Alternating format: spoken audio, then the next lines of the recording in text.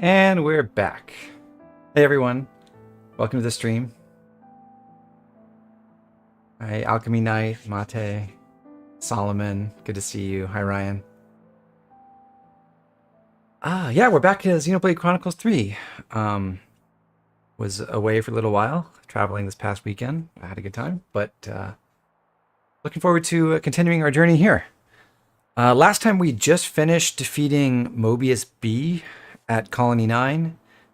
We just unlocked Xeon's class, Guardian Commander, and we're going to start today by loading back in at that point and doing a little bit of running around Colony 9 to do some quests for them, and then we'll make our way back south across Isha and Fornis and see some new heroes. New semester at university, indeed. Hey, Arhead. Let me load. This should be the correct save.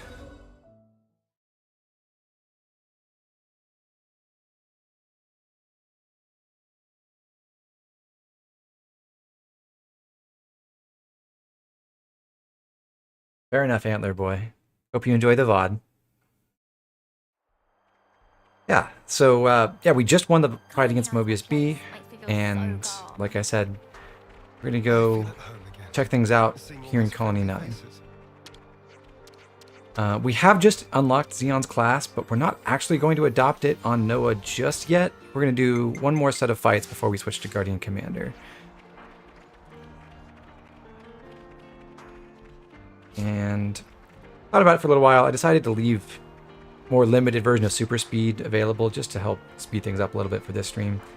I do want to make sure we can get through everything in a timely manner, and I'm not going to miss out on anything by having extra fast running speed. What to buy?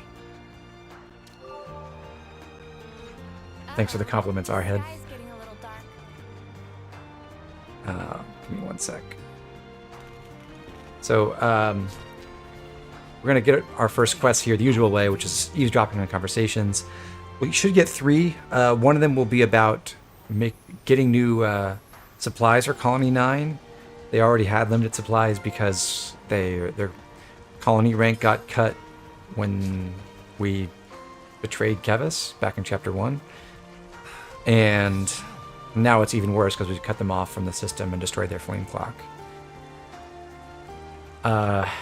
Then there's this one we're listening to, which is about the Offseer who has taken over for Noah in Colony 9 and how he's not very happy in his job. And this is another quest about the lack of supplies in the colony.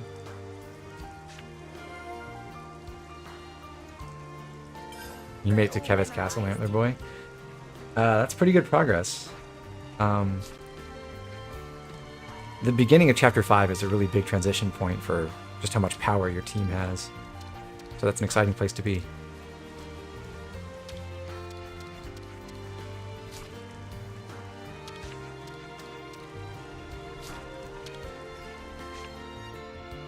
Better make sure we're well rested.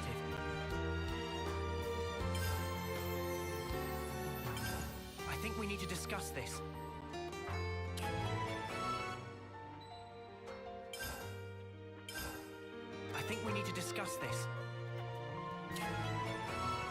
Once we finish discussing these, we'll run around the colony and advance a couple of the quests, and then we'll do a tiny bit of extra exploration in the area west of Colony 9 where we couldn't really go before because the creatures were too high level. Okay, let's go. Although, we're actually just going to avoid all the creatures anyway, so it didn't really matter. We could have done it a lot earlier. Alchemy Knight, you always forget FMJs in this game. I don't. Okay, we spoke to Rolled. Yeah, let's fill out any Collectopedia requests. We've got a few that I think open up as soon as you liberate Colony 9. That's all of them. Lenny lets us get a rare steam belt, so we get an extra copy of that. We just had to And the Soldier Ring, I believe, increases launch duration. That's modestly useful. That's all of them. Combo extenders are most powerful once we get regular access to this That's all to of them. the smash combo. But before that, they don't do a ton for you, but it's still somewhat nice. White belt does the same thing, but for topple instead of launch. We just had to persevere. Chicken Chuck, you just finished your degree. Congrats. And Just had to my persevere. playthrough were your favorite vids to watch while winding after studying. Well, thank you. That's all of them. It's looking complete. All the master arts and skills are stacking up, and cursor chain attacks with easy launch access is nuts. Yeah, it's pretty good. The 2 attacker classes you get in the tail end of Chapter 4 are both very powerful, especially when you have launch. It's looking complete. Okay, we're caught up on that, and now we're going to explore the area up on this hill that with a bunch of level 20 creatures. Smarts. But again, we're not going to fight any of them. There is an ether channel You can never go over wrong with here. some ether. There's an origin shard up this way next to, I believe that's an elite. Yeah, an elite Rogel. These are worth a bit, right? And then there's a container over up this way.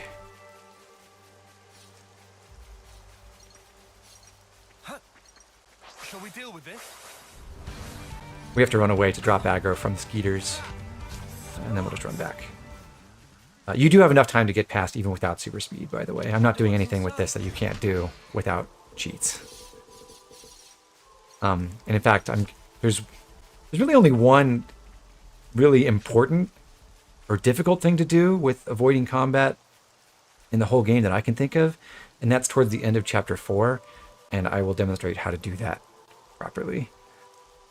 But we're all done here, so now let's go advance one of our quests. I'm going to do the Offseer's Anguish quest first. This is all dialogue. We're going to find out what's going on with Earl, the new Offseer. You've kind of been avoiding Strategos. Is there any merit at all to the class outside of Izzard's pretty good chain attack utility? There is merit to the class, and just in the fact that it's Quite a rare sight. a decently effective healer with decent-ish damage output for a healer if you care about that, and access to Kavesi Master Arts, which makes it possible to run a topple art or a daze or launch art as some of your master arts, which can be very helpful. Mostly it pretty much entirely outclasses Tactician, even though its arts are a little bit slower, because it has a buff art, and that's really important for the point in the game where you get Strategos, and also it has a much generally more useful field in Regenerate. The Regenerate field on Strategos is not as good as the Talon art on Medic Gunner, but don't want to get too much into that because we will actually explore the class later. I'm assuming not on this stream though. Smarts.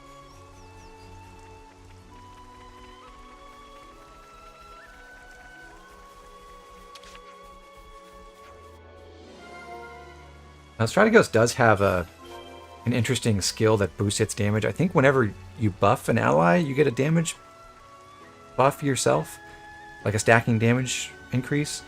But the thing is, with healer class in this game, their base attack is usually very low, and their arts and skills don't generally feature a lot of damage increasing effects, so it doesn't really work that well. Anyhow, we talked to everyone who might know about Earl's whereabouts. We have to actually go to a rest spot to discuss it and decide where he might be. But before we do that, we're going to run up here. Looks like a pretty rare After Chapter 2, I believe, there's a bunch of husks that show up here in Milik Meadows. There's this group, and there's another set at the south end near Fornus, and another one near the cave by the Hulk. Am I using a mod that stops the game from resetting the time in OST when you skip travel? Yes.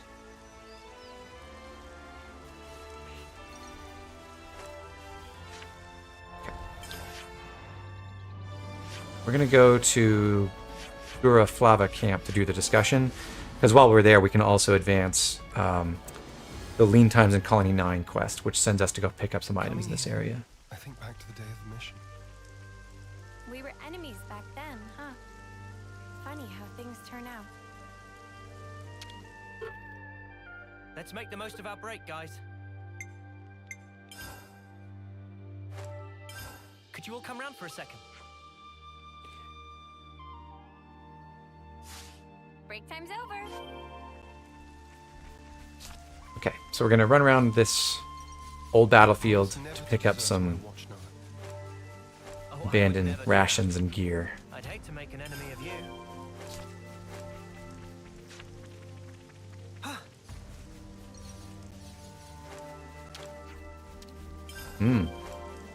Still edible.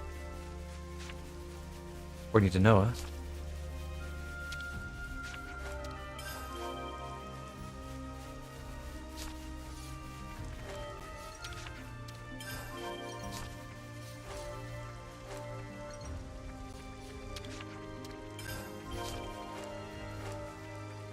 And just for fun, I'm going to use the shortcut we put down a while ago. Well, isn't that something? Also, starting in Chapter 3, you get these Kavesi and Agnian squads posted up at certain spots in the area. I actually don't think I've ever encountered this group, because I don't think I've ever run up this way before after unlocking the skip travel points and around here. But here's Earl. He wants advice on how to cope with being an officer and his dissatisfaction with the job. We can be empathetic, or we can remind him of his responsibilities. It doesn't matter what you do, though. Same outcome either way. So Noah can advise him to tap into a different emotion, or maybe take a break from the job and do something else for a while. Good to add more names. But once we talk to him, we can go back and meet up with Carrie and friends, and that will finish the quest.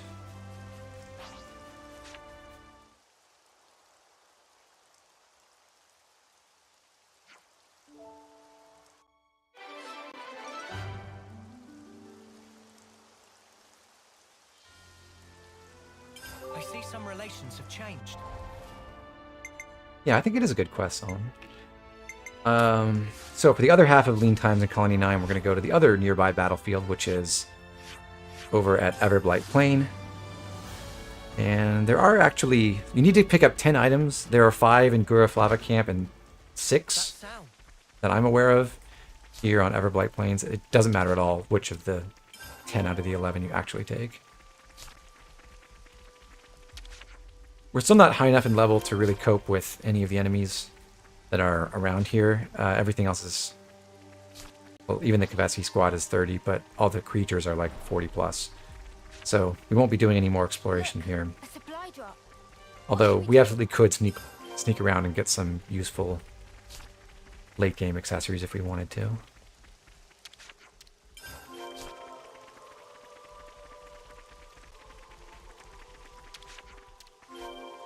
It's like And that takes care of the requirements. We have to go back to the assembly square and talk to Camilla, who heads up the commissary, to deliver the collected goods.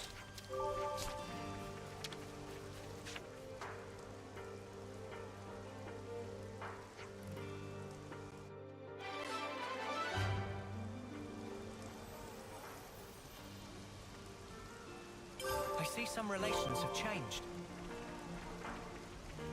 I'd also like to find Earl. He should be back here in the colony somewhere. I believe we just saw him.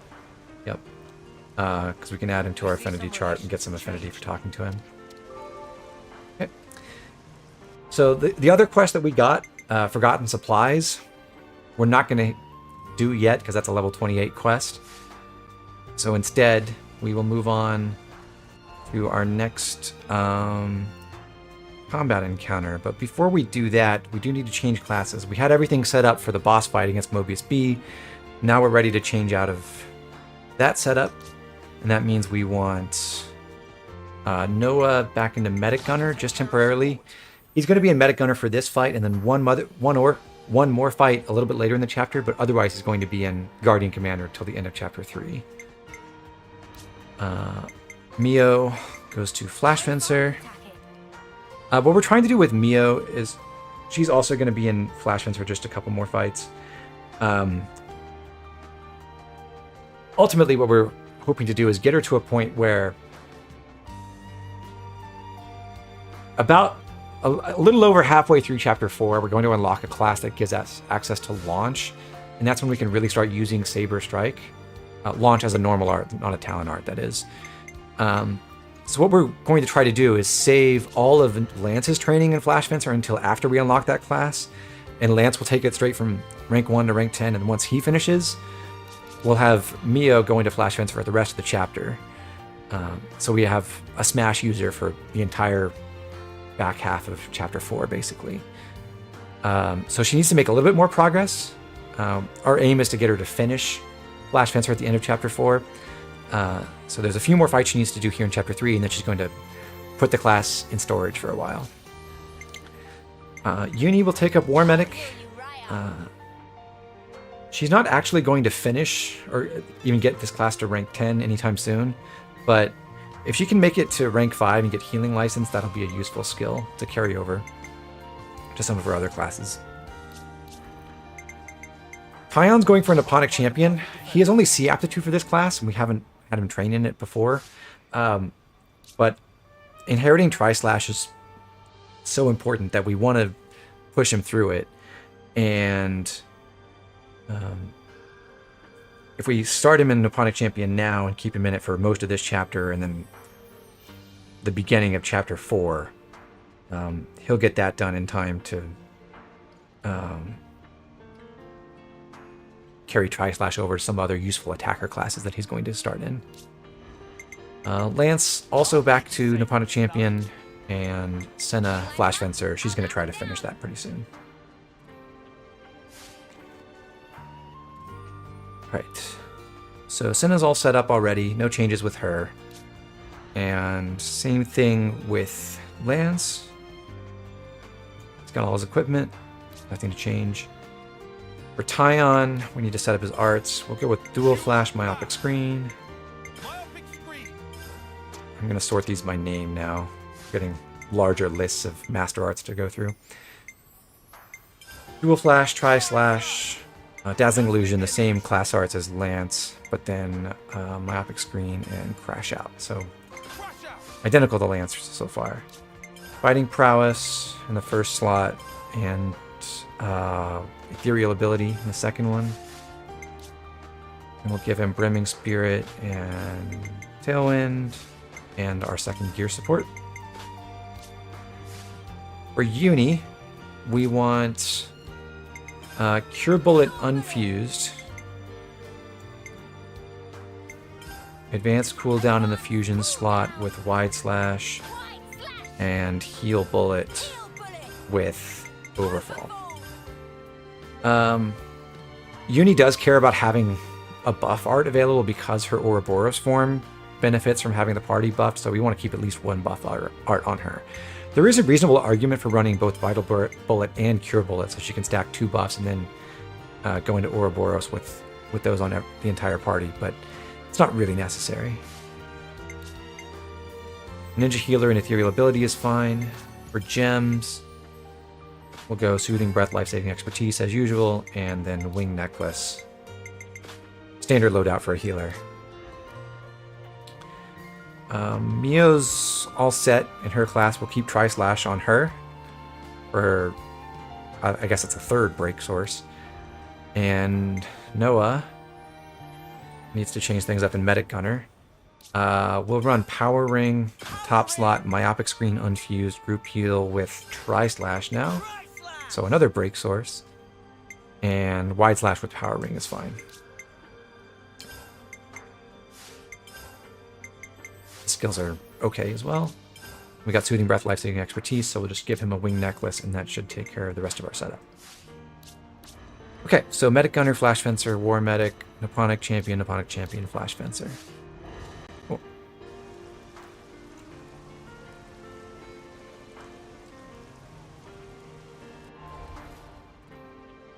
See you, Antler Boy. Good night. So, first stop is over at the Wall of the Great Hand. there's this ether sphere nearby that we have not collected yet, and we will harvest that now.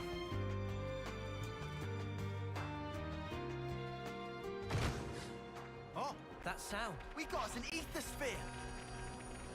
Leave it to me.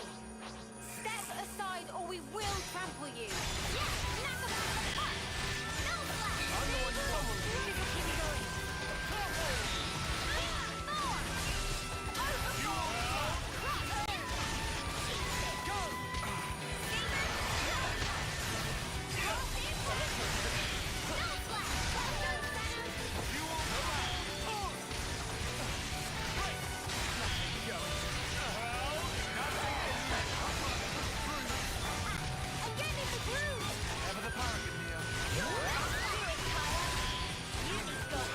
I'll use Eunie's Ouroboros to finish this a little bit faster, hopefully.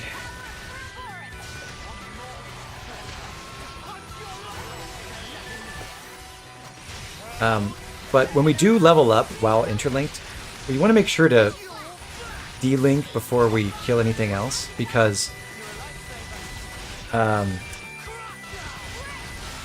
if you stay interlinked for multiple or extra kills after the party levels up, you'll get the experience rewards according to whatever level you were when you first interlinked. Like, you get the entire batch of experience and CP at once as soon as the interlink ends, and that would mean that Eunie and Tyon would get slightly more experience for that last kill than everyone else would. We want to keep everyone the exact same amount of XP, so just something to look out for. It comes up a couple times. But that was actually the only thing we needed to know what to stick in Medic Gunner, or at least for the time being. So now he becomes a Guardian Commander. And meanwhile, Tyon briefly switches over to Zephyr, where he is already set, except we're going to switch out his accessory.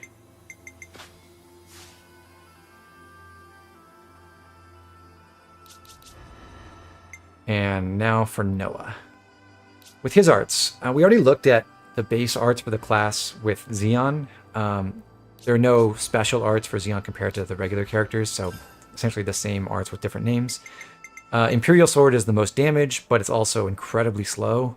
It only hits once, so it's kind of disappointing as an attacking option.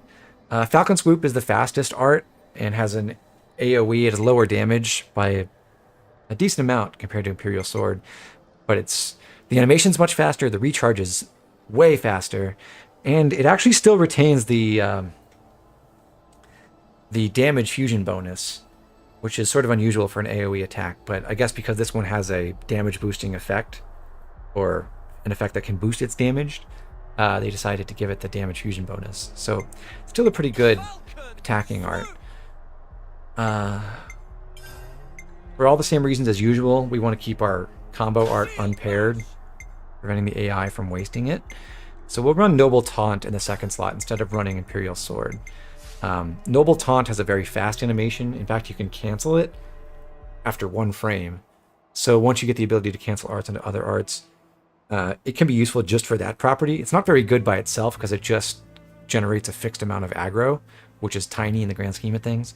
But there are some setups where you want to be able to chain a lot of arts into each other very quickly, and for that one little niche, Noble Taunt is a kind of valuable ability. On the other side, we'll run Tri-Slash. So we have Break and Topple, just like we had in Heavy Guard on Noah a little before the Mobius B fight. And then we'll put Glow Ring on here to inflict target lock, which can be a very crucial mechanism for helping your Guardian Commander in particular retain aggro. You need the aggro to be able to use Deflector Field successfully. You can only trigger the Awakening buff on yourself if you get hit while using Deflector Field. And for that, you need the enemies to be attacking you. So inflicting target lock is one way to help ensure that that happens. Your skills will build for damage, so we'll go for Fighting Prowess, and then Defensive Soul is the next best option. Gems, we want maximized aggro and also accuracy to make sure we don't miss our topples. And then we'll add some extra damage by having Noah equip a Steam Belt.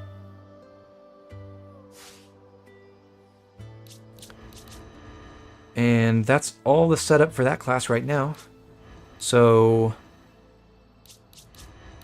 we'll move on a little farther south in Ornis to this question mark over by Zem's Crossway.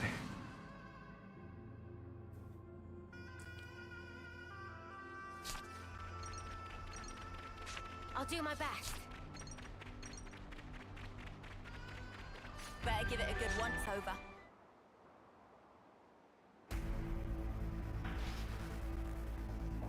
Tyon? Yes. I'd really hoped it would turn out to be nothing. Ah, it seems someone else got here first. That gear must be a high-rank colony. Lay the Ouroboros where they stand! I'd love to see you try, mate!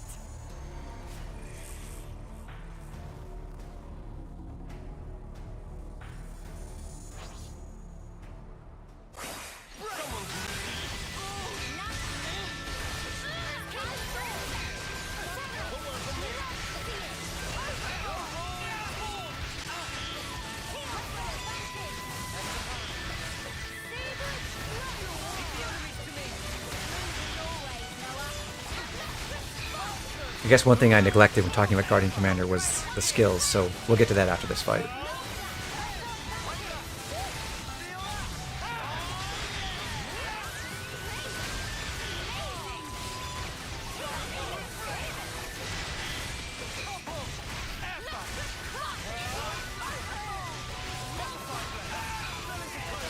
Looks like, unfortunately, even with our accuracy boosting gem, we missed our topple a few moments ago. I think I've mentioned this before, but in this game, the cap on your overall accuracy is 97%. So, outside of having the effect of a specific accessory that guarantees you hit, or when the enemy is toppled or beyond, you always have at least a 3% chance to miss. Very sad.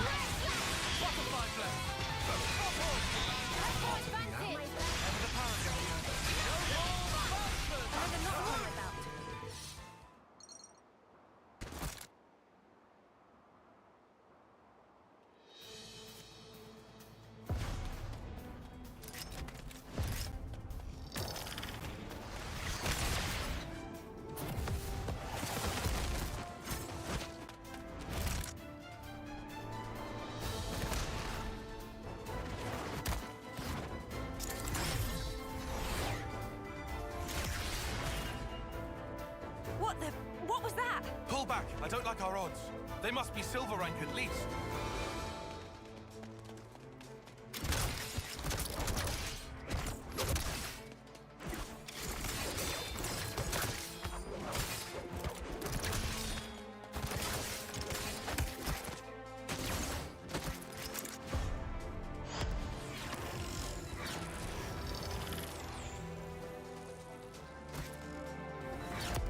Your caution dulls your insights. Your crude fighting wastes almost all your potential. And you, good judgment, but you're a bad quitter. Just as I'd heard, sadly.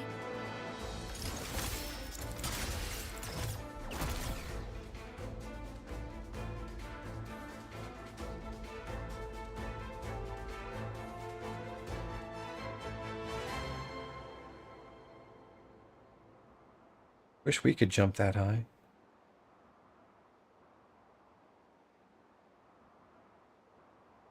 I knew it. Colony Iota. I've heard about them. I bet you have. Commander Alexandria's famed for her keen wit.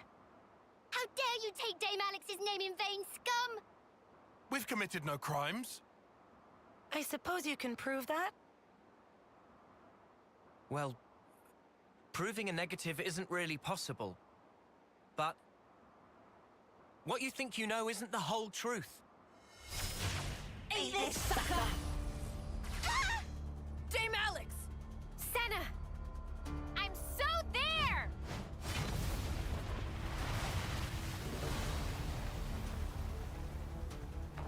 Sorry Sorry to go off book on you folks. Snuff. That's enough. It will suffice for this little trial.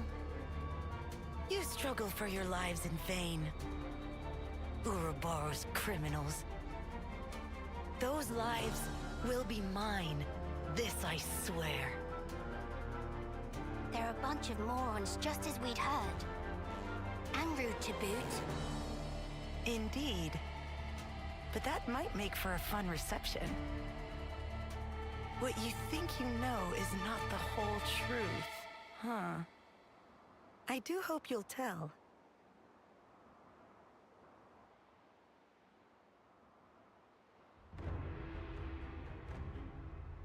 Looks like we managed to lose them.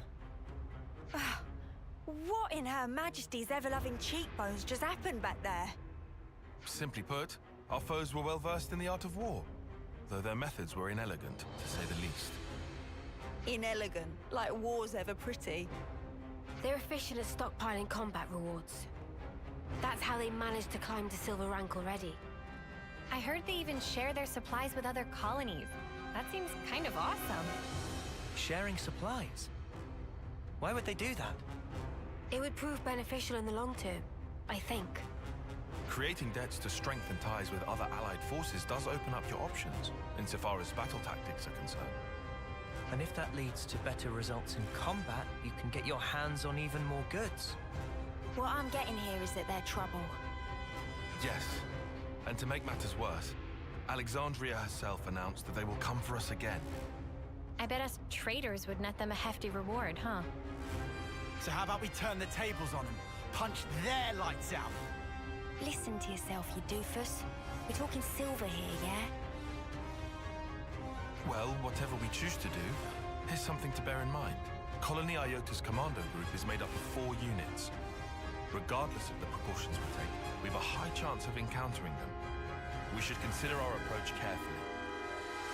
Well, in that case, in terms of sheer power, they're the ones with the advantage. We should avoid a direct confrontation. If we could just dismantle those commando units, it would help lower the colony's capabilities. And it might give us an opening to strike. Yeah, if it comes to that. But it basically allows us to avoid fighting as much as possible, right?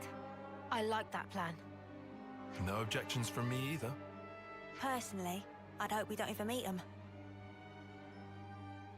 Good to add more names. Well, if you couldn't take a massive hint from that conversation, the idea of that quest is, and actually you can see a whole bunch of new question marks on the map, but the idea of that quest is Alexandria has 4 lieutenants. They each have their own squads, and you can encounter them in different places around the world. And if you take down all 4 squads and then come back and run through Dee's Arch over there to Colony Iota, then when you encounter Alexandria, you'll take her on by herself. But if you miss any of the squads, then instead their squad leaders will be in the battle with her. So the fight against Alexandria is going to be harder.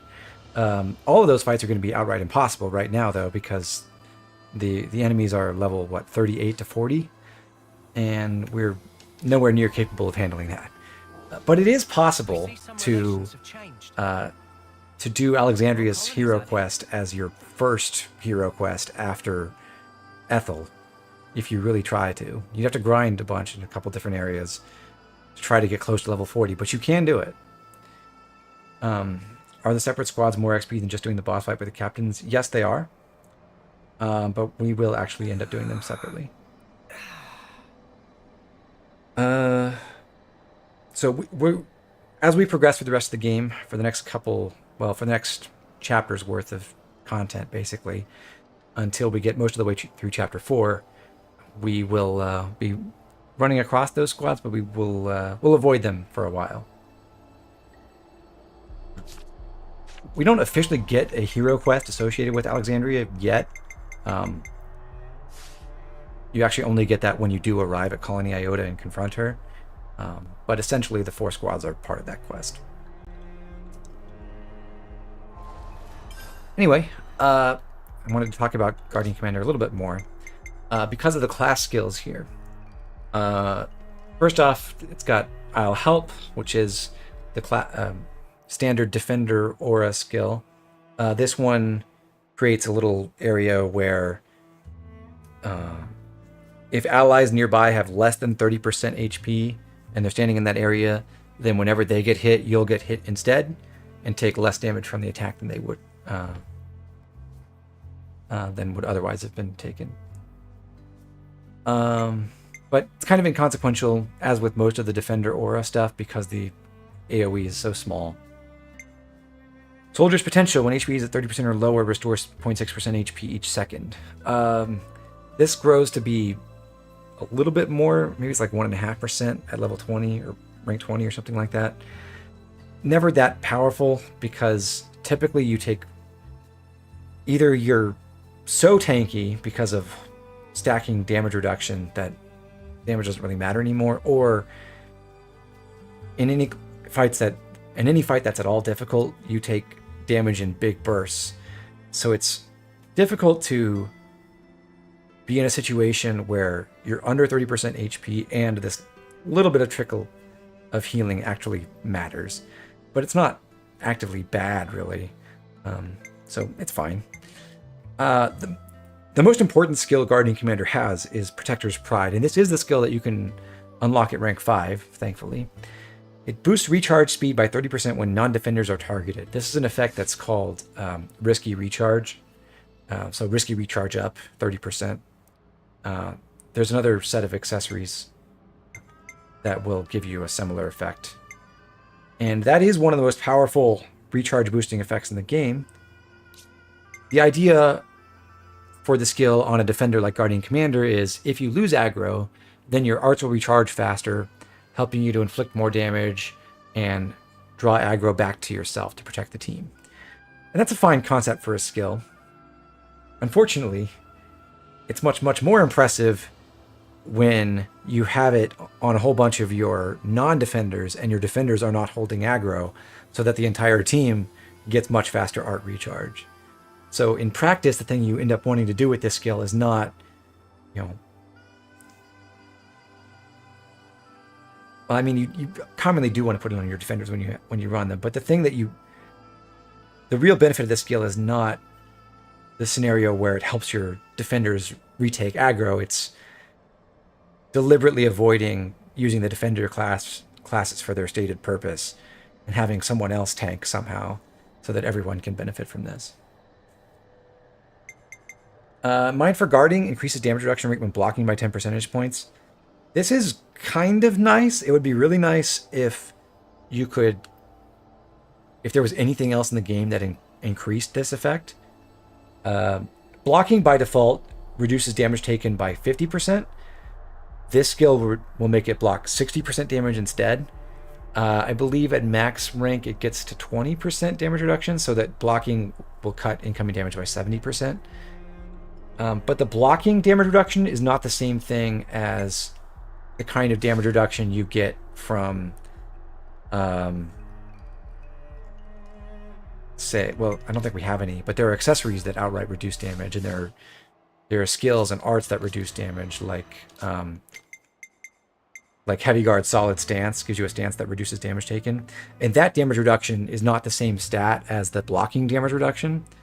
So even though those two different kinds of damage reduction stack additively with themselves and become even more powerful the more of them you have, there's no way to enhance the blocking damage reduction rate beyond what Guardian Commander's Mind for Guarding skill will do. But if you could boost that to 80, 90, 95, 100% damage reduction when blocking, that would be pretty awesome. It's just unfortunate that you can't.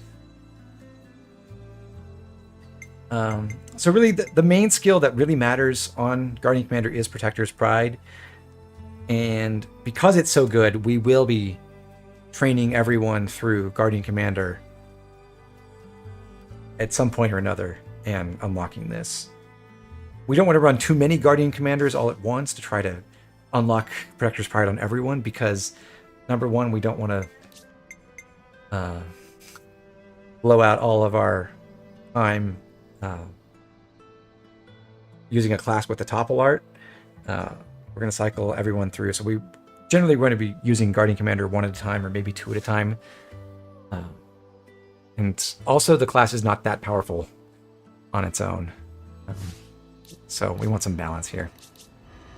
It is good to build for damage because you need to draw aggro for Deflector Field. And when you do have Awakening up, you can get some pretty respectable damage output and aggro generation. But overall, I would say Guardian Commander is a bit of a downgrade from Heavy Guard, except for the fact that its skills are better. Its inheritable skills are better. Anyway.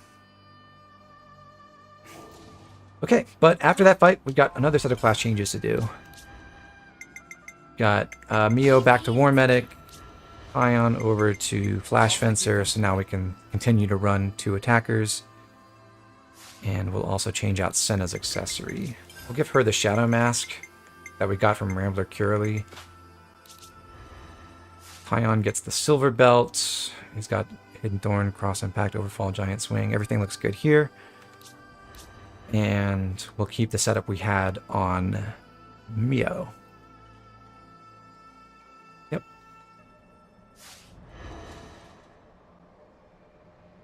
Right, what have we got around here? Okay.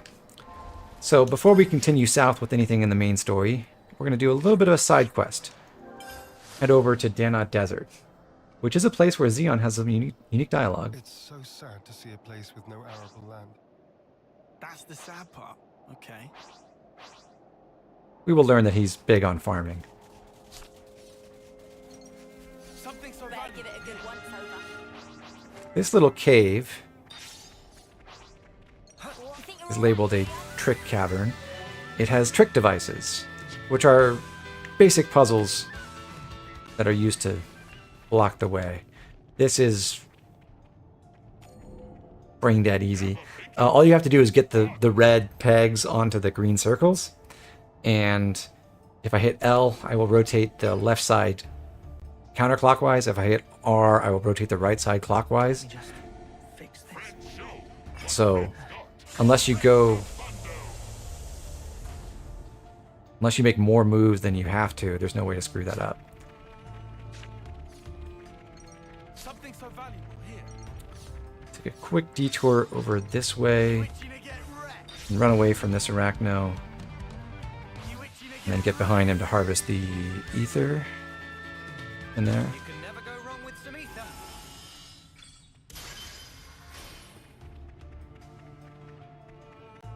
And then we'll move on to the next room, which is a trap.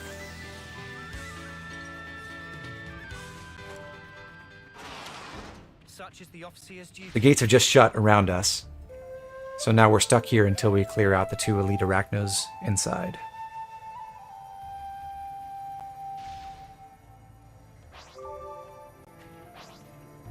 The elite Arachnos don't get funny names? Aww.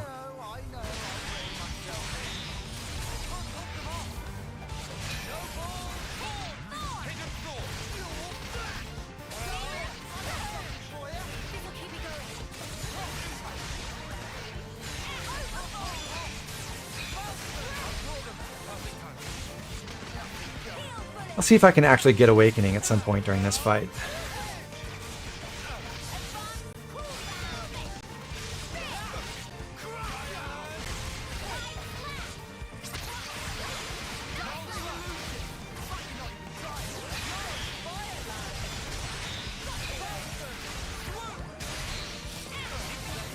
If you don't remember, the main defender role action is just having some defender in the party hold aggro for 4 seconds. So when we're running 3 defenders, we have a pretty good chance of building that up, even if we're not holding aggro ourselves. But I've got target lock on, so I should be guaranteed to get Awakening as long as the enemies don't miss me, and I did. So Awakening buff is represented by the little icon with a figure of a person and a circle around them. And while I have it, my arts are recharging 50% faster. I'm doing 50% more damage additively, and I'm taking 25% less damage as well.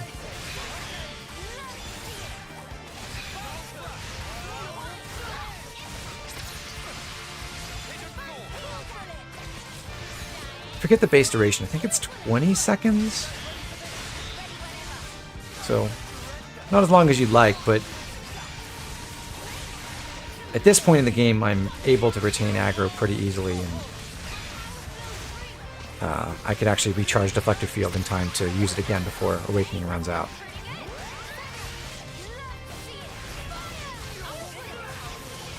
You lost to this trap first time around. The elite duos that you fight in this cave are surprisingly difficult. Like, this one's not usually that much of a problem, but oh, I should have waited for target lock, because now I'm going to fail. I'm not going to get hit, and I won't get Awakening out of this Deflector Field.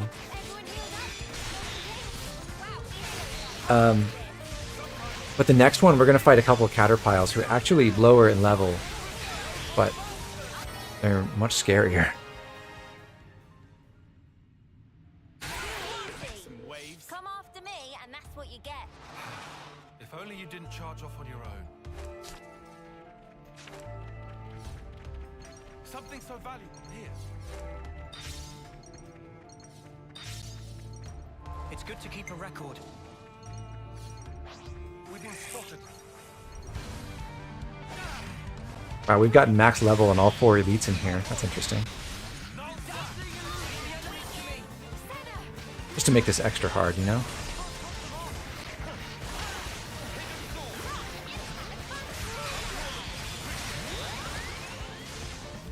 But luckily I brought 2 different War Medics with Cure Bullets, so they should be able to cure me whenever I get poisoned in here. You like Guardian Commander for having the classical sword and shield combination? I do too. I like the sword and board setup, and I also wish it was better. And in fact, both of our healers just died, so we're out of here. We'll come back.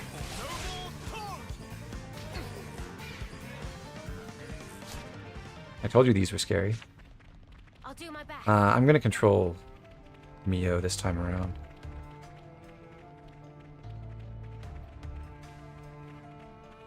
Hey, this one means business.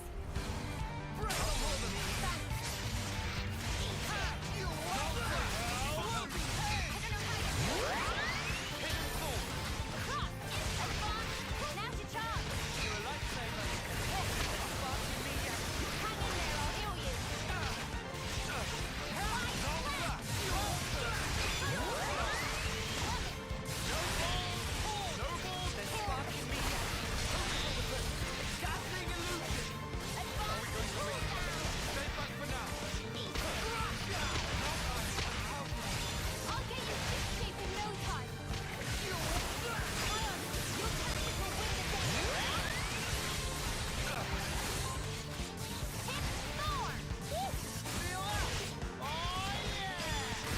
Ah, Xeon managed to get awakened, and Noah screwed it up this time.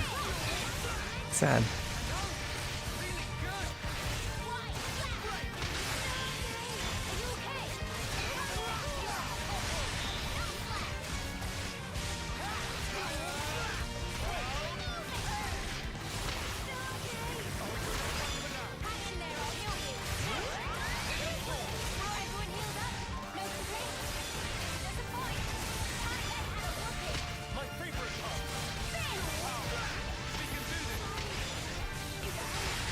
I want to move away when the enemies are rolling around so I don't get hit by the AoE.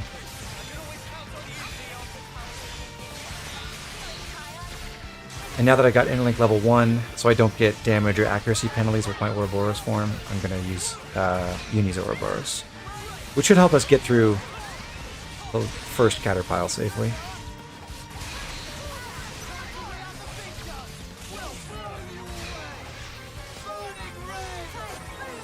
Hi, Atlas.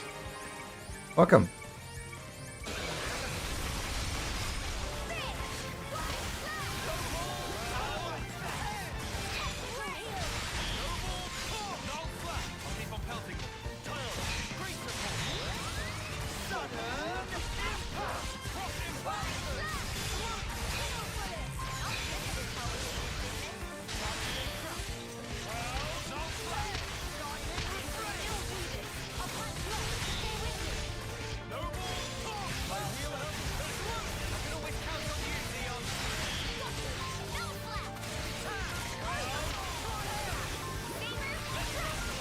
Alright, at this point I feel pretty safe, so I'm going to switch back to controlling my Guardian Commander. Just to see the new class in use for a little while longer. Although, actually, well, okay. I got Target Lock and Awakening. And level 3 Ouroboros, so I'm going to activate that. When you interlink while you have a buff, it gets shared across both party members. So one trick you can do with Awakening in particular, which is really hard to spread to the party, is you can have one character get Awakening and then interlink with their partner. And if their partner has an art we'll get in the future that lets them share buffs with the party, then their partner can spread it to everyone else after you de-interlink. Wonder what's inside.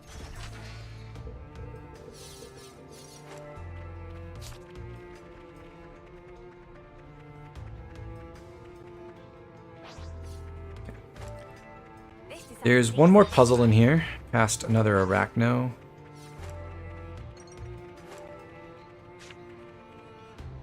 This one is ever so slightly harder. Instead of hitting left, right, right, we have to hit left, right, left.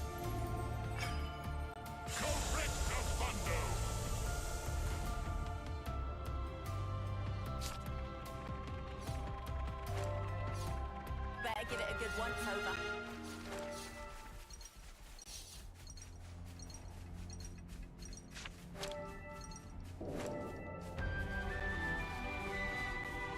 And here at the Sage's domicile, we have the Nopon coin exchange. This is where we can spend our silver and gold Nopon coins on various accessories. Almost none of them are any good, unfortunately. But there is one that's somewhat useful. So we'll look at the list.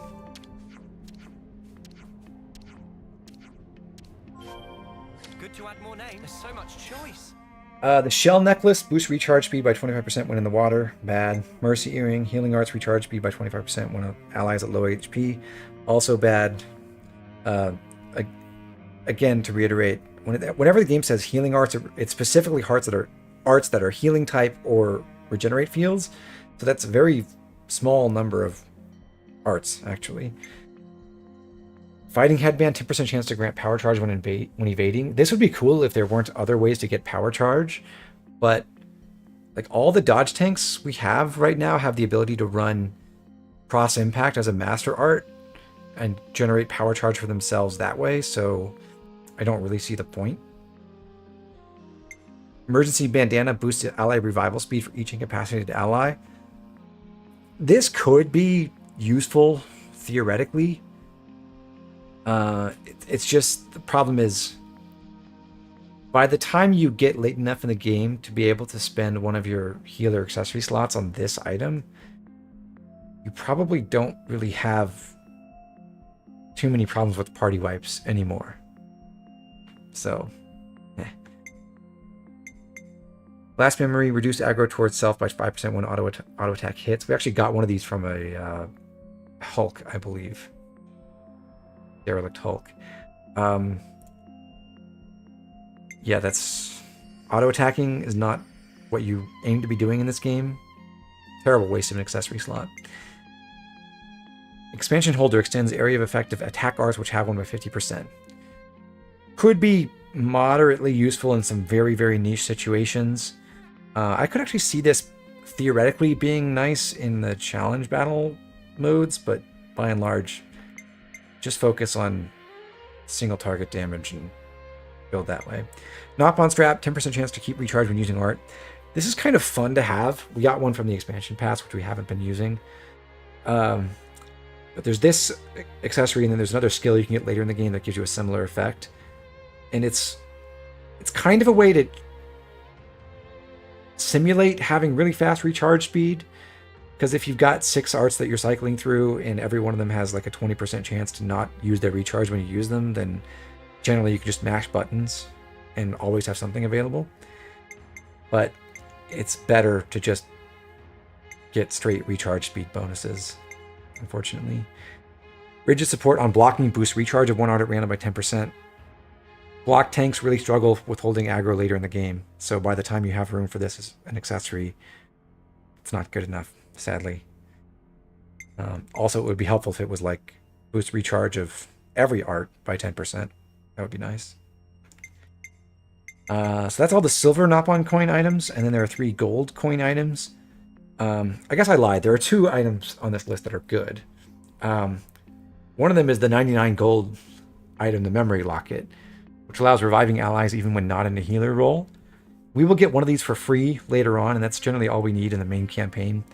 But in post-game, you're able to change accessories on your heroes, and a lot of times, because heroes are bad at generating damage or holding aggro, even on the on your attacker or defender healers, you want them to hold a memory locket so they can be essentially an extra healer in the party as well. And then if you're doing the gauntlet mode where you have multiple healers in the party, that can be very important. But that's really a post-game thing. Okay, maybe I lied again. Maybe 3 of them are decent. Root memory guarantees that you're going to survive the first attack that would otherwise kill you, and gives you 5 seconds of invincibility when you do. There are cases where this can be very helpful. Usually you don't want to be in a situation where your party is weak enough to make this matter, but sometimes things are difficult, and root memory can help. But I wouldn't buy this, ever, really. The one thing we are going to buy right now is an analyzer scope, which increases the starting TP in a chain attack of the character who's holding it by 10. We're not actually going to get a ton of use out of this because we're not going to do that many chain attacks in this run, it turns out. But there are some cases, particularly when we're playing with heroes that aren't that effective as chain attack heroes, like Xeon, for example, where it's pretty nice to have someone else who starts with even higher TP to help guarantee that we can get bravo and amazing results earlier. So we'll buy just one of these, and we'll use it whenever it seems to make sense. Otherwise, we're going to save up gold Nopon coins to buy a memory locket much later on, and then after that, probably we'll beat the game before we get enough to buy anything else. But if we go through post-game, we might end up buying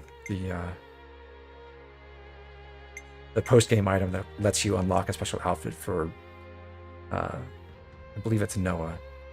And that takes 7 times 77 gold Nopon coins. But for our trouble, and for spending 15 gold coins, we could have bought any accessories, so could have bought one that costs silver coins instead. We get 4 silver Nopon coins from Berber, so thank you. And in this chest, we get 5 more. We should take good care of that.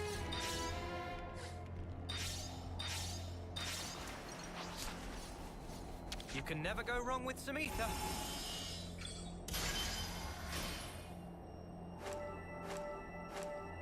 And that's all for this little foray into Diana Desert. We'll be back later. Right now, we want to go up to Colony 30 and check out the secret area underneath the colony. We also need to make sure we progress a quest here. I actually meant to do this when we first got it, but totally forgot to go do the conversations. So earlier we got a quest to find out what's going on with this Nopon in Colony 30 who's learning to play the Ossier's flute.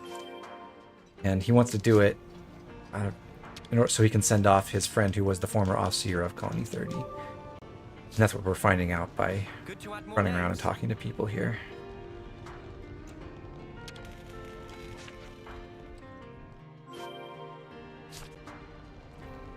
Hi, Valdi.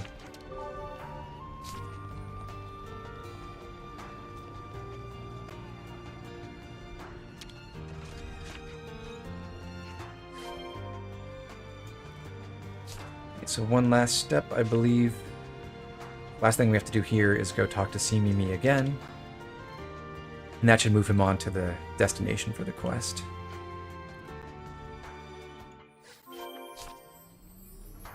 Yep. Okay, so now we jump. And underneath the colony, there's this cave. Watch your footing, guys. This is our first time here, isn't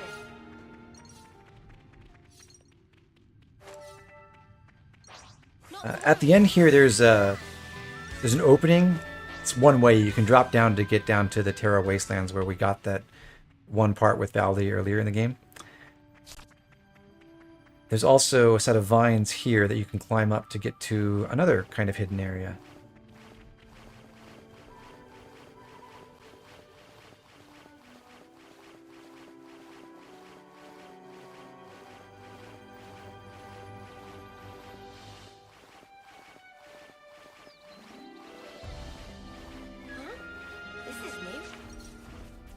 Which gives us a nice view of the area and also has a container. I don't want to do this, but you're in our way. Don't let me Yeah, sadly I cannot use my speed boosting cheat on the vines.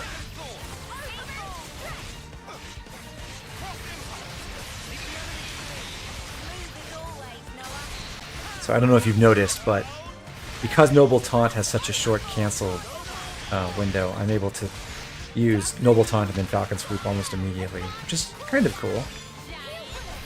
It would be cooler if I had a whole bunch more recharge speed.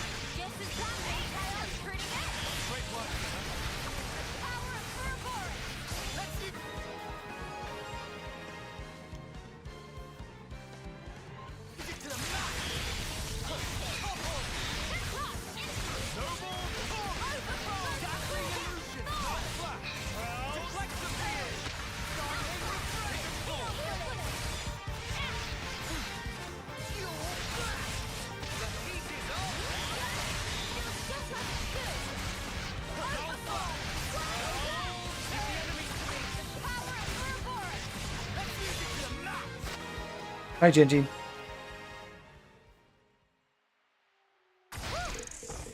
That was spectacular. And I was the MVP. You were all And thinking it. yeah, the title of this stream is not a spoiler about the plot of the game. No. It will make sense This has gotta be when we get to it. We should take good But care no, of that. I've not just announced that a major character in this game is going to die. You think you're all that, do ya? Okay, I don't want to fight this wolf, but I do want to jump down the cliff behind him.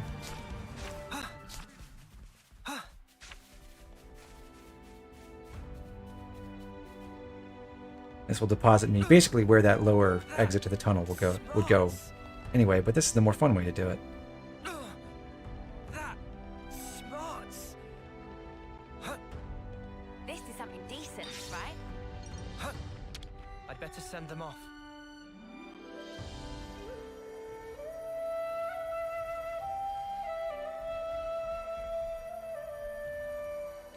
You can see there's another husk over in the background there.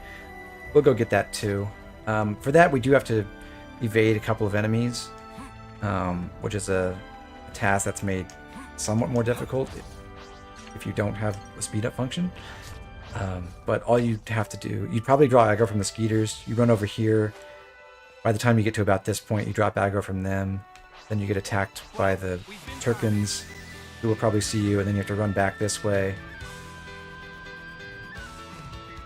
and drop aggro from them, and then run back where they were, and then you can send it off without having to fight anything.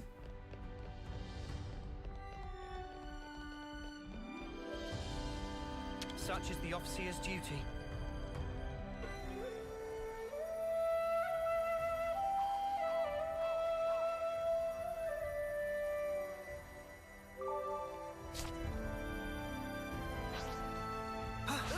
They found us.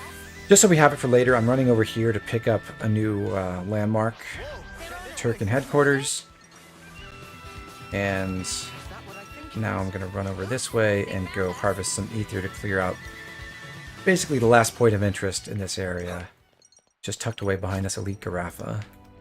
I'll claim the ether here.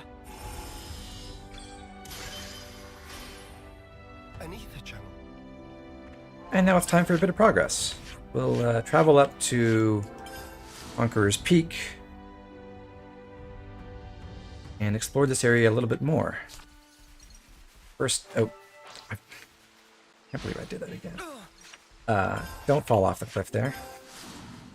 That smarts. go around that hole and then cross the stream. Well, isn't that And there's another husk over here. We'll wait for the Arden to get out of the way. Actually, we'll go up this way and go get the container first. I hope we can make use of this.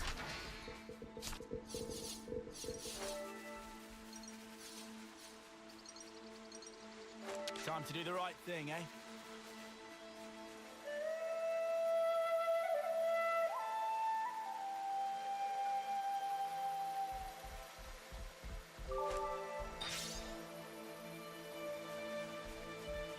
There are a lot of things that are kind of off about the scale of things in this game, but I do appreciate how incomprehensibly huge the Orion Titan looks from down here. It's like, it's so big. I just wish we got to actually go to some of the snowy areas. I'll whack 'em good. I'll deal with you all at once. no time to play around?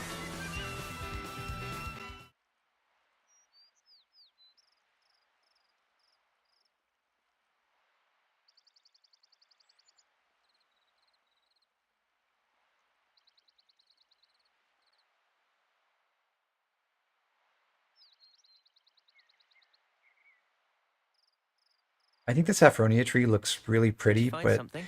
they don't really do it any favors by pulling the camera so close to the leaves. Just brings me back a bit. It reminded me of someone. Oh yeah?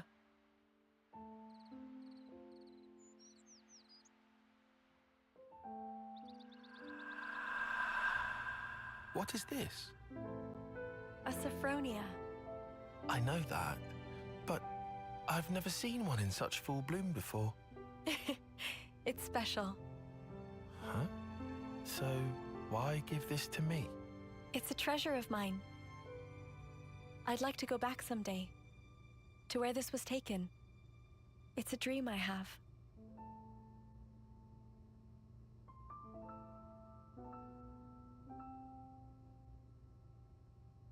Not that I have all that much time to spare. But soon.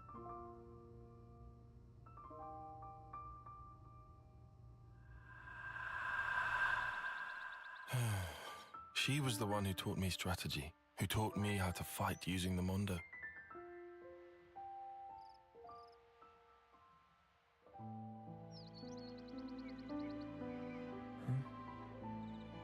Sorry. I think I agree about Uriah, Not to cartoon worry. critic.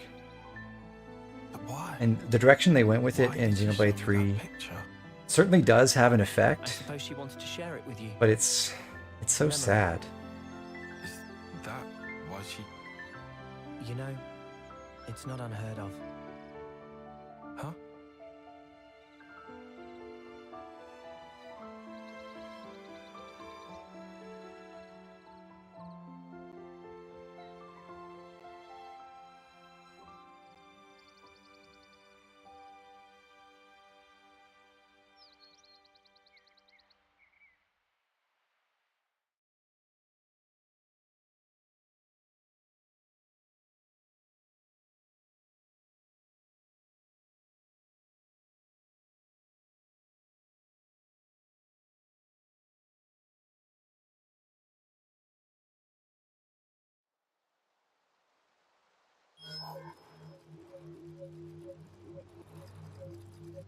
These soldiers.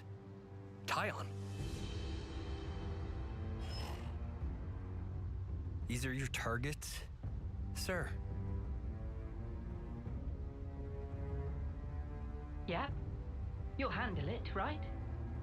And it's because they're consorting with enemy soldiers. If that's so, shouldn't we question them first? You're a hell of a stickler, aren't you? I could just go and do it the K way.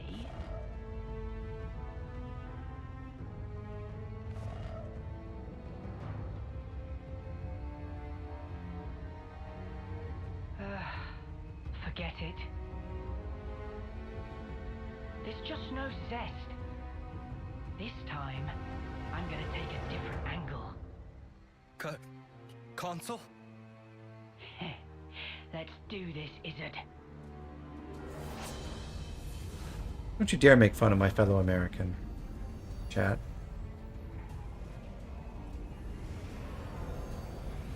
Go on, spill it for me. Give me all your feelings deep inside.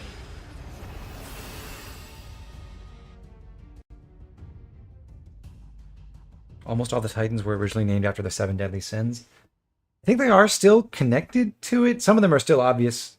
Well,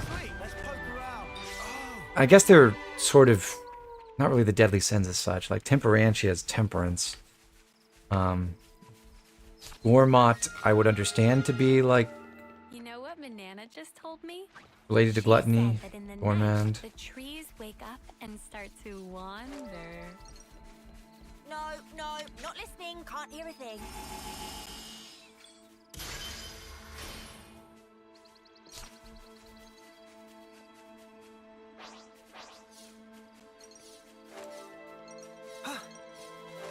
Hey, is that... Wonder what's inside.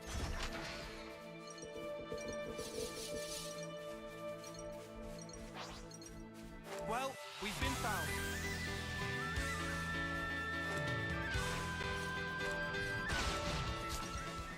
Okay, here we've got another skirmish. We will assist the Kavesi against the Agnians, and we actually did not get max level for these people. So they could be level 23, but they're both level 22.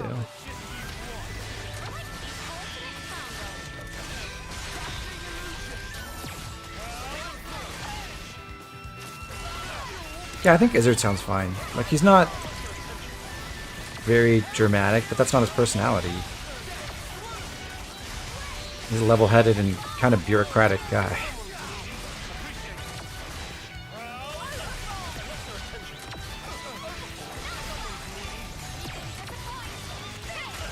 Actually, I think the very first quest you get in his colony is, for my money, one of the funniest in the game.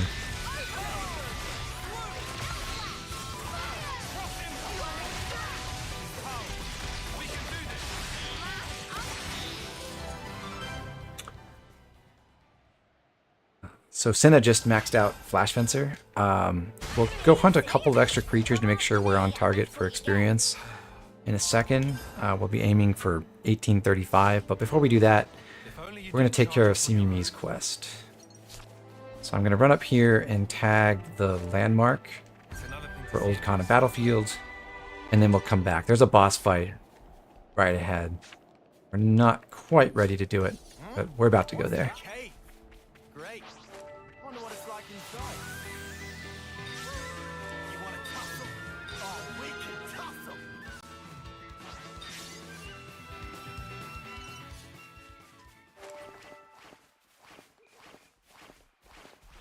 Sweet, let's poke around.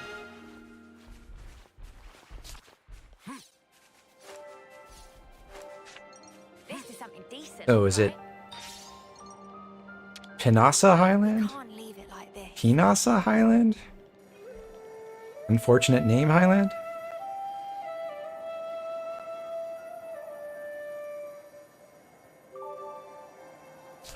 Every day's a training day.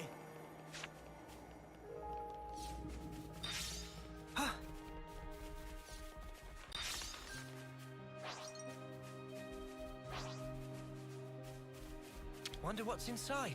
This container drops a friendship badge, which is an accessory that has the same effect as that the Guardian Commander skill. His name escapes me at the moment. Protector's Pride. So it gives 25% recharge when non-defenders are targeted. Usually this isn't that great an effect. We've actually gotten lucky from supply drops and gotten multiple copies of this. But it's a modest increase that we can use later on when we have more accessory slots. Generally, you're not building around the risky recharge effects until you've got access to both an upgraded level of Protector's Pride and the better version of that accessory, though.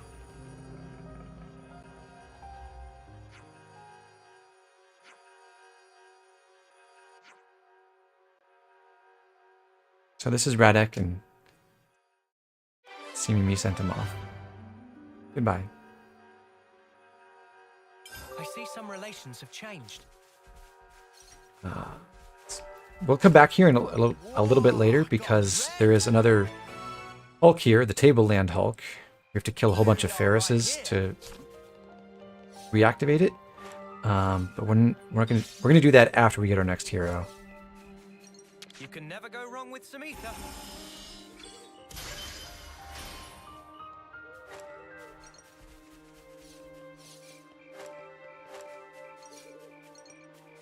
Husks. You'll be doing them a service. You sent this guy off before Seeming Me could the first time. Oops. Yeah, it happens. The rewards for the quest aren't any different, fortunately. I'm kind of glad that they do let you do it out of order. I think there's another off-scene quest later in the game that where you can also send off the targets before you actually do the quest. Though I'm not totally certain about that.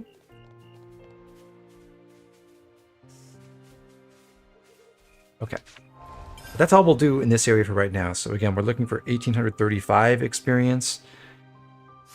Just to be safe about the CP, I'm going to go back and do... kill our two favorite targets for CP. Although now we could actually go back into Izana Plain near Colony 9 and find even more creatures that are low-level elites. But these two will do fine. We'll take down... It's like looting their I forgot. Did we name this Quanwing? Not pleasant, however you look at it. That's exactly why we should save all the lives that we possibly can. Don't try to stop And then Phil over up the hill.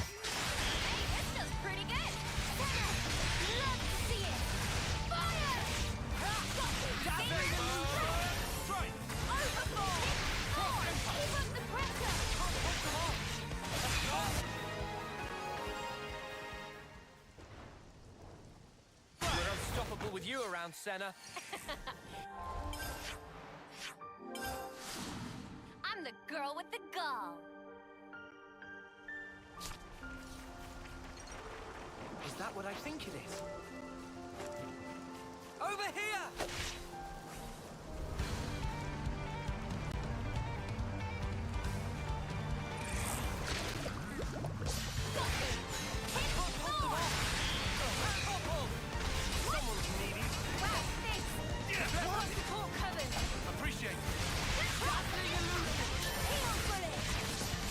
Eunie is only allegedly a half-blood. Eunie wouldn't know what a half-blood is if you asked.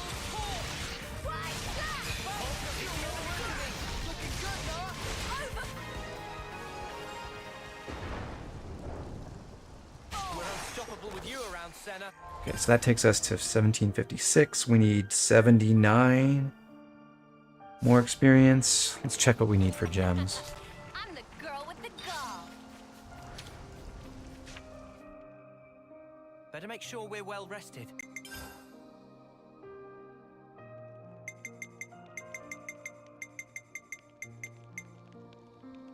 Gem's done. Gem's done. Generally, it'd be nice to get some of the materials for things like Empowered Combo or Steel Cleaver or Soothing Breath. But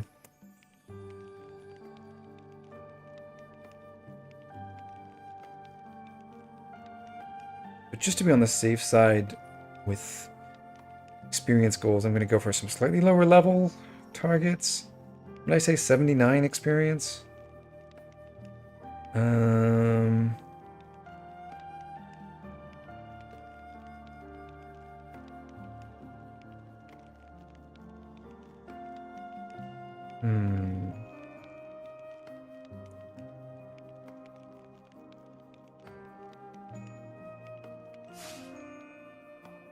That should be about enough.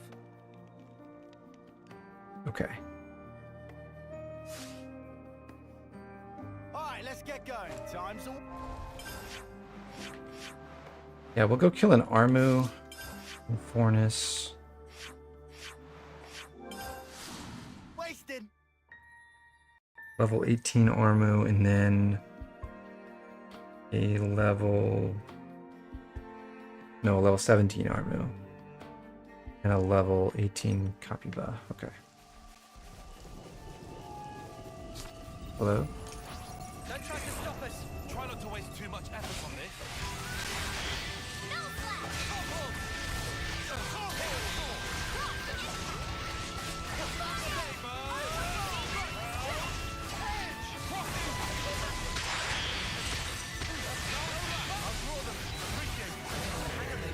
Too easy. Come after me, and that's what you get. If only you didn't charge off 32 experience. on your own.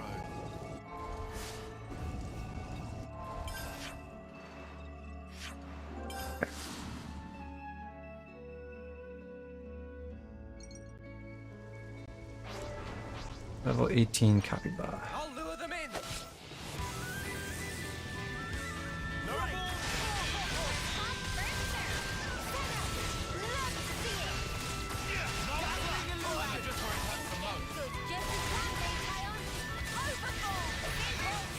Unstoppable with you around, Senna.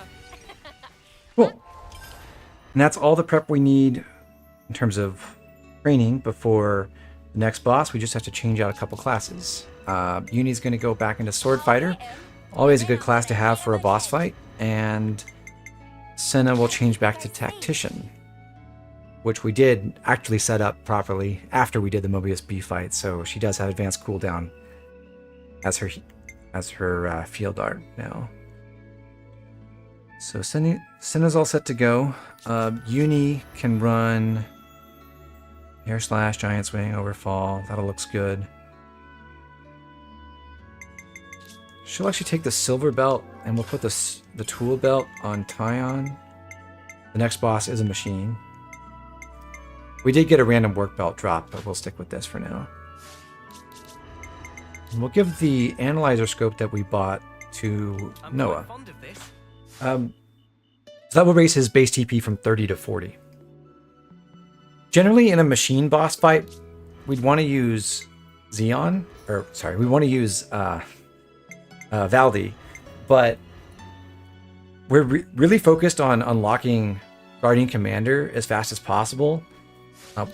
Ideally, we want to get it unlocked on Tyon so that we can buy up to rank 10 on him and get him Shield Bash and start having extra topple sources around the party as soon as possible.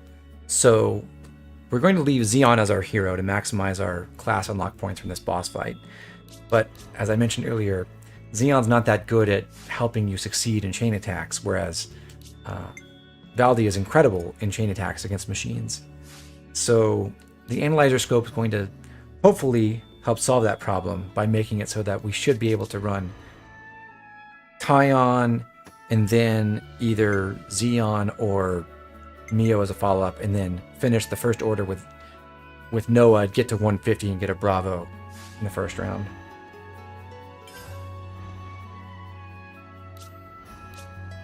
Silver belt, tool belt, all that looks good. Cool. So for this fight, I'm going to control Eunie. Just try to maximize my damage by controlling an attacker. If we get in danger, I may have to switch to controlling my healers, but this should be pretty safe.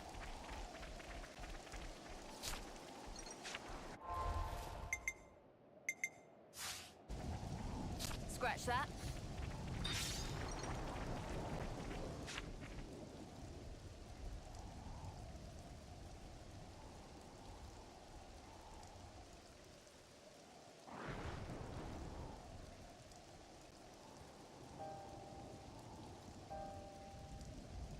This is awful. It doesn't look recent. Been here a while. And the battle, it must have been massive. It's not just infantry. I see Feronis wreckage strewn all over. There could be stuff here we can reuse. We should look. Yeah, good idea. Let's split up and have a look around.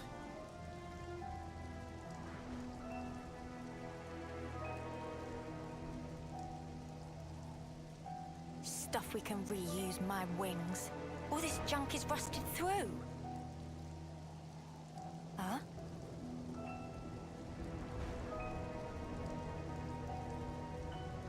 Oh, no, love. The connector's the wrong size.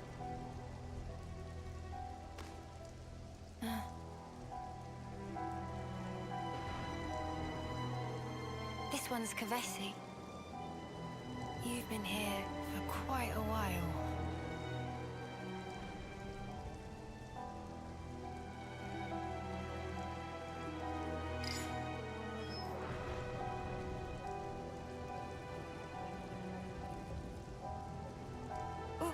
What is this? Why is my name on here?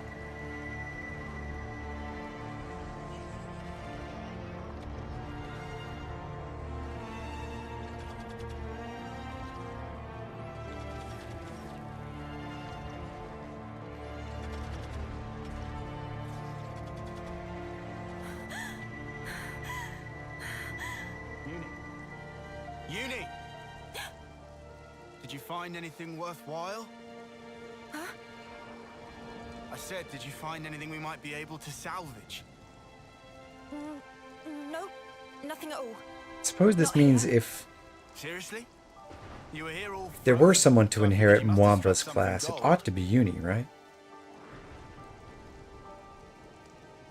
Come on, help me shift this thing here, would you? Yeah, all right.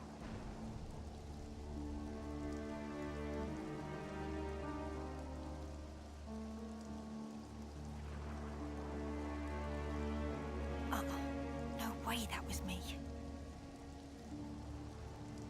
Just someone with the same name as me.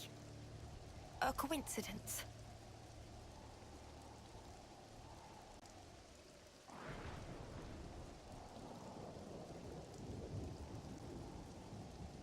Hey! Over here!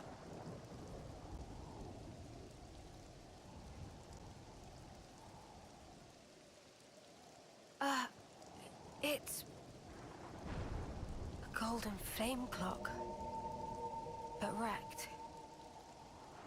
I've never seen one. A real golden flame clock. Ain't that strange? We're talking gold rank, the shiny pinnacle of every colony's ambition. And this is how we find it. It's a Kavesi, isn't it? Yeah, has to be.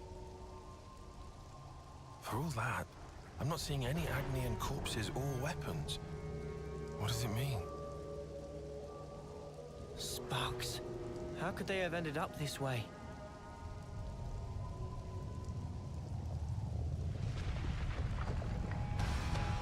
Oh, come on. Not sparking again.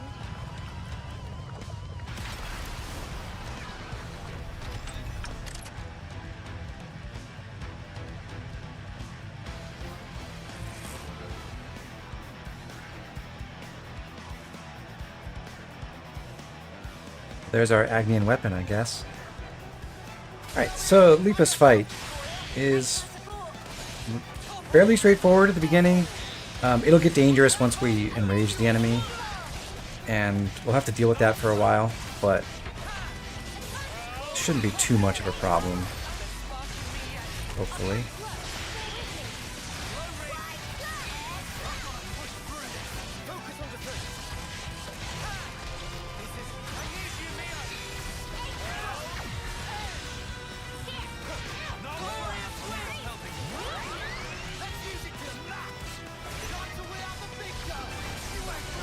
We'll try to build a chain attack quickly and use it more or less immediately, and then build a second one for the kill later on.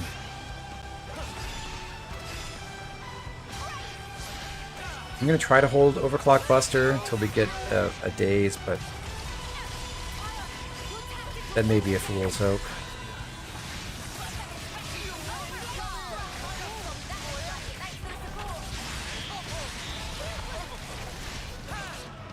Because Lance is the only one in the party who has myopic screen right now.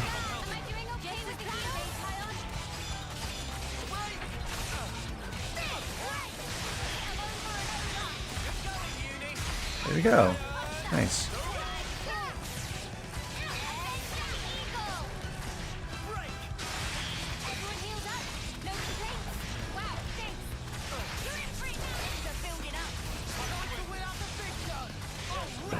Anyway, what I'm trying to do right now in this phase of the fight is really just build up my interlink level so that I can do the first chain attack and then interlink when I feel like I need safety, be able to deal a lot of damage and set up the final chain attack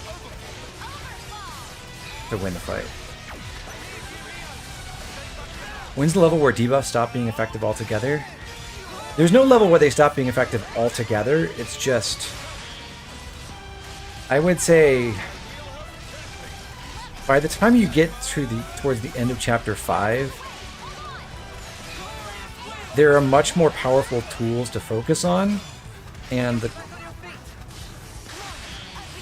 enemies are much more resistant to debuffs by then, so the kinds of things you have to do to overcome that resistance are both more complicated in their own right, but also substantially more complicated than just smashing things to death, fortunately. Anyway, chain attack. We got Xeon's order, so the thing to do should be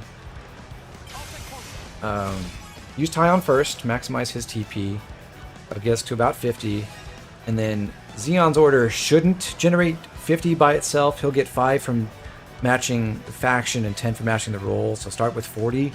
He shouldn't get more than 9 extra points from attacking here. If he does, it's not a disaster. It would just be kind of annoying. Okay, we got 47, and that's a pretty good spot, because now Noah's guaranteed to get to 150. He'll get at least 55 from his attack.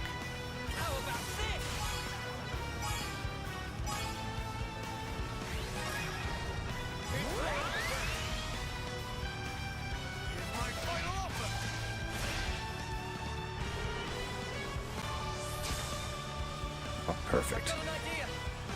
So with this round, what we want to do is maximize Taion's TP and then guarantee to return him with Noah.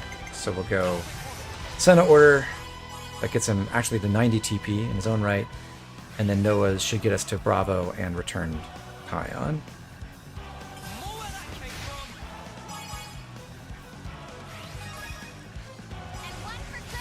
Yeah, Shirkle, I'm running a cheat that disables the chain attack music.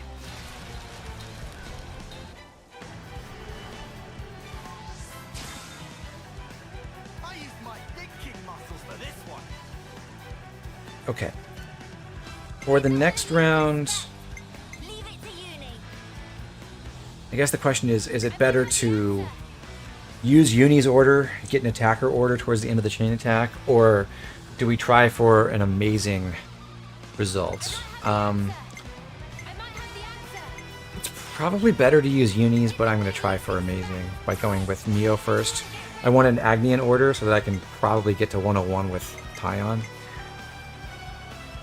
And then we go Noah first into... I was wrong. Senna has daze as well. Let's go ahead and daze. You did find a lower reason for the chain attack music, but it still takes away from the game. Yeah, like... I actually really enjoy the chain attack music in this game. But I also like listening to the other tracks, so... You know, gotta make sacrifices somewhere.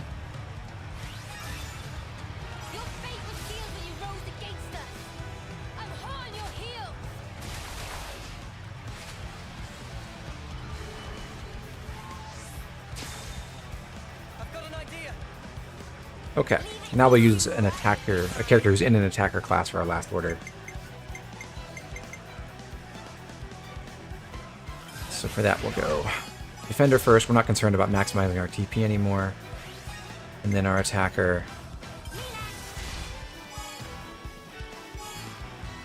And then our remaining healer, and then back to Ion.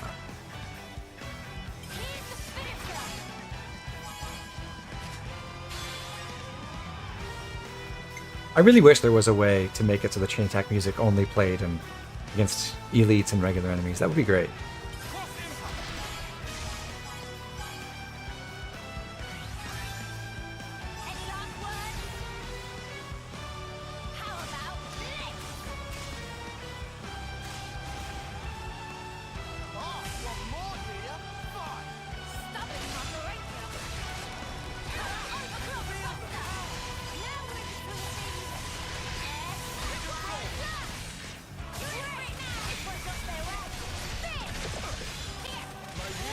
So now the enemy is enraged, and at this point he'll be able to, I forget what it's called, but there's an art where he dives underground.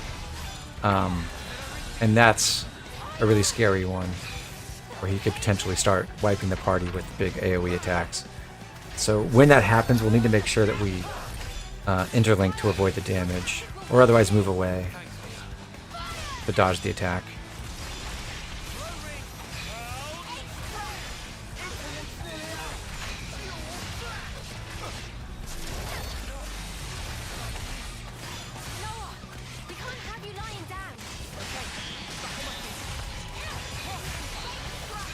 Excellent.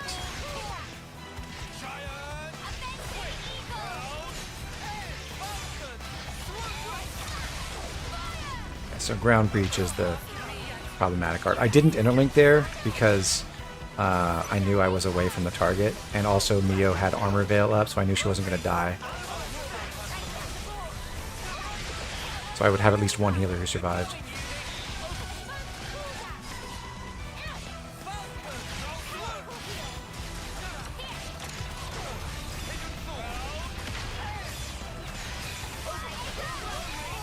But for this ground breach, yeah, we're going to interlink everyone.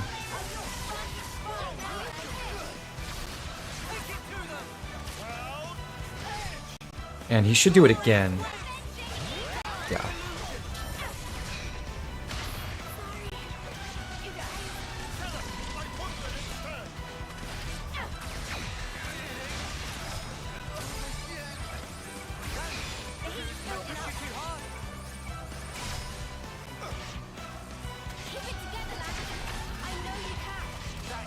Once we get the party revived, we should be basically good to go.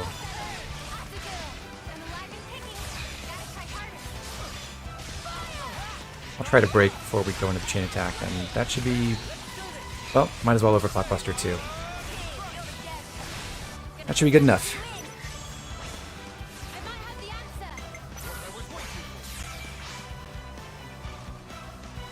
This is a slightly risky amount of HP, but I think we'll be fine.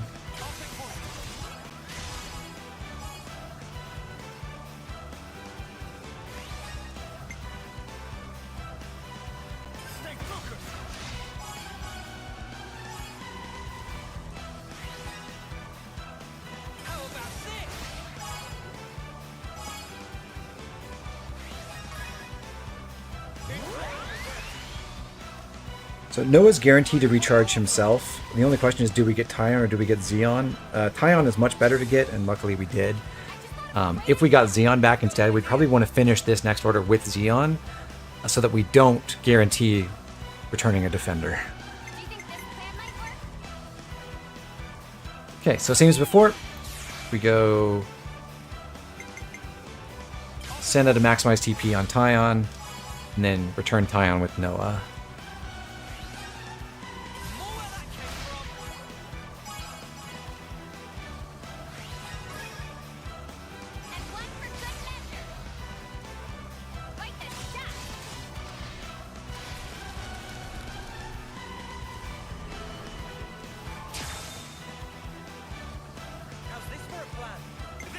Definitely Tyon's order next.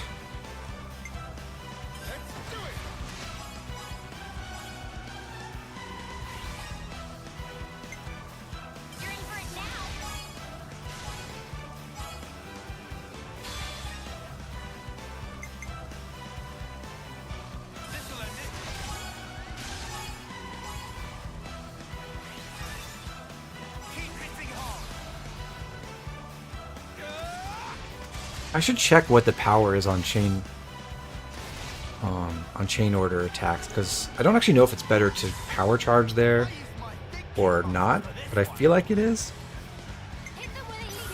We got Eunie at the end, so this is basically optimal chain attack sequencing here.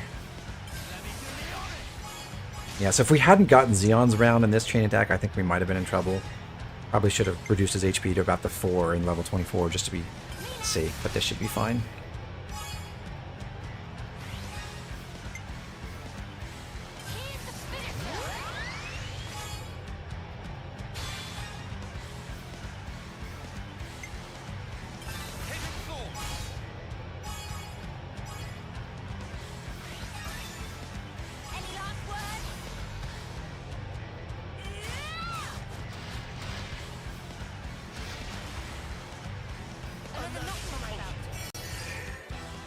And there we go.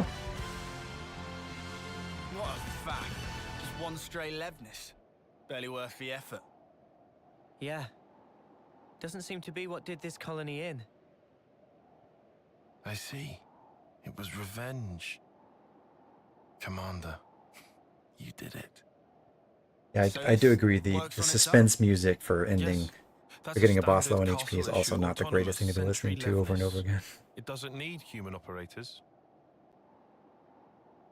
Hey, this symbol. It's Lambda's, right? Huh? Tyan, weren't you with...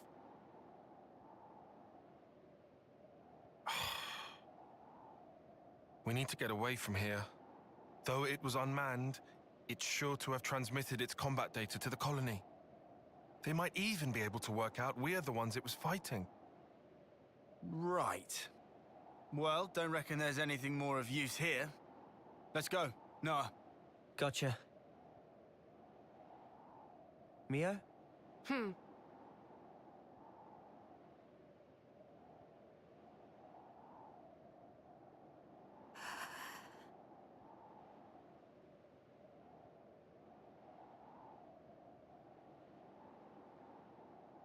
Eunie? It's so nice that Tyon notices something's up.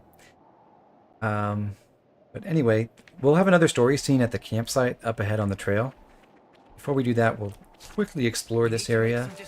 There's actually an important item, for once, in this container. There's a rare cracked crystal, which we'll equip in just a minute. It's an accessory that boosts damage the more enemies you've already killed in a fight, and the next boss fight will involve us killing a whole bunch of summons, so it's going to be very powerful.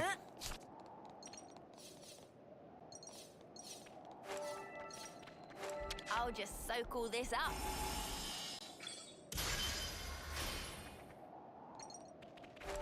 No time to play around.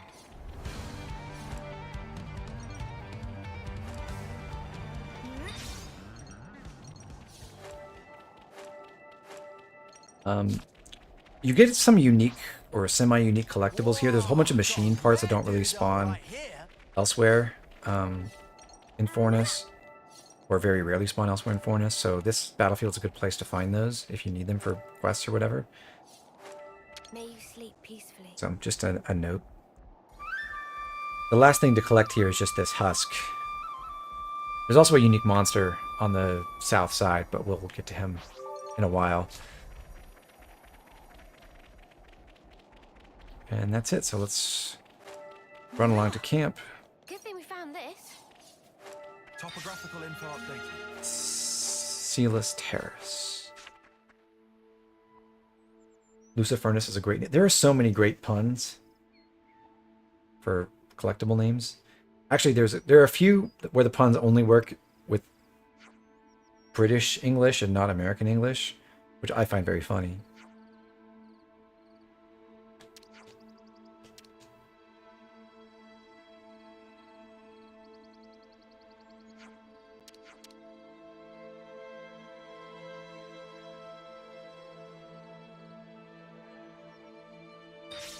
Now this is the right spot for a rest. Before we rest up, I'm going to go ahead and change classes. We actually just maxed out Flash Fencer on Tyon with that boss fight, so he's going to go back to Nipponic Champion. I'll provide the perfect defense. We'll save Sword Fighter on Eunie for a moment, so she'll go back to War Medic. Mio's going to do a stint in Tactician, so she should finish this with our next battle. We'll have Lance run Sword Fighter, and Senna goes for Zephyr. Real good care of the bad guys. Can go ahead and change out some of the accessories. I'll put a steam belt on Senna. Also a steam belt on Lance.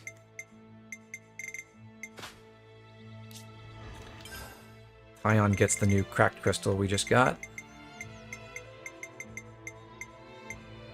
There you are. I reckon we'll use these a bunch. Wing necklace, wing necklace. And I think everyone's already configured with everything. Although, well, we can change up some arts on Tyon. We actually want to build him for damage. We'll use him as one of our... Because he's going to hold the crack crystal, we're going to use him as one of our main contributors in the next chain attack. So we'll make sure he has cross impact and his best damaging art to pair with Lustrous Spike. Lustrous Spike is better than Dual Flash for raw damage because it has a 25% fusion damage bonus. And Dual Flash has an aggro bonus instead. So Lustrous Spike, Ether Cannon, which is his best art overall in terms of damage. Still got Fighting Prowess and Ethereal Ability, and we'll change out Gems to use Empowered Combo, or actually Steel Cleaver. Yeah, Empowered Combo. Okay, so even though No Prana Champion isn't really naturally built for damage output, it has no damage boosting skills, we can still do something respectable with cross impact and high-powered arts and gems and a cracked crystal. Lance, he hasn't been in Sword Fighter since we reached rank 20, so we need to give him some extra arts and skills and gems.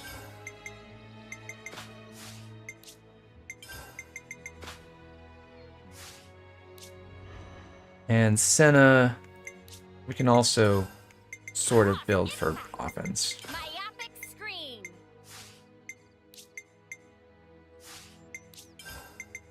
At this point.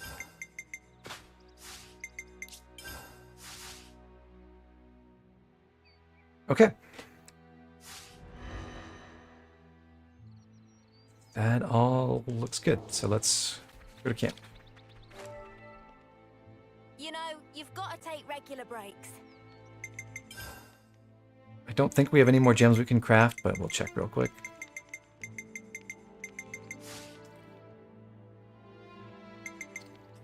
And rest to advance the story. I really like this We'll head cutscene. out in a bit.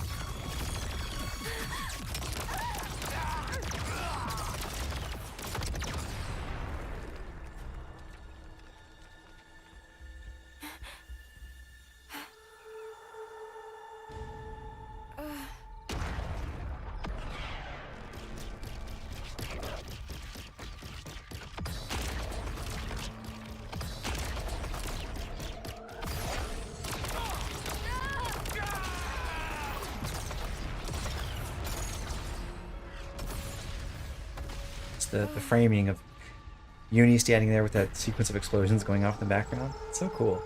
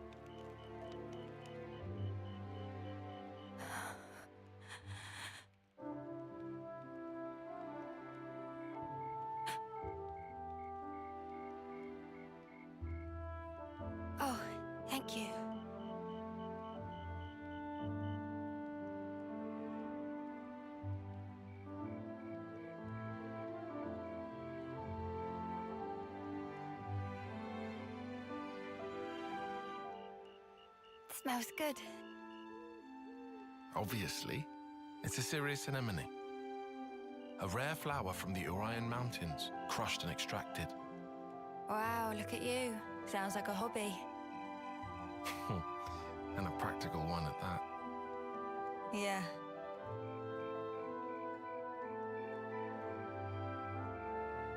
Like I said, practical. Glad it worked. Oh. You noticed? I did. Mine do that too. Huh? I put down my weapon, look around at my companions, and feel relief. Thinking, finally, another day down. Then I think of tomorrow and the tremors are back. Will I see the same faces when I wake? Will I even be around to see them? Easier with the mark, I suppose. You know when it's coming. But when you're in a scrap... Can you really speak for them, though? For someone nearing the end? Huh? Because I couldn't tell you. All we can possibly do is wonder what it's like. What can one feel? Contentment, perhaps? Or sheer horror? I'd really hope it's not fear. Me too. That's just it.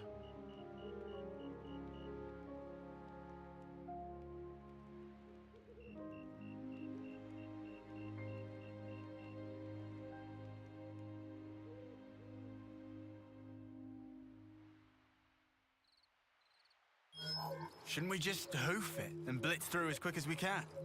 Nah. I reckon we ought to avoid spots where those Mobius sickos could get the jump on us. Unless I'm mistaken, this region is under the control of Lambda. That is the colony I originally belonged to. You don't say. Then, the Levinus yesterday. Yeah. It was Colony Lambda's, definitely.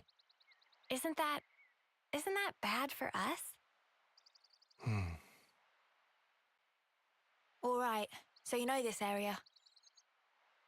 I took part in seizing this area. All right then, any suggestions? Oh, Come on. let's see. There should be some nearby tunnels we could use. Sounds good to me. We might still get enemies. But underground, at least we won't have to worry about lunking Phoroneses and that. Tunnels. Thrill of explore. Riku already on treasure scent. Seems like that's the way to go then. One moment. These tunnels have been disused for a long time. There's a very real risk of a cave-in. If it comes down to it, escape options may also be in short supply. Nah. You're the one who came out with it. Unless you got any other plans? You better not want us to just camp out here forever. No, obviously. All right, let's back it up. Any route we can take will have some attendant risk or other. At this point, I'll settle for any choice that makes our lives easier. Enough with the doom-mongering. Just keep it positive. Things will work out somehow. Mimi, what's up with you? Sounds like little Miss Senior's decided to pull rank, eh? Roger that, Mom. Oh, shut up already. Right, let's go. We'll check out those tunnels. Hey, wait for me.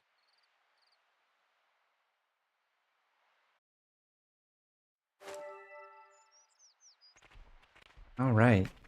So yeah, more development in the Eunie-Tyon relationship in particular. I saw in chat we were talking about whether that relationship is really romantic. I guess I read it as probably romantic, but like Noah and Mio is like they are just on every level.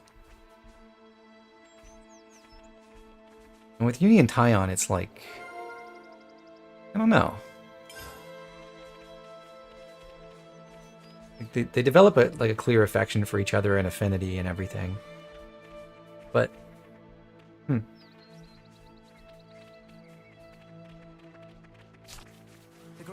I'm curious. I think the game stops you from running this way.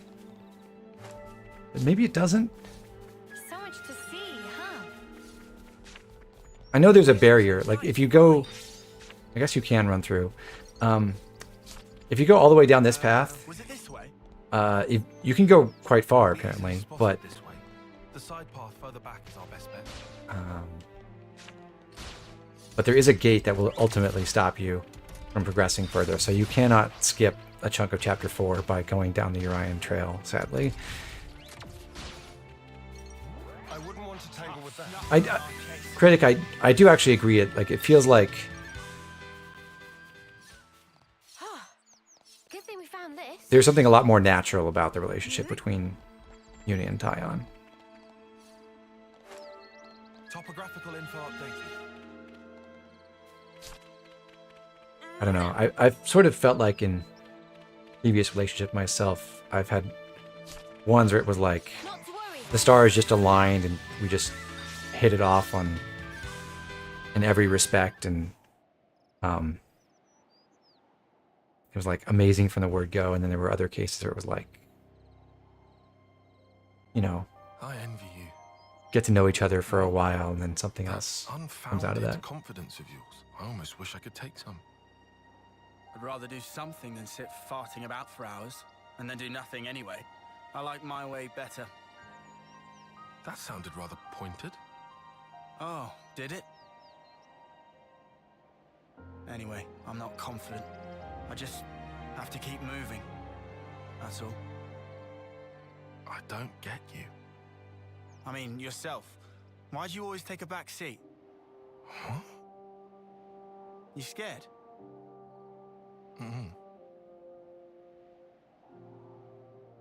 Noah, he likes to say, don't blame yourself. So if you do all this He knows why I can't stay still. following the critical path more or less immediately, then I think the comment about why does Taion always take the backseat is supposed to tie in with the previous conversation that Mio and Senna had about What else can I do? their respective interlink partners always taking the lead. That's supposed to be another hint about new mechanics that are going to come up at the end of the chapter. To be fair, that whole prudent shtick of yours got its merits. Well, that's the opposite of what you said before. I guess I'm taking it Lady, back. I think it's actually great that not only do they not really get along, they kind of never do get along. Like, sure, they become like real comrades and everything, but I don't think there's ever a point where it's like Taion and Lance, they really, really like each other. Something so valuable. Hey, isn't that door in and back? They never quite resolve that tension.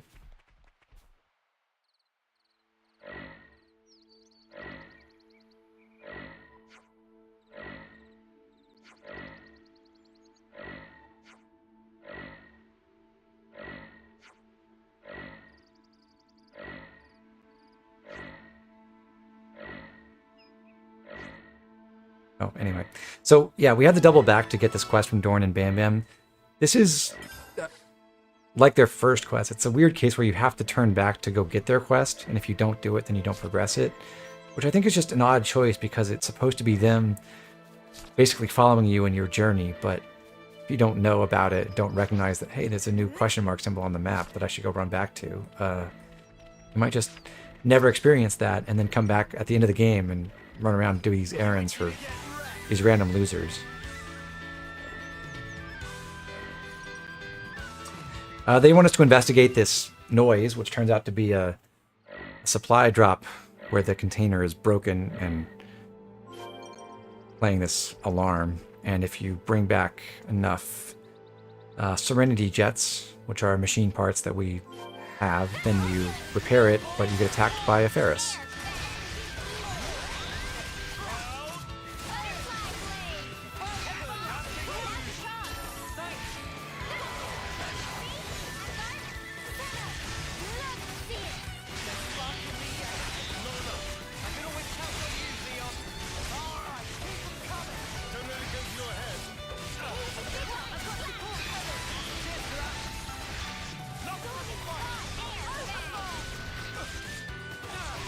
This guy is so tiny compared to the elite Ferris over there. It's pretty funny.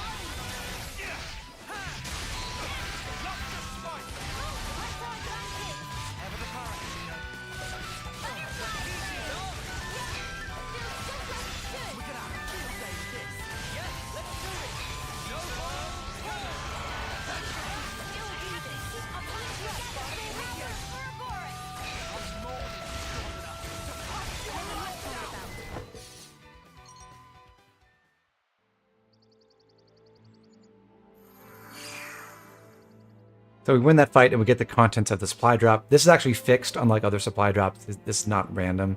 You always get a wind bracelet, warrior's armor vest, iron headband, soldier ring, affection ring, and 2 gemstones.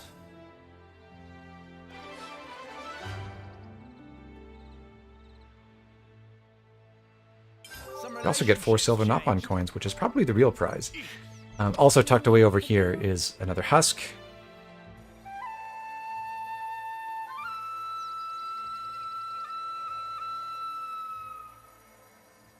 And I didn't stop to take a look at it, but you see this squad over here? That is Ryza's squad. This is part of the quest for Alexandria, where we fought her troops a little earlier. And now you can see, yeah, all the enemies are level 39 or level 40. We have no chance here. If you don't go and fight that squad first, then these enemies won't be here. And it would then be easier to go get to that ether channel behind them. But, oh well. I want to sneak past the Ferrises up here, though, to get to the husk on the ledge. And if I'm very, very lucky, they'll just let me walk right by without turning and looking at me, which they did. Oh, never mind, spoke too soon. If not, you have to try to run away and drop aggro and then come back. I will attempt to do this once at normal speed for demonstration purposes, but I may well have to, for the sake of time, cheat a little bit. Also, you could just come back here when you're much higher level and they don't aggro on you, but that's for cowards. We can't leave it like Real this. bravery is sneaking around enemies and never fighting them.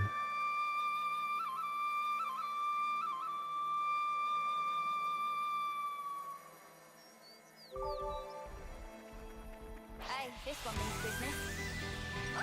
More of them? This is something decent, right? What you got for me? This is valuable. I'll hang on to it. Nice, fine. Oh, there's Fornis. And we're about to say goodbye. We're going to move on to the Pentelos region. Before we enter, I do want to change classes around. We did just max out Tactician on Mio, so we need to switch her class. And we will also have Noah do another stint in Medic Gunner. Mio goes to Flash Fencer, and Lance changes to Nipponic Champion. Safe and snug. Just for this next segment. Lance is all set. Mio, good to go with her setup. And Noah's fine with what he has as well.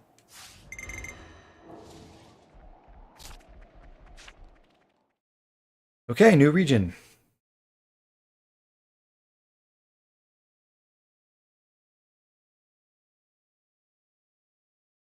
Huh? This is new.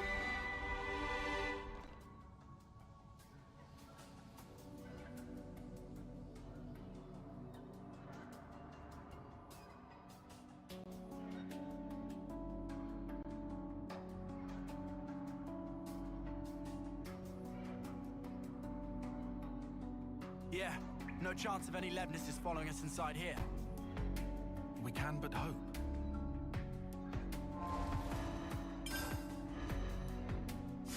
I do want to point out I have 38, 36 experience, and we want to get to exactly level 24 in the next fight, so keep that in mind. Very vibrant region so far.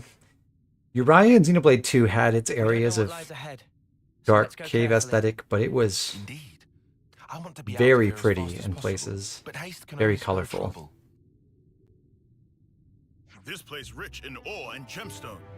Speed is of essence. All treasure will belong to Riku.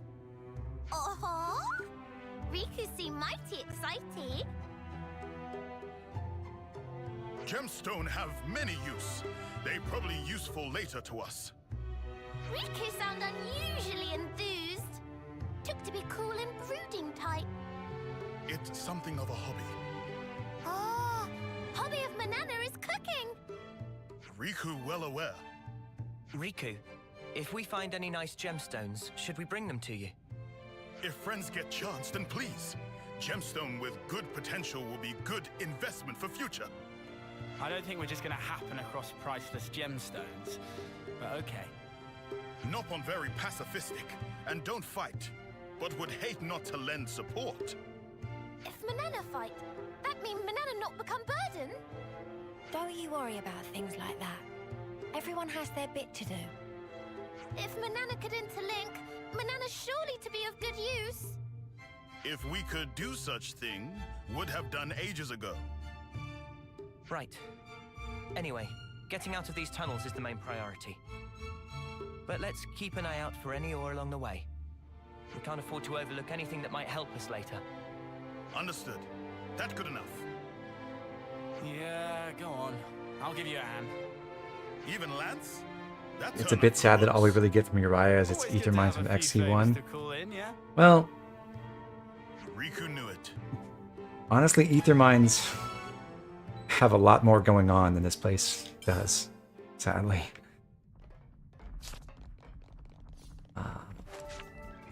So I'm going to avoid most combat here, as usual. I do want to get this ether, though, so we'll run away from that Vang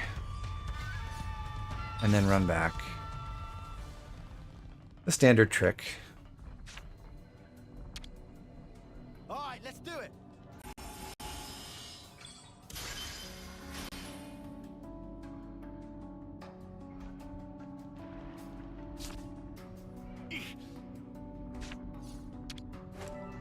Come on, don't fail me now.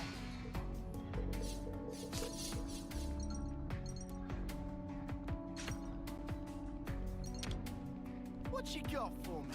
Nice fight. I do think this is one of the weaker areas of the game, partly because A brand new vista. What a world. they work really hard to establish a very dreary, dead aesthetic in the Urian tunnels, and that works on one level as a reflection of what has happened to this place since Xenoblade 2. But it's kind of at odds with the mood of the hero quest that happens here, which is a pretty lighthearted thing about finding gemstones and unlocking the talents of Riku and Manana. I just don't think they mesh very well. And it's also just,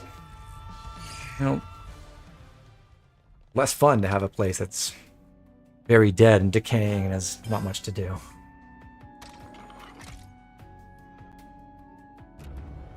I guess you could call this a sequence break. You're meant to go to the quest marker and get a cutscene, and then try to use the elevator here and realize that it's not working, and then be directed over to this control room. But you can also just go to the control room first. And the trick I used was I ran in, got the landmark, and then immediately gave up so I would respawn and drop aggro. This piece of pollen orb for Riku.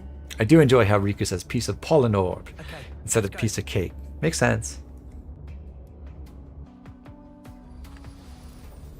I've actually never tried to check what happens if you get stuck here with no ether. Like, what if you spend it all somehow? There's probably not enough. There's probably not a legal way to spend all the ether you could possibly get before now, but it would be funny if there was a soft lock. Because I don't think there are any renewable sources of ether, and you do need one. There are any renewable sources yet, and you do need one to unlock the elevator. Of course there's monsters. Oh, well then. Nothing else for it seems. We don't have time to burn here. Let's ash them up, yeah? Nanana, help with fighting! Huh? Banana! Don't be so rash. Banana did it! Oh no! Banana, stop! Banana cannot stop hot in mid-spin! Watch out!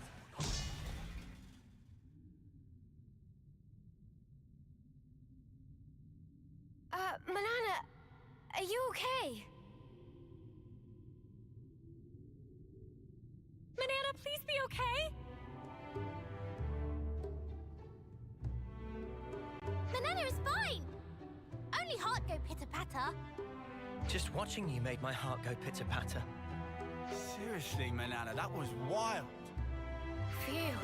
I'm glad you're safe anyway. See? Banana is good for many much things beside cooking. Manana rush in like crazy pond just to prove that? It's important to demonstrate through action. Manana did not just throw pot, threw whole self along with it. A special heavy-duty pot, also for self-defense. Exclusive, not on brand. That not a thing. Manana, you have to understand. Riku would know. Riku was worried about you. It's truth. Not so much truth. That's very considerate. But Manana is really fine. Yeah, that's right. Worrying too much isn't good for you either. Exactly. That's why Riku not worry. Your blushy little cheeks aren't fooling anyone. Don't be ashamed. No shame here. Noah, please come to defense of Riku. You just didn't want your friend to be hurt. Shall we leave it at that? But Riku's right. No more crazy antics in the name of helping each other out, okay? Manana understand. Not to do crazy antic in future.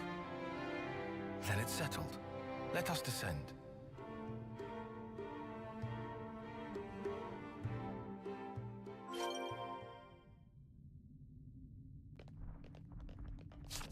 On we go. What do I do again?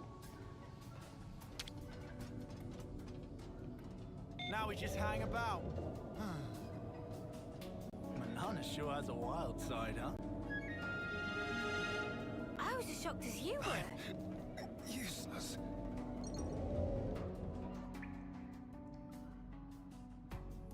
Huh? Is it just me, or is that rock sparkling?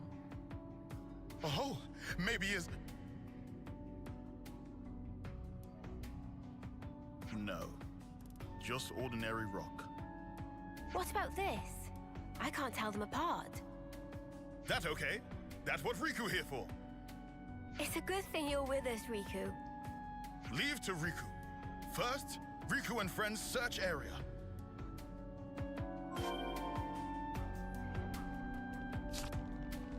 Okay, gotta find 3 different mineral deposits. Luckily, this guy stuck himself behind that minecart, so he can't see us. That's good. Isn't this one? It looked like, but is not. Observe here precisely. Intensity of luster grow dim. Okay, I believe you. But is not useless. Keep hold for now.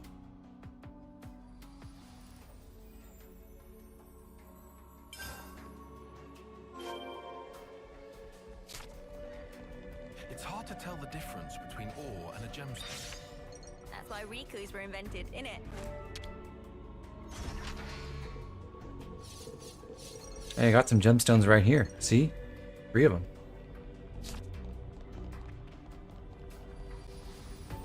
They're on us. Orders? That vein commonly flies into the wall there. It's pretty funny.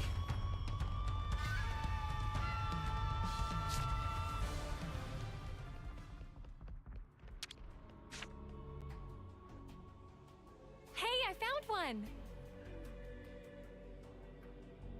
No, this is not right. But it's useful, so Riku, take it.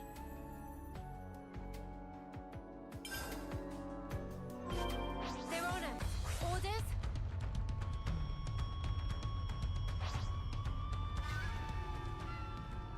I didn't realize how much fun it could be looking for ore. Me neither. Not that fun, Senna. What was what, so I wouldn't feel so useless.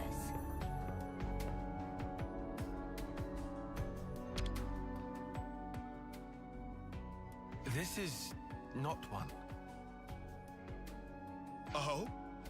This might be valuable at a later time, so we should keep. Okay, got it. Well, nothing doing with those deposits. We are going to clear out this ether sphere, though. And that should get us to level 24. We might have to go deeper.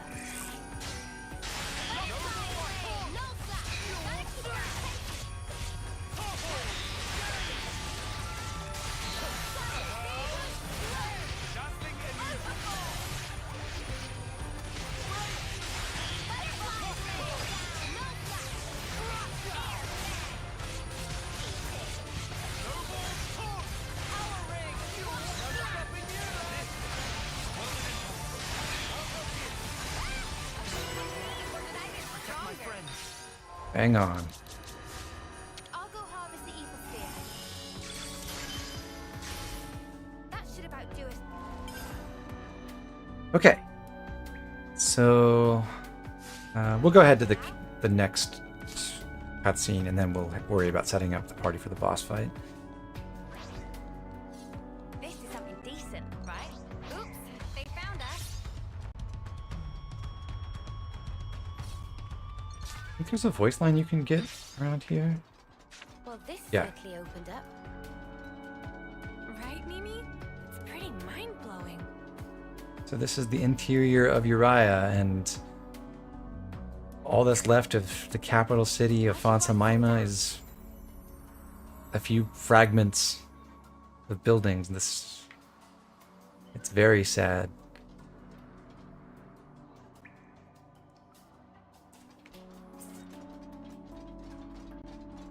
An eerie glow from the opening in the northwest.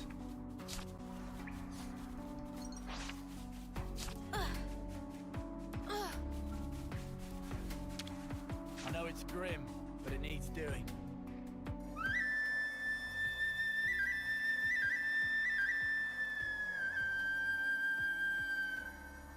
It just popped out of the ground and then dropped something.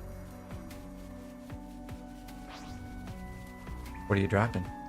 Huh? Whoa, got a rare doodah right here. Ooh, salty soil. Oh, I remember harvesting that in Xenoblade 2. What a nightmare.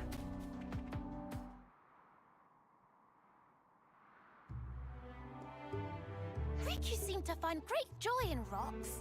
He picked up so many! Gemstone and ore are different from normal rocks scattered around. And ore we pick up from before have great utility. Manana not rock scientist. You could identify them all, Riku. You sure know a lot about rocks. Riku know a thing or two. Don't be modest. You've got skills, mate. You should be an appraiser. Cease with flattering. It's not flattery, it's good to have a hobby. Manana in agreement. It's pretty good that we were able to come out rock collecting, huh, Riku? Ore and gemstone, not rock. From supply material to maintenance work, that's Riku's job. It's solemn responsibility to keep important equipment in tip-top order so everyone can come back alive. Just doing own job, not like Lance. You what? I'm pretty much, almost, sort of doing it. Wow, you really give yourself a lot of responsibility, Riku. Too much talking. Out of Riku's character. Not at all. Understanding each other better isn't a bad thing, is it? That's right. Become better friends is important. We need to learn more about each other to become better friends, right? That's exactly truth. Learning about each other, very important deal. Ah, Manana has idea. Next, Manana will show favorite thing. Next? It's not about taking turns. Baked breath in readiness. Manana show you her specialty. You learn soon. Over there is good place. Time for break.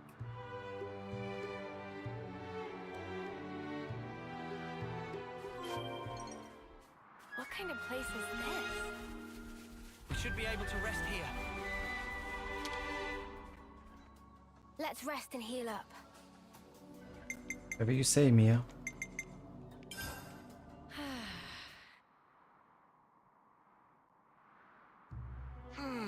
So tasty. Nothing like a hearty meal to keep you going for the long haul. It even wakes you up somehow. Endless rations are so boring. You need to spice it up like this. Manana couldn't agree more. Tyon only cooked tragedies, so Manana worked hard to learn cooking. First I've heard of it. Is he that bad? Very horrible.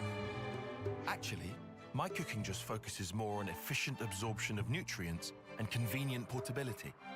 And I've actually optimized it. Kind of reminds me of my friend in grad school who got into drinking Hey now, Soylent. I like Tyon's cooking. It's unique. It's okay. Swallow it down quickly and you'll probably be fine. Do you really think you're helping? Is there second helping?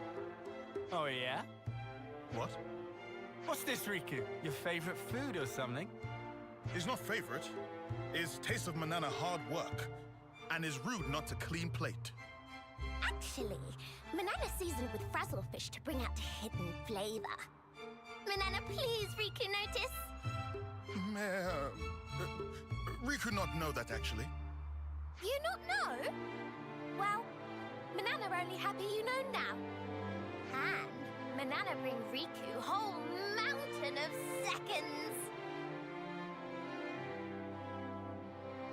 You think he minds? It was so good he had seconds, and Manana knows how much he liked to cook it. I don't see the problem. She was so happy. I think her ability to accept people's words up front is one of her best points. Maybe she's a little too upfront. And her air of innocence is characteristic of Nopon. Me too, Upfront Arhead. and innocent, huh? Riku is also good honest Nopon. Let's not get into that. You were so serious when you were looking for the ore and gems. It's really good to be able to throw yourself into stuff like that so passionately, like into the things you love. Senna is good person. It's shame lands lacking this quality. Why are you always picking on me? Just up ahead might be Riku's treasure. Then let's go treasure hunting. Yes! Riku get mighty whiff of treasure here. Okay, let's have a quick breather and then start the search. As Noah wish, we definitely find it. We're going to do slightly more than a quick breather. First, I want to discuss some of the info we have, Do we have any snacks? just to get that out of the way. A moment of your time? And then change up the party. Nothing left behind? We'll get Noah back into Guardian Commander, and that's where he'll stay for the rest of the chapter. Mio back to War Medic. Leave the healing to me. Eunie taking up Sword Fighter again for the next boss. And then I'm gonna hit him Typical. And then Senna become a tactician. We're going to change up some of the arts that we've set here. So Noah's good to go. So still going to keep the Analyzer Scope for chain attack purposes. Mio wants to run maximum healing, so she's going to use Multi-Blast here. And she's also going to run a different fusion art here. We did just unlock Overfall finally, so we could run that. And that's a pretty good choice normally. But this next fight, the AoE crowd control that we can get with Dark Banner is actually better. Eunie will stick with what she has, except she'll change an accessory. She'll take the Shadow Mask now, which does give her better damage against the upcoming boss than the Silver Belt would. We still got the cracked crystal on Tyon, so he's set. And Senna, we also want Dark Banner instead of Overfall, again for the crowd control purposes. The other reason to run Dark Banner in this slot with a combo art here is because it has a longer cooldown. That means it's kind of counterintuitive to do this, but because it has a longer cooldown, that means it's less likely to be up as a fusion with Myopic Screen, and that so therefore when the enemy is toppled and we need a daze, it's more likely that Senna has not used up Myopic Screen and fusion with this art, and therefore she still has it available to use to extend the combo. So it's a much worse attacking option than Overfall in general, but it does have that weird utility. Xenon's not going to matter because he's going to get changed out and then automatically in the next fight. So everyone else I think is good to go. Oh, we can also run Ethereal ability on Mio, or whatever that's worth. And I think we're good for a party setup, but we're also going to take a quick detour. We're going to go back to Colony 9, visit the canteen, and buy the 20% CP boost meal. I said before when we used this the first time that we're not going to spam this. I'm not going to try to use this at every single opportunity. But there are a few places where we end up fighting a lot of enemies in really quick succession, and it's a convenient time to use meals like this, where you basically know you're going to get all those enemies killed within the time span. So this effectively would put a 24-minute timer on us to get this boss fight done. Since I'm running at a higher frame rate, it could last as little as 12 minutes, but I also actually added a cheat to double meal duration to compensate for that. So we shouldn't have to worry about rushing anything. We should comfortably finish the boss fight before the meal runs out.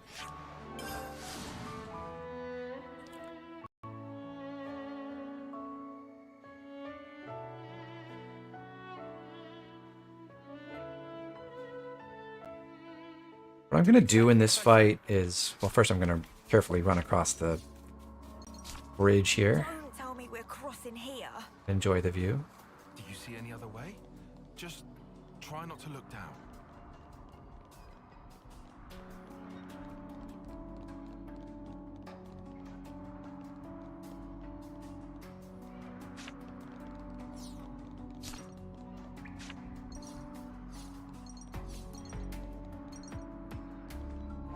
I'm going to save first, and then I'm going to also want to change my lineup.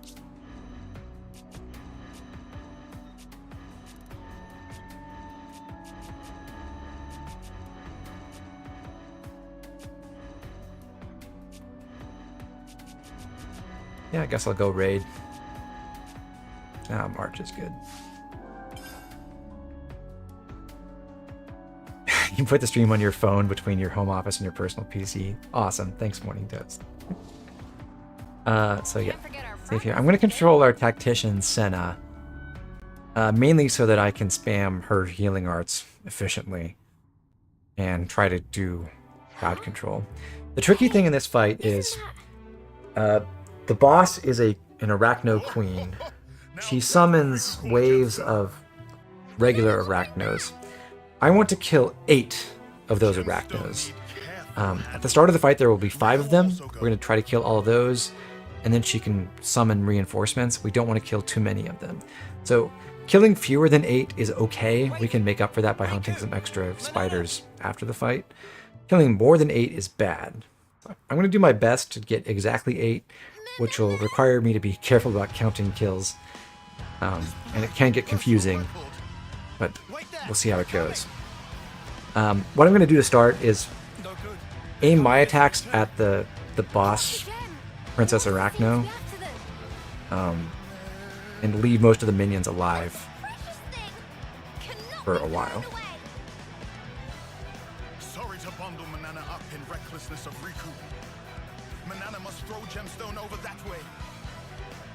But it got treasure, Riku. true, but if Manana throw, then monsters go also. Riku giving up too easy. It's nothing trouble. And also, Riku say he gets every treasure. But Noppo not fight. That's irrelevant. Should become like Leo and Noah. If Riku and Manana work together, this piece of pulling orb. Riku not agree? Manana. Riku agree. Riku not give up in this place. Riku here to get treasures and beat monsters. Manana can be behind that. Is not yet time. Give up. Morning Toast, if every single viewer is you on your burner phones, I'm okay with that. In fact, if everyone watching the stream now could just get like 100 different computers to start watching me, that would be perfect. I'm so glad you made it back. Manana's sorry for causing worry. Now we see real Noppon potential. That's right. Maybe it's impossible for one Noppon. But not for two. Together fighting is better. So, those are our new heroes, Riku and Manana, who count as one character. I'm going to immediately use Dark Banner to try to put all the Arachnos to sleep, or as many of them as I can. And I'm going to not focus attacks on the boss, but I'm going to target the boss and just spam my arts for right now. In group fights like this, you're very likely to draw aggro by healing too much, but hopefully our 3 defenders in the party can cover us.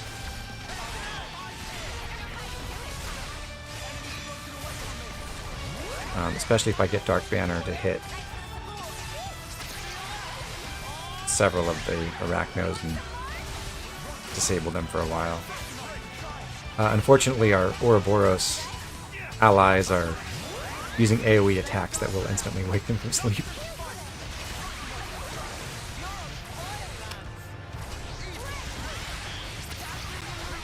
Oh, I skipped a step there.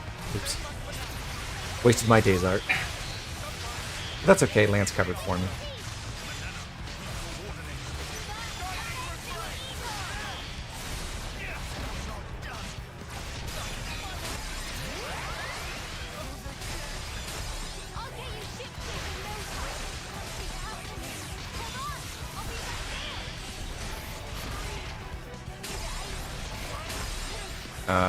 Okay, we lose. I didn't kill anyone yet, so this is fine. Yeah, Eunie's dead and our 2 healers are dead, so we can't revive. Uh-oh. I think they just gave me the side eye.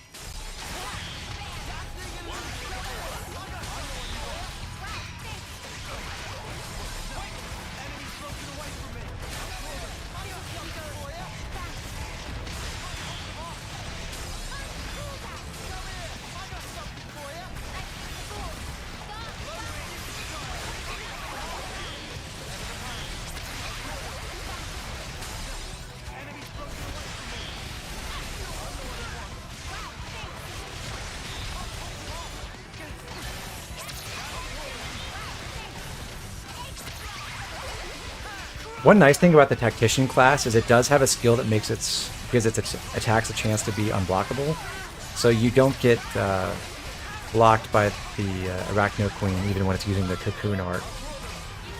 So that's cool, I guess.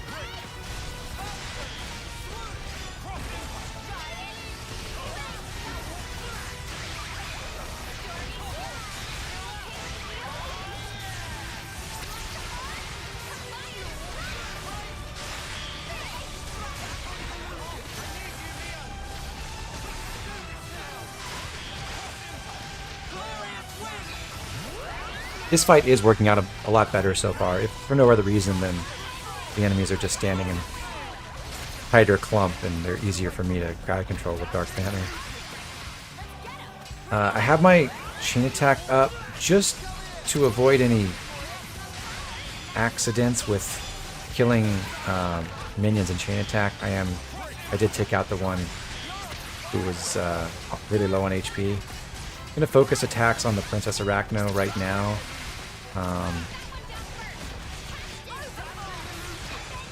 To try to make sure that we Don't kill anything else. Now it's broken, and we'll start the chain attack. So we'll do one chain, and then try to do a second one for the kill. So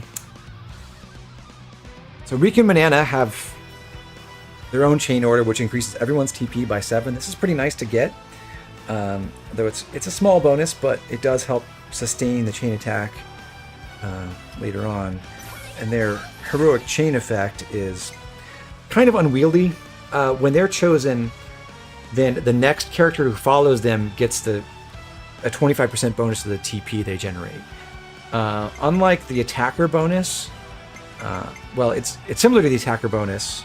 It's the same amount of 25% increase for attackers going first and the person going after Riku and Manana.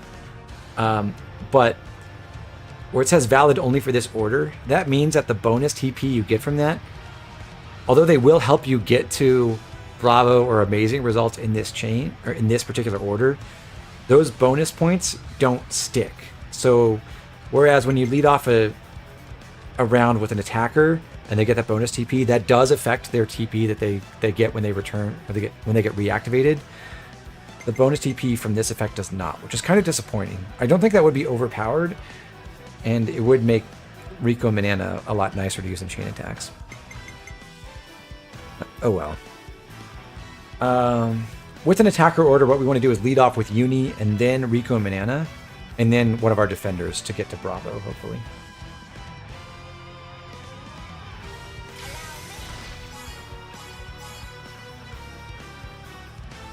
Riku and Manana count as being in both factions, so everyone in the party gets the faction bonus on their order, and they always get the faction bonus whenever they're used. So even though their base TP is 15, they in fact will always get at least 20. And a lot of their arts give them a whole bunch of bonus TP beyond that. So there is actually a chance that if I use Final Say, which is generally the best art to use in this fight because it blocks Shackle's block, they might actually get 42 TP and finish this order themselves. Got close, 39. But that's perfect. So in this situation, the next person to go will get the faction alignment bonus, and they will also get 25% from the heroic chain effect. So even Taion is guaranteed to get at least 50 TP from his attack in this round. He'll also get like +1 from fusion and a couple other bonuses. So we're guaranteed to get Bravo even with Taion here, and that's the best choice because we built Taion for damage. We've not built Noah for damage. We want to use Taion as much as possible. So I'll go for Power Charge so that he has the damage bonus in a future round.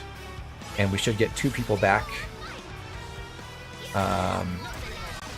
That should include Eunie. I believe the way it works is it checks who gets returned by the defender effect based on their actual TP. So yeah, Eunie gets guaranteed to return. After that, I believe our best choice is... Actually, I wonder if Senna is correct here. Could be Eunie. If I use Eunie, she'll get at least 70 times 1 1/4. So she'll end up with 90 something, probably. And then Taion will finish and get to Bravo again. Is the Ether Defense going to help us? Yes, I think so, because Taion's using Ether Cannon as one of his arts. So let's take Eunie's order.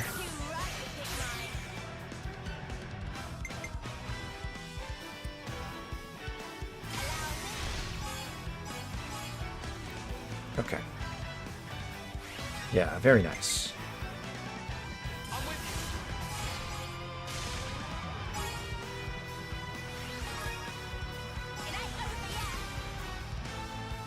Now if we get an attacker order in the following round, we may actually be able to get to Amazing with just 2 people if Riku, Manana, and Eunie come back. Yeah. Okay.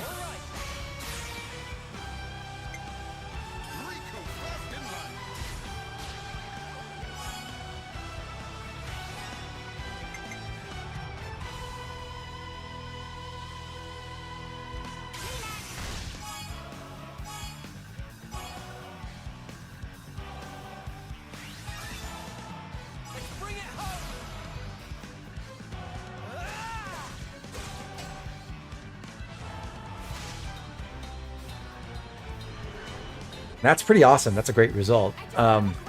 Thing is, we don't actually want to go ham in this first chain attack. We could do a ton of damage in this final round with Tyon's order coming off and everything. But I'm just going to use Tyon, weaken him a little bit further, but her a little bit further. But then just use my 2 healers to get the party back in shape. And maybe sleep some more of the Arachnos while I'm at it.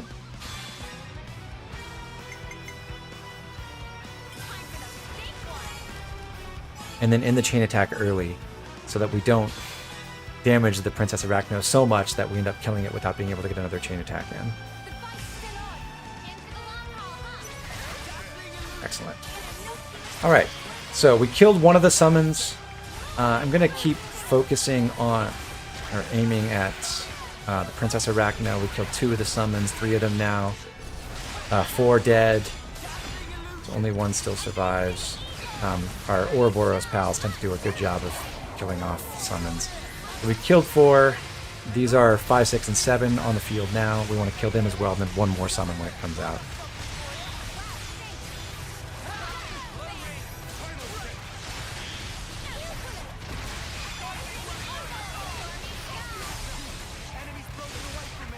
It's so nice when the enemy uses Cocoon, but Shackle Block has been applied, so it doesn't actually do anything.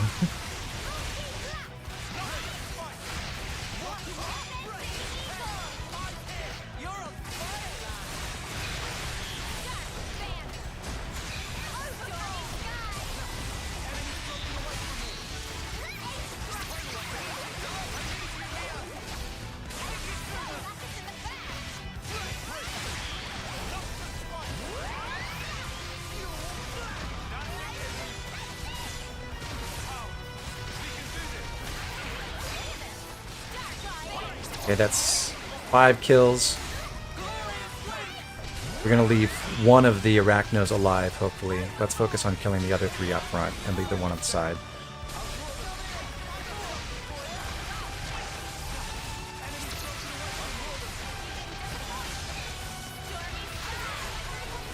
Six kills. 7. 8. So focus attacks on Princess Arachno, and we'll just build up our chain attack and then go.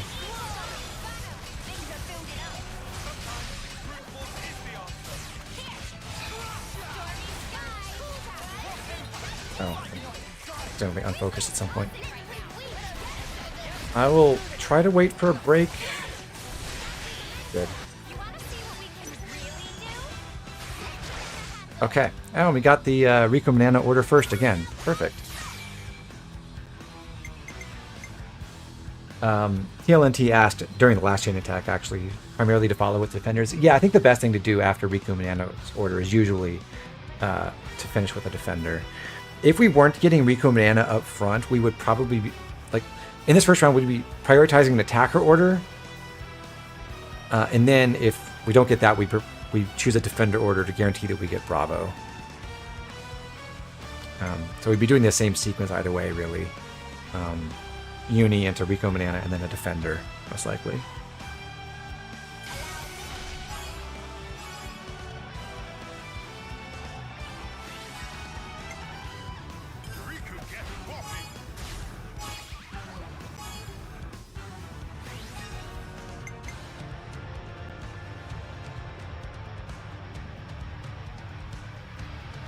I think we can get to 150 with Tyon still.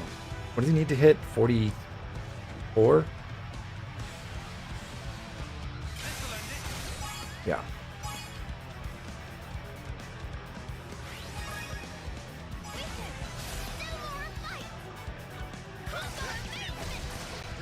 The reason to wait for a break going to a chain attack is you do get extra TP if you're attacking an enemy during a combo. And also, it's not so important for when we only have days, but when we have launch and smash later on, it'll be very helpful to make sure that we can extend the combo chain during the chain attack. So having the enemy broken first is important for that. Actually, if I pick Noah's order and lead with Eunie, she'll actually probably finish the order on her own. So I'll take Senna's first, and then finish with Tyon's.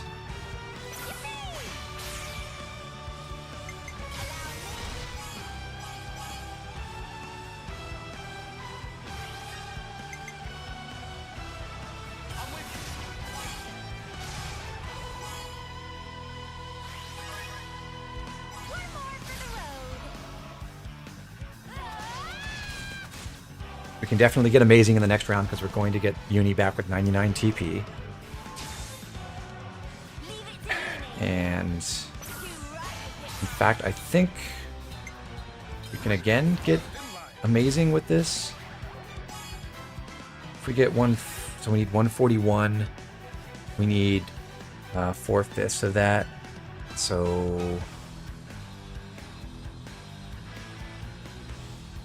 is that like 100? A little over 110. Eunie's guaranteed 104. Let's go for it.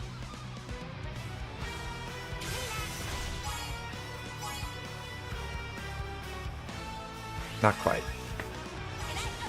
Okay. But that's perfectly fine. I think this should kill. Yep. So there we go. I believe we got 8 kills on the Savant Arachnos, and we got a chain attack kill on the Princess Arachno, and we should have exactly 2007 experience. Phew. Hopefully. I didn't know how that was going to end. Right? I was so surprised to see that from Riku and Manana. I didn't know they could fight like that. Riku is superior, Noppon. Everyone knows still Noppon run deep. Come off it, you aren't running anywhere. But now we know you can fight with us. How reassuring is that? We're sorry for worry, but we learned that combined power together mean we can fight. Welcome back, critic. That's not all. We fetch back nice stash of gemstone. But you're giving the game away for by doing that, guys. saying that like right after the boss fight, because that means you were watching the whole Treasure time. is thanks to Riku. Someone sounds chuffed with himself. Looks like the danger's past for now. Let's keep going. Right. We're still not out of these tunnels. Keep your guards up, everyone. Manana do Manana's best. You're an asset to the team, you two. Riku just doing job.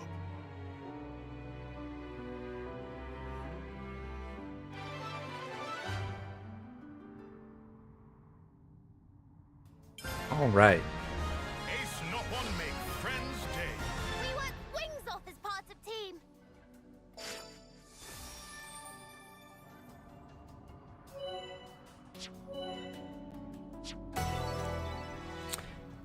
Do the Arachnos even actually have 8 legs? I think they might have 6 in this game. Anyway, yeah, 2007 experience. Perfect. That fight went exactly the way we wanted it to. We can actually go ahead and adopt a new class, so let's change some stuff around. We don't need the Analyzer Scope on Noah right now, so we'll take the Black Mask for some bonus damage against terrestrial creatures. Mio can now run Vital Bullet for the secondary buff art, and also Overfall. We don't need Dark Banner anymore with her. Eunie is done with the boss fight, so she's leaving Sword Fighter again. Back to War Medic. She's running Cure Bullet of the other buff art. Tyon shouldn't use the Cracked Crystal right now because we're not going to do another fight with a whole bunch of summons. So he takes the Shadow Mask. And Senna becomes our newest Helmsmith. We didn't really get to take a look at Riku and Manana either. Their arts are actually a little bit different. But Riku and Manana have an important accessory. They have a Break Brooch, which we can't take off of them until the end of the game. This is an accessory that lowers targets' break resistance. So they are the best way to consistently break boss enemies. And that's their main selling point. Until we can get a Break Brooch of our own later on. Earliest place you can get one is Chapter 4. But until we can get one of our own, they are the best break support in the game. So you always want to run Waka Block on them for that break support.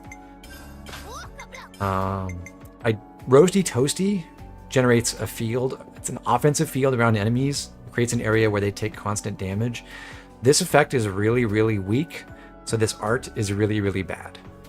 I much prefer Hot Cuisine, which is the unique art that they have and regular Yumsmiths don't.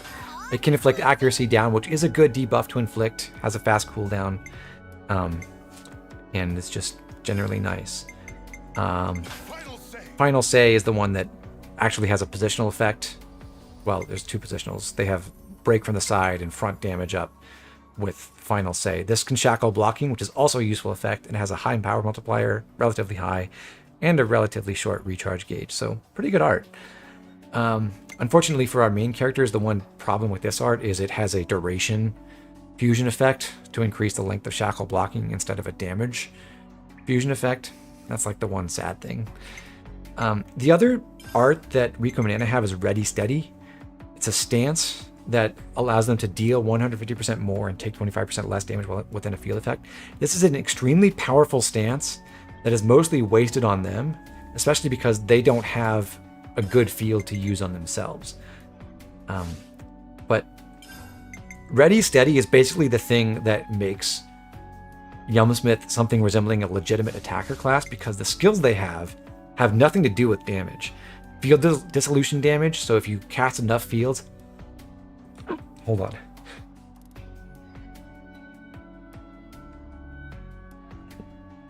So if you cast enough fields to go over the limit, which is 3 fields on the battlefield at once, then the oldest one dissolves. If that field is an offensive field, then it deals damage to enemies within, and this skill boosts the damage that is dealt by that dissolution by 200%. It's a very small effect.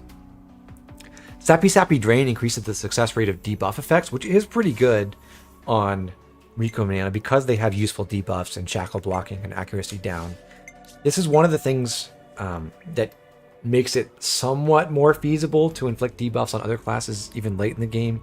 But even with this skill, which is inheritable, you have to stack it with another much stronger debuff resistance reduction effect in order for it to really be something resembling consistent. Slicey Dicey boosts field damage dealt by 150%, just makes Roasty Toasty better, but it still sucks. And Preppy Link feels chain attack gauge slightly on art execution. It's a nice thing for your hero to be contributing to, but this doesn't really do anything for your damage, and we're not really struggling to build up our chain attacks in time. But still, Riku and Anna are pretty good at party support. Their chain attack effect is kind of annoyingly finicky. We had a good party that was set up to really take advantage of it, but when you don't have really high, like, if you don't have basically the setup we had where we had 25 TP attacker and Rico and Anna and really high TP on our 2 defenders to choose from, it can get kind of thorny figuring out what to do with those chain attacks. So I don't think they're that powerful as heroes, but they do have their upsides. For regular Yumsmiths, there's no difference in skills,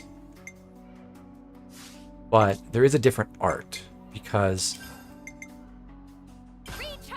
Ouroboros members who take up Yumsmith get, instead of Hot Cuisine, the accuracy down art, they get a second field art. Instead of running Energy Grenade, they can run Recharge, which is a field that increases critical rate in an area around the user. I believe it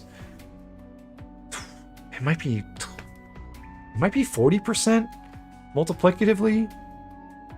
I want to say, I'm not totally sure, but I think that's right.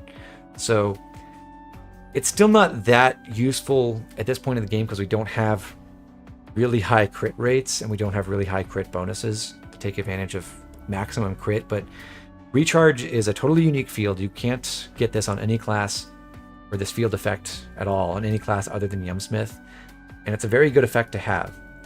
So a typical way you might use Yumsmith is running a support style build where you use Flashback for break, Recharge for the critical rate up field, and then Determination to give it an actual damage bonus that makes it deal something resembling respectable damage.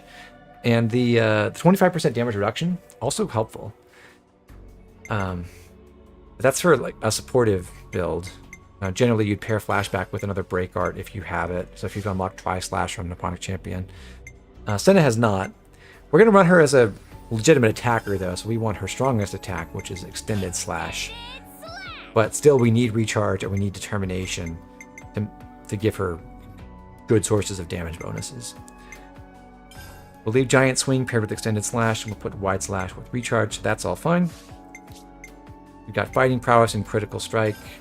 Good combination there. Critical Strike does have some synergy with Recharge, but our base critical rate is only 16% right now, so if we're getting 40% more than that, that's what, a little over like 22%. So that's still, when you factor in Critical Strike, that means on if you're standing in that critical up field, on 22% of your attacks, you're dealing 40 percentage points more damage. Your crits are dealing 65% bonus damage instead of 25%. That's something, but it's not that huge. For gems, we want max damage, so Steel Cleaver and Empowered Combo, and the Silver Belt is the best accessory. What's the talent art do? Oh yeah. Sword of Valor is another debuff. Single target, 750% power multiplier. The debuff is Damage Link, which I believe... I forget exactly how this effect works, but I think it says in the... There's the buffs and debuffs somewhere in here. List of debuffs. I might have to actually inflict it to unlock it on that tip. I believe it makes it so that when you attack that enemy, that it also spreads the damage to other nearby enemies.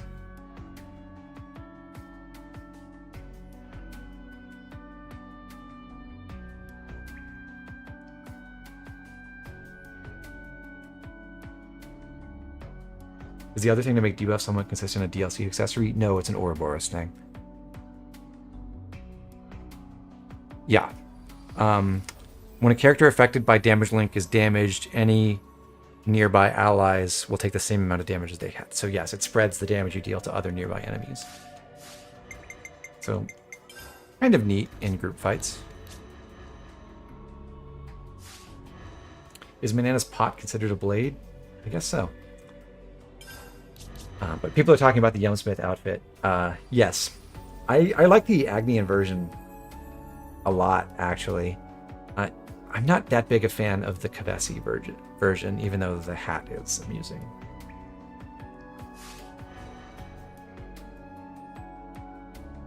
But I think we've got everything set up. The reason why it's best to use so what we're going to do next is clear up the Tableland Hulk, the one with all the Ferrises. And for that, that's why we're using the Shadow Mask and the Black Mask for damage bonuses. The damage bonus that they give is the same kind of bonus as the 150% from Determination, and that's why Senna gets more mileage out of the Silver Belt, relatively speaking, and less out of additional damage with something like the Shadow Mask. Whereas the defenders don't have those kinds of additive damage bonuses, so the Shadow Mask is a bigger effect for them. Eventually we'll unlock a real damage class again. Yeah, it's going to be kind of sad in this next little bit using just Yumsmith as an attacker. If Determination lasted just a little bit longer, it would work so much more smoothly, but it doesn't, and that's kind of annoying. And also, because Yumsmith is so reliant on having a stance up to be able to deal real damage, it's terrible at chain attack damage.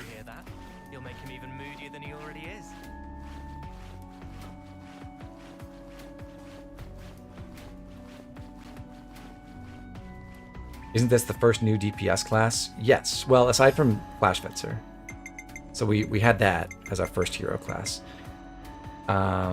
If you just follow the critical path, you get Flash Fencer and then War Medic and then Yumsmith. I think without the DLC, this would be the first class that gives us another break art after Sword Fighter.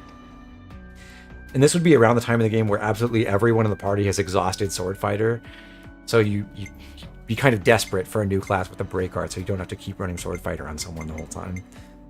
But luckily, we had Nipponic Champion in between to alleviate that problem.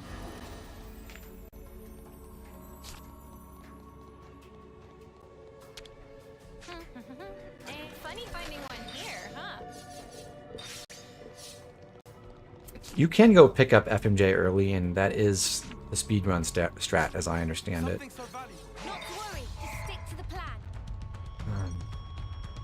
We're doing all these in basically the order in which the hero quests are recommended. So if we look at, like, this one was supposed to be at level 24, and that's when we did the boss fight, exactly level 24. We did the where the heart is at level 22. We did the kind right hand at level 20, basically.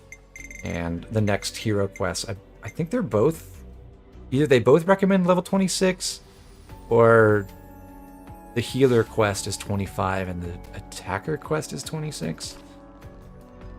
Forget. Such is the officer's duty.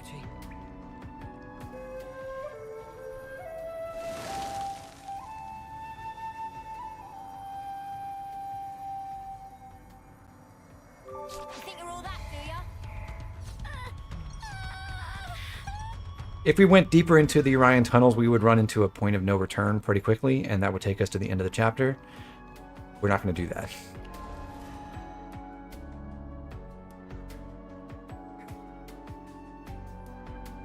But we're going to say goodbye to Riku and Manana for right now because, again, we're really desperate to get Guardian Commander unlocked on Taion. So we're going to use this upcoming quest at the Tableland Hulk to help unlock that faster. Can't forget our progress update.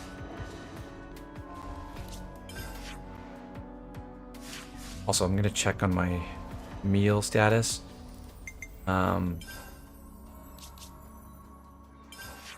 Just to be on the safe side, I'm going to go back and refresh this. I do want the CP boost meal to be active for the when we clear the Tableland Hulk and when we clear the Ether Sphere next to it.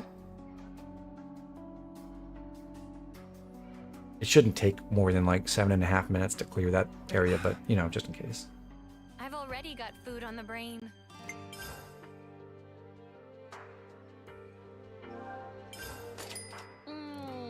So tasty.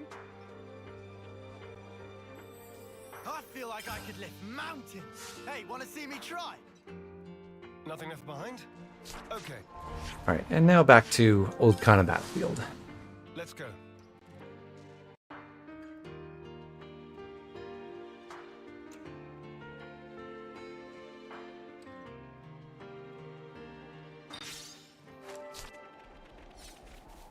No time to play around. You itching to get wrecked? Enemy reinforcements! They're on us. Orders?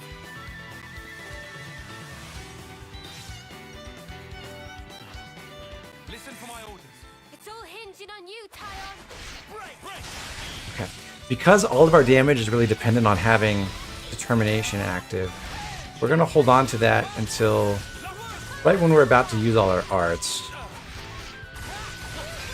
So determination now, and then to recharge, and then extended slash and giant swing fusion. And that does a ton of damage, but the problem is we're not actually going to get our fusion with extended slash recharged in time for before determination wears off, which is really annoying.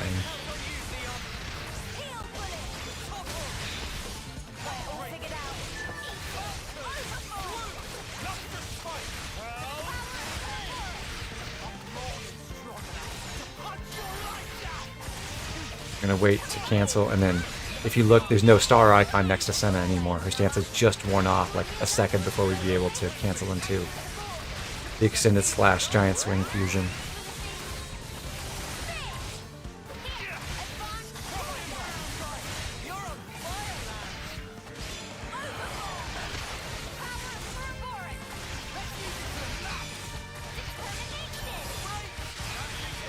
You can run determination as a fusion art to extend its duration and make up for that, but then you have to wait for it to its fusion, its master art to be charged before you get that bonus anyway, so it doesn't really help.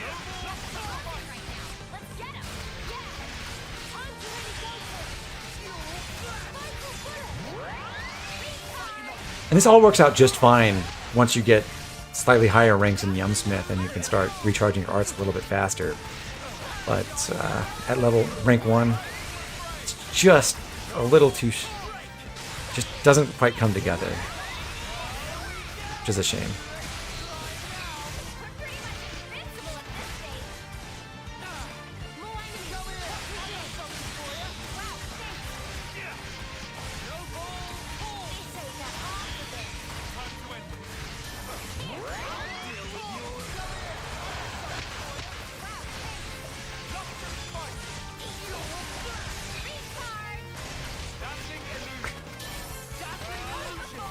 Yeah, then saying recharge is very indistinct.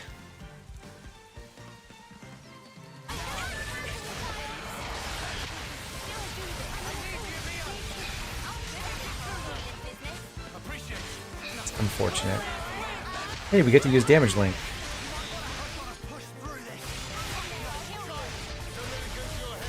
Yeah, so you could see the HP on the other Pharaohs ticking down a bit as we attacked the one who had damage link on it.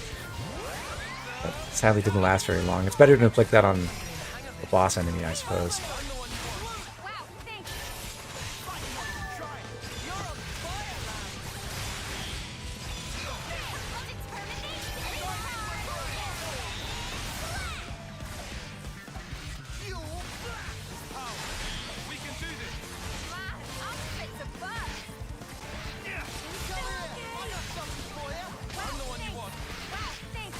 I'm doing this in one continuous fight, mostly just for fun. There's no real benefit to doing that, but I get to keep my interlink level for when I finally want to use it.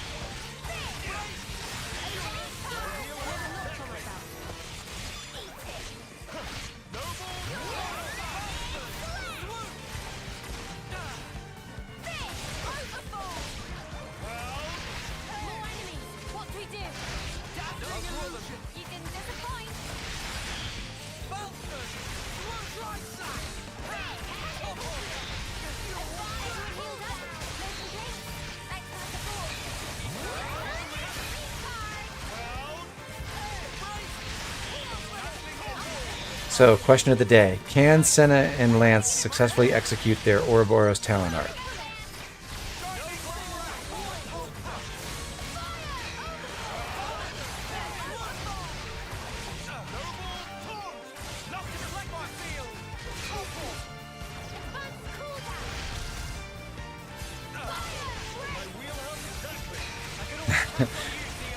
Signs point to no, because they did not...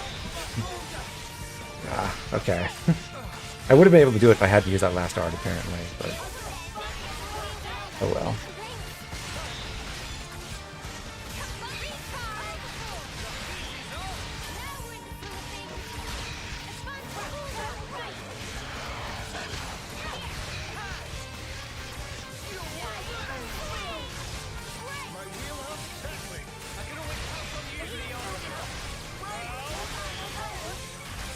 Well, Eunie and Tyon got my back.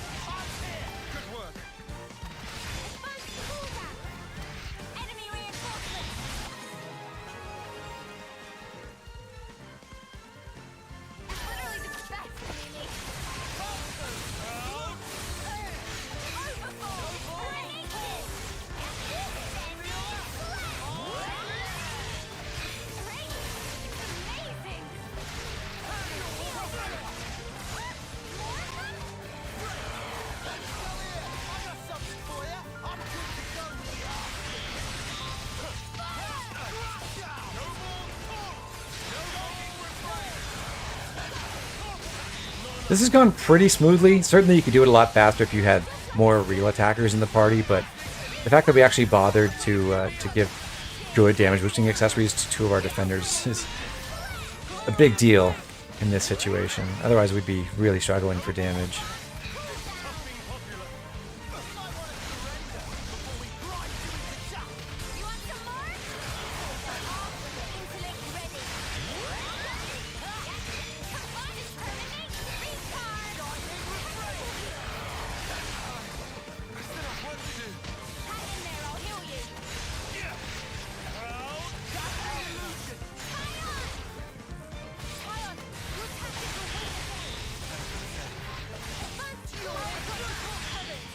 The really unfortunate thing with damage link is it doesn't last very long. We inflicted it on that last Ferris, and it lasted for like 8 seconds. So, I don't know really how you're supposed to take advantage of that. I'm gonna go... I'm not in any kind of crunch to get this done before the meal runs out, but I'm gonna go ahead and run over here and kill off these two Ferrises at the Ether Sphere while it's up, before we go recharge the Hulk. There's an ether sphere. Let's harvest it for Eno.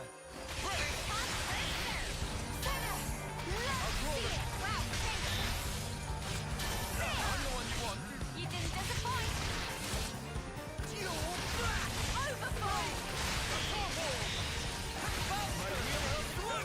I can always count on you, Zeon. Enemy's broken away from me.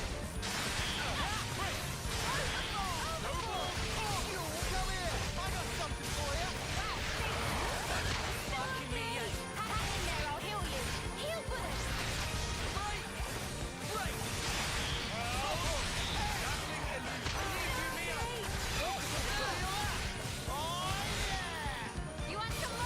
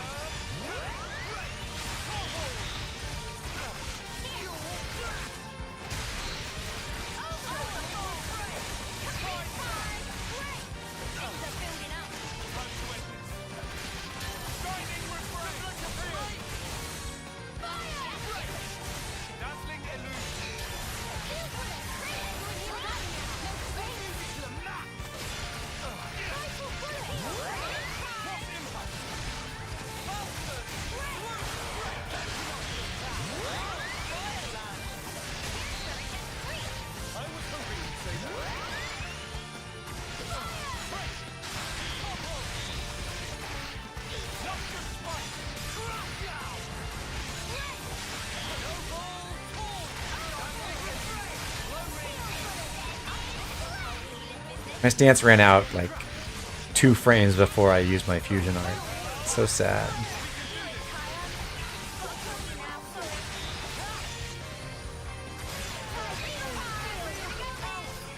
Can Lance and Senna redeem themselves?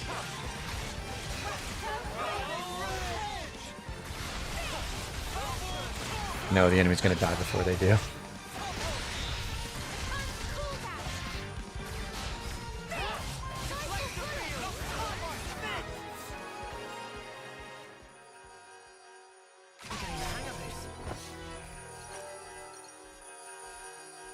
High ether coming right up. Now we can make Eno even more champy.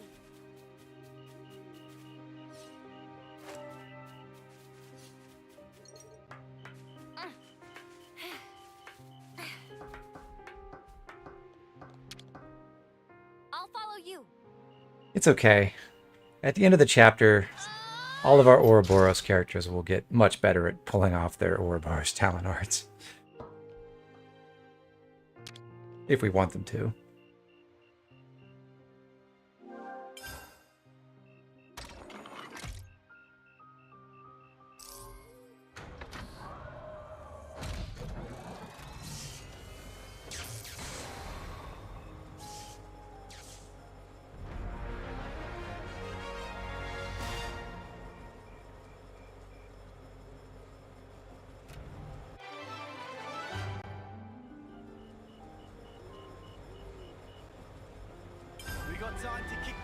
Alright, so reactivating the Hulk, we get access to 2 containers. These have 6 gold Nopon coins, which are good, and then a couple of accessories. The Sapphire is a souped up version of the Garnet we found in Benel Cave. It's like the inverse of the Crack Crystal because it gives you more damage the more enemies are still alive in the fight. Also a Smart Protector, which improves upon the Shell Protector we got from Sharp-Witted Tracy. Higher block rate additively when at low HP. It's a decent accessory. Auto Balancer was this thing we got from the expansion pass too. Your attacks, when your attacks get blocked, you won't recoil, so it doesn't disrupt your attack timing or canceling or anything like that. And then the repulsor cuffs, something to do with reducing aggro, totally useless. Red gives us a blue Nut-on Pebble. Always nice to have more friends. And from the trader pawn here, Watch the pennies. we can buy some interesting accessories. We already found a work belt and a firearm belt, but if we didn't, we could get one of those. It might be useful. I'm going to buy a friendship badge just to have spare one of those. It's a little worse than the rare one we found, and we actually have 3 of them, 3 rare ones, so we'll never need this, I don't think, but generally it's sometimes nice to have an extra friendship badge and a regular crack crystal. So now if we have another group fight, we can have 2 crack crystals charging up. And otherwise, last thing to do here at the Hulk is our usual ritual of spamming the fabricator for like 20 times. I'm going to let that run for a few minutes here. I'm going to take a quick break to go get some water and maybe a snack, and I'll be right back.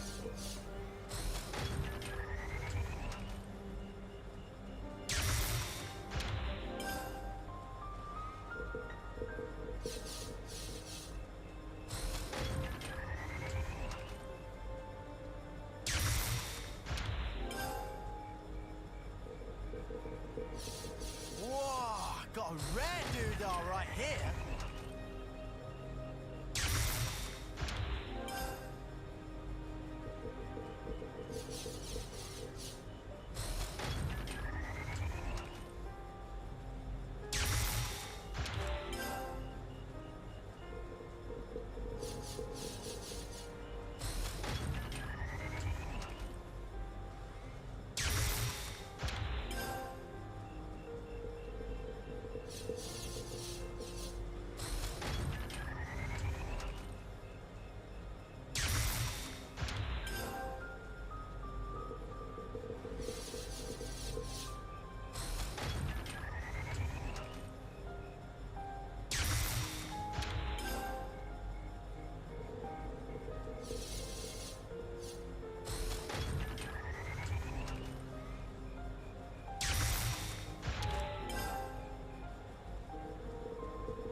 Something so valuable here.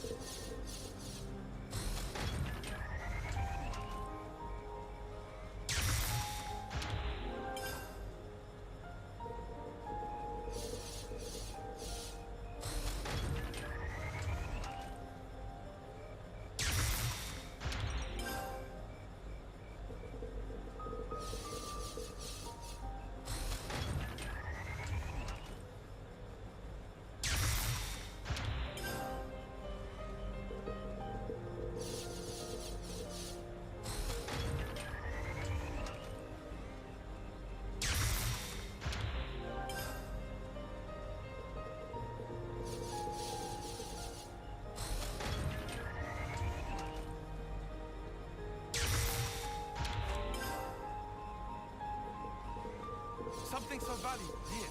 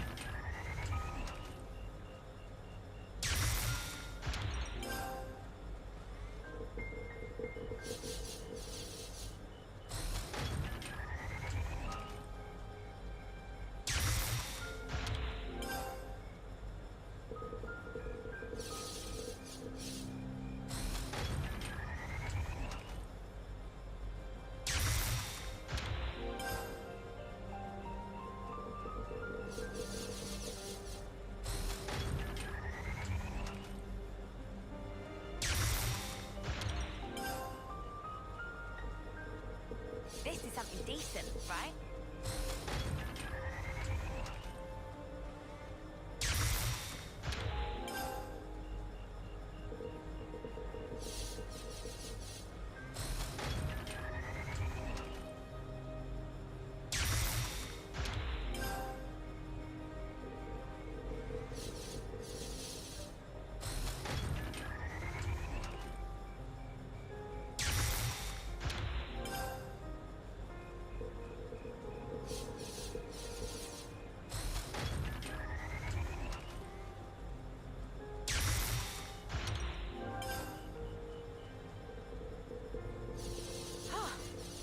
Good thing we found this.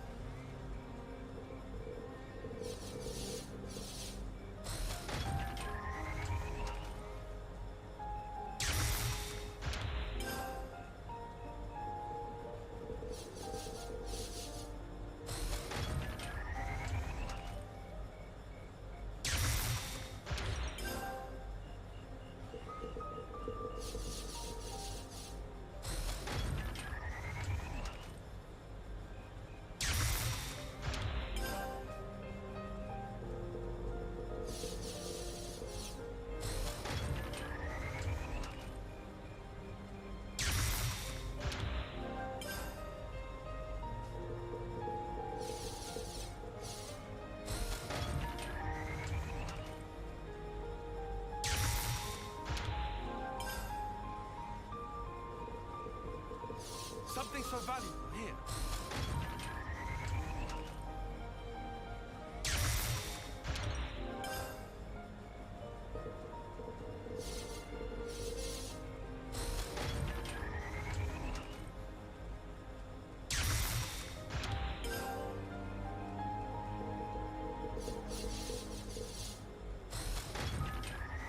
Hope everyone's enjoying that thrilling gameplay.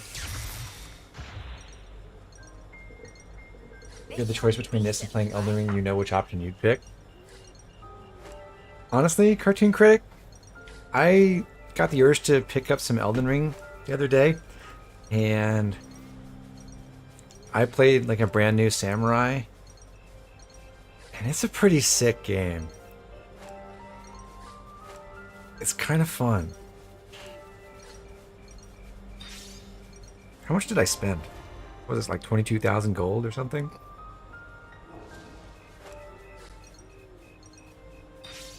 Well, we'll put that money to use. We're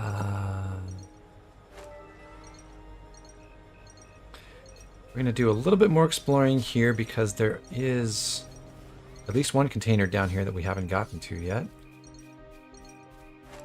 So you could run out from the east and go get to this, or you can just jump down from here. Is that what I think it is? One thing this game has over Elden Ring is you can fall a lot farther without dying.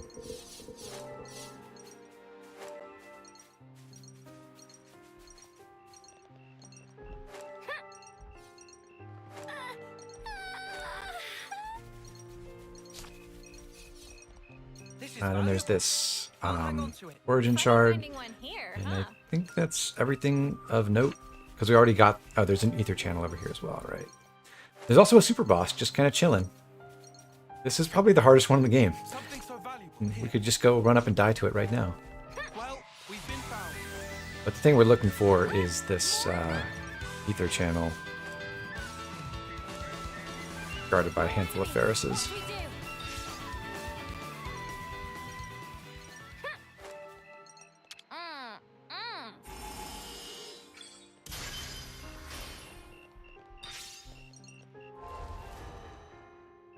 Okay, so there was a direct benefit from using that fabricator, and that is we should have just gotten all the materials we could possibly need to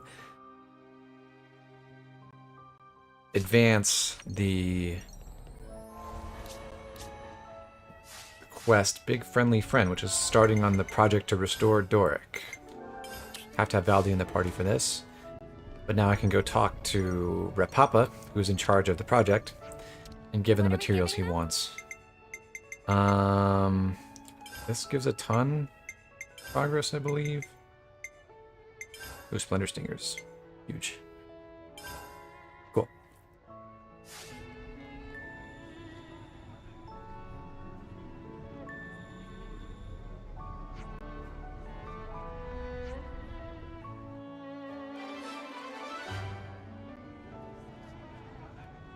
think all of the endgame super bosses can be encountered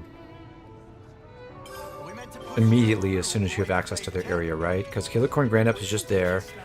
Ryuho famously could be attacked in Chapter 2, or I guess Chapter 3, till they patch that.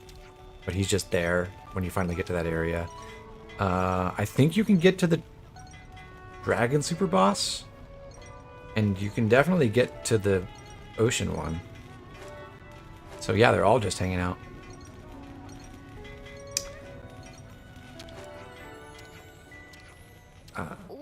So now Rapapa wants more materials, and most of the stuff, we don't have some of the materials we need for these combinations, because I think they all require something from Deeper and Pentalos at least. So we can't make progress on the next phase.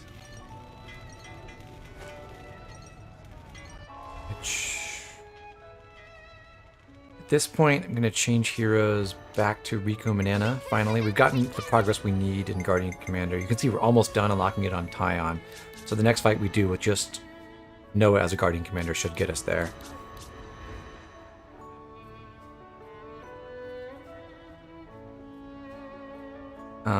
And then I have 3871 experience. I actually need 2 more points. So I'm going to take a quick detour and go over to the Flamie watering hole and go kill a single level 4 Flamie there. Killicorn the hardest. Killicorn at its higher levels, at least when you refight it, it has an art that clears all your buffs in the party, which is kind of devastating. It also has a really high block rate, which is really annoying, and like some challenging AoE attacks. Oh, I think a level 3 for me is fine, actually. It does the same thing. Yeah, 2 experience. Okay. That's what we wanted. Okay, so now we're at 3873, and the very next fight we do should get us to exactly level 25, just in time to recruit our next hero. For that fight, I am going to change things up a little bit. We're going to be fighting humanoid, or at least non-animal enemies. So the Black Mask does nothing. Instead, I want a Sapphire on my Guardian Commander, wherever that was. Where'd you go? Oh, here. We're going to switch to Flash Fencer on Mio. I'm fine with attacking. Stay in War Medic for Eunie. Taion can just run a Nopon doll now. Extra safety. And I'm going to run a more offensive set on Lance now. So, Steel Cleaver, powered combo, and a Steam Belt on him. That's basically in anticipation of Taion not being offensively focused after this next fight. Because once he gets Guardian Commander access, he's going to be running combo arts all the time.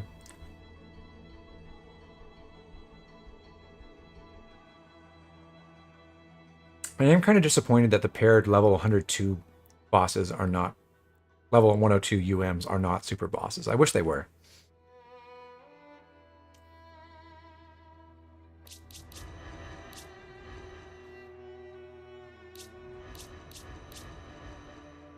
Oh, I'm gonna put my crack crystal on Mio, actually. Cool. Sapphire, crack crystal, Nopon doll, Steam Belt, Silver Belt. Great. Can't forget our progress update. And we're off to Guraflava Camp.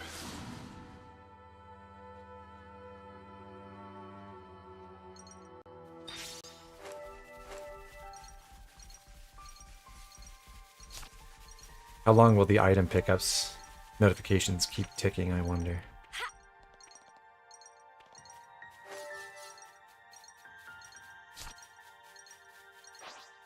This fight is a little bit dangerous because we're only running 1 healer and there's, what, 6 enemies to fight? I'm going to start by controlling Noah and then... Look. Oh. I don't want to skip this. And then That's Kyrie from Colony Gamma. then switch to controlling Eunie, our only healer, and have her interlink for safety. Yes, but the story will have to wait. Okay, let's give her a hand.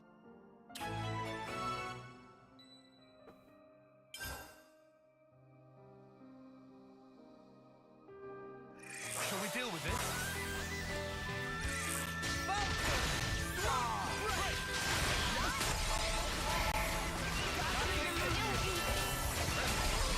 That's bad.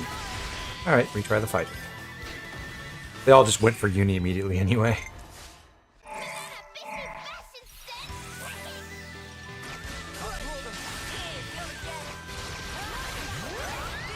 Well, buff up, and then use Eunie and Tyon Ouroboros to hopefully kill a bunch of them.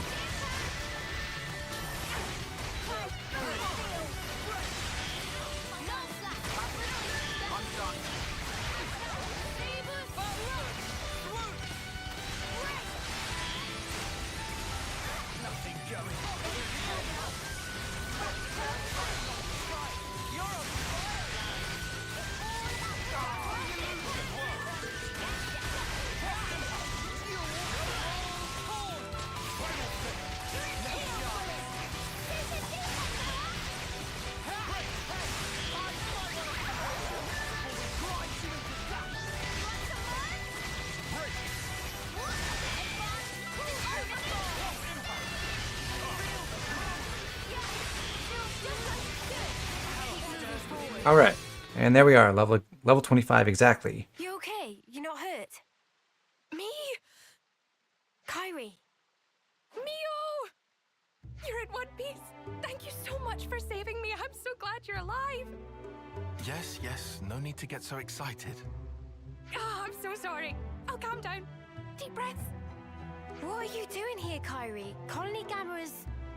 Oh, well, actually... You got separated from your unit again. I'm so sorry. I just have no sense of direction at all. Never change, Kyrie. She's interesting, isn't she? Interesting, a pain in the neck. Same difference, I suppose. So, Mio, those other people... Don't worry about them. They're my friends, and they helped save you. Ah, so they did. Thanks again, Mio. Why, thanks, Mio. Well, the rest of us are Moo Steak. Leave it. That's just Kyrie.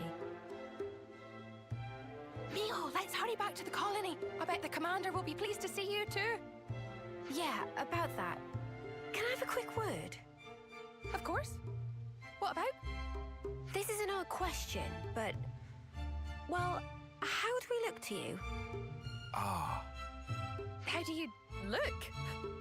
Well, let me see.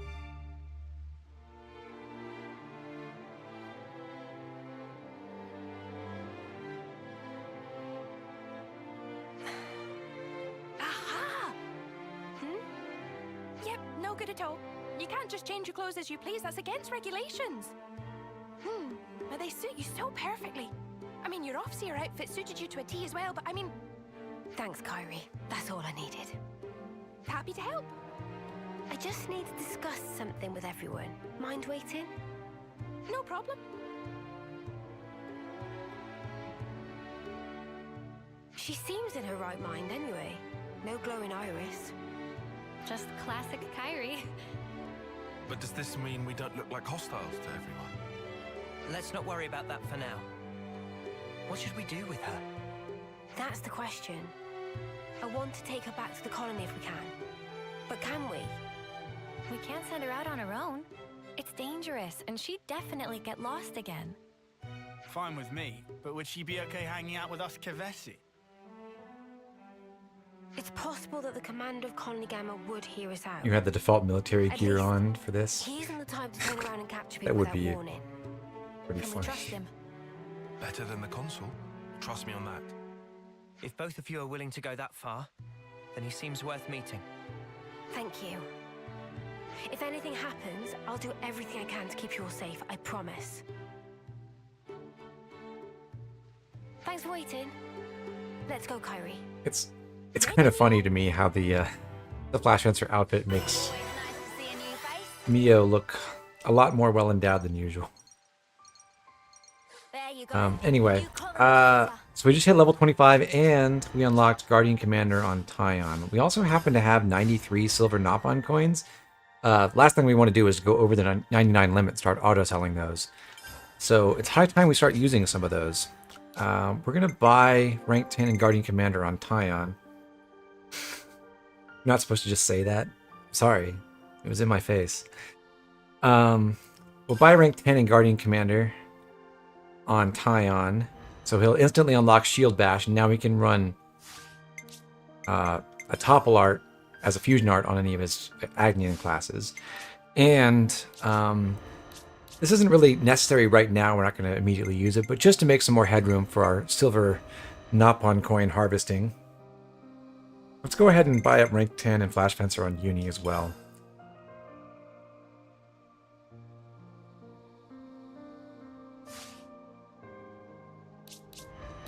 And now we need to change up the party a bit. The only thing that's really left in this entire hero quest is some running around and then 1.5 boss fights. So we're just going to set up the party for boss killing. Noah will switch back to using the analyzer scope. Mia wants to be in War Medic, as is typical for boss fighting. We'll have her stick with Vital Bullet. The debuffs that the next boss can inflict are not anywhere near as threatening as what Mobius B does. So just spoiler alert, the next boss is another Mobius. But he doesn't have nearly as much AoE attacking power, doesn't have scary debuffs. He ends up being a much easier fight, usually. Although he does have even more HP and can take even longer sometimes. But Mio's all good to go. Same drill as usual. Eunie back to Sword Fighter for a boss fight. And now she wants to use a Steam Belt for that.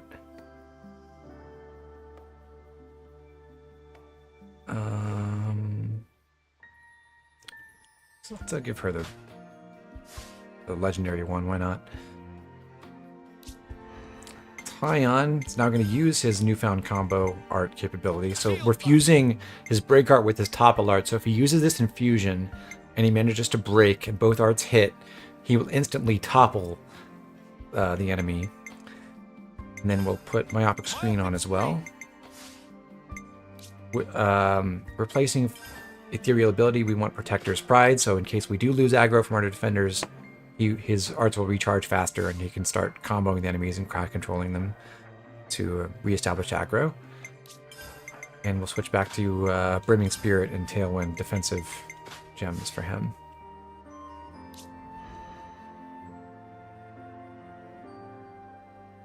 And lastly, we're going to run not one but 2 sword fighters for these boss fights. So Lance also gets into it. And I guess we stole his accessories, so he'll take the rare Steam Belt. And that looks good to me.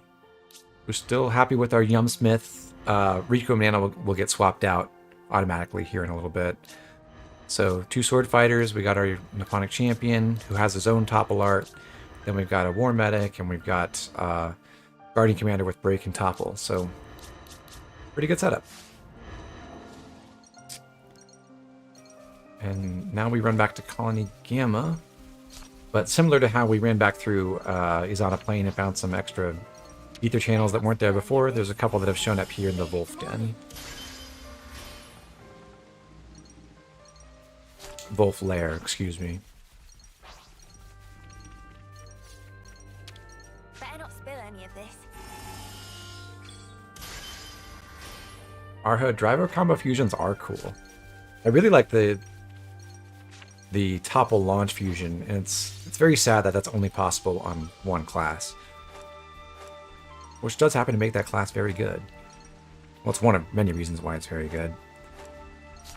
Yeah. So we'll return to the place where we first took control of the Agnian party, and now we're going to run back to their home. We'll come back through here and pick up some stuff, so right now I'm just going to blitz this and ignore all the collectible things. There's a nice elite Roppel that jumps out of that sand pile. Is that what I think it Very is? fun. There's several other Roppels who are buried in the ground over there. Here we are, Colony Gamma.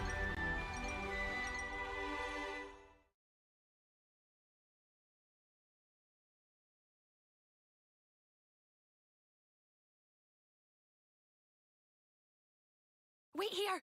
I'll go ahead and tell everyone. No, Kyrie, just wait. Hey guys, Mio's come back.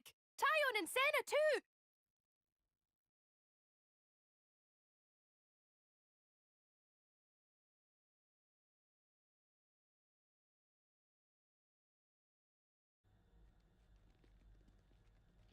Welcome back!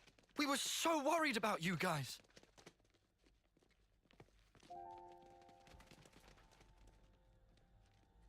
Good job sticking it out, Senna. We were pretty sure you were dead. Foots, why'd you have to be so snarky about everything? All of you. I'm so glad you're okay. Mio, it's been so long.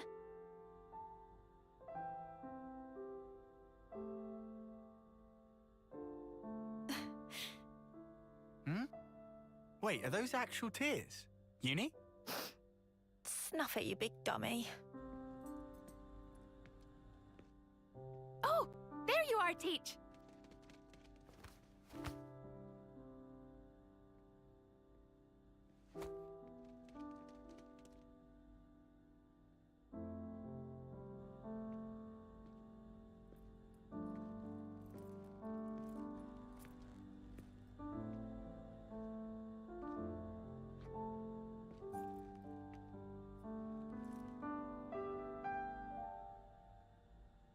Mio, Senna, Tyon.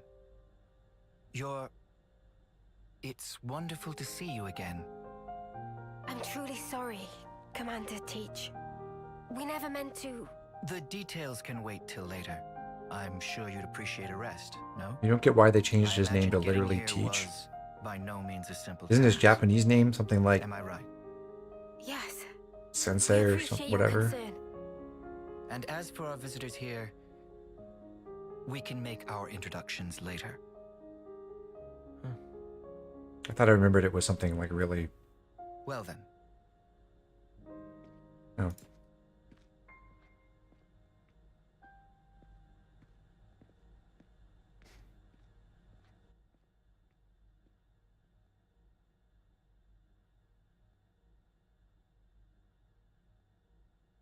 He was kind of strange. Quiet, but I could feel something threatening in him. Yeah, are you sure about this? He didn't even question us. Perhaps he's already worked it out. Decided we're not hostile. Well, no one's attacked us, which is more than we can say for pretty much every other time. Mimi, once we're rested up, how about we tour the colony? Good idea. I want to see how everyone's doing. And we can show the Kavesi folks around while we're at it. Much obliged. We are just visitors after all. I want to have a chat with the soldiers too. There are a couple of things I'm curious to know. So this is your old colony, Mio. Let's see what kind of place it is. Always nice to see Pretty you, face. weird that we're just being welcomed back home. No problems.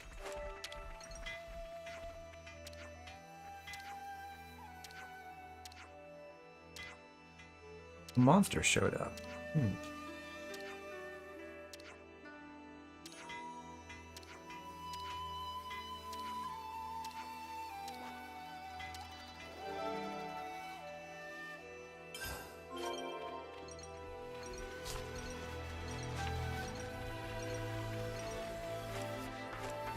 Up in this tower, there's another container with some more of those delicious silver Nopon coins. It'd be rude not to. Say, isn't this valuable? These are lying around everywhere. Ow!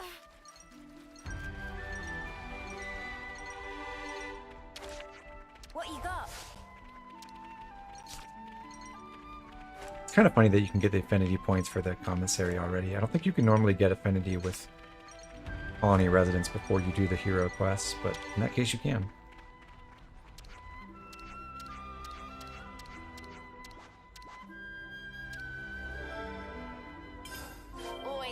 see a new face?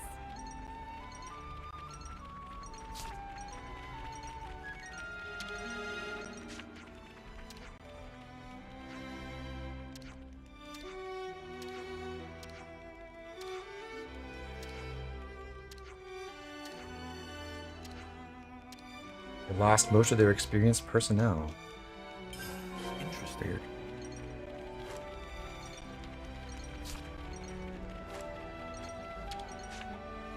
Together now.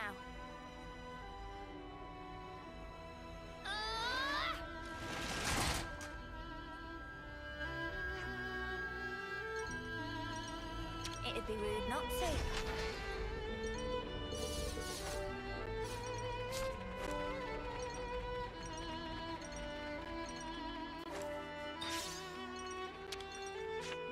New canteen means new food, so we'll buy that. It's pretty useless. It's a slightly better enemy gold boost than what we could get from the Colony 4 meal, but ah well, beggars can't be choosers, I guess. This has me raring to go. If it's food related, I'm there. And then we have to discuss the info for the sake of the quest. About that thing. Looks like our friends are doing just fine, Mimi. Seems so. Still, there's a lot fewer soldiers here than I expected. A lot of the soldiers employed on that mission haven't come back yet. No one knows what became of them. The mission where we became Ouroboros, yeah? I dare say that's the one.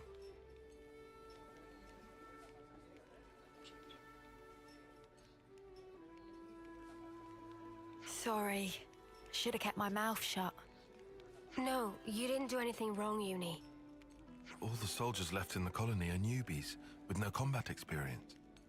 Right now they've been ordered to stand by as a reserve force, far from the front lines.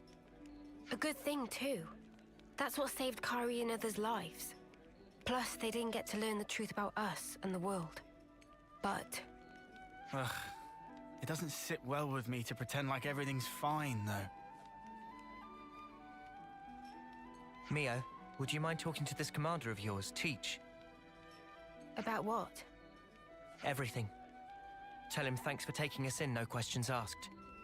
Now look, I know I said he was trustworthy, but...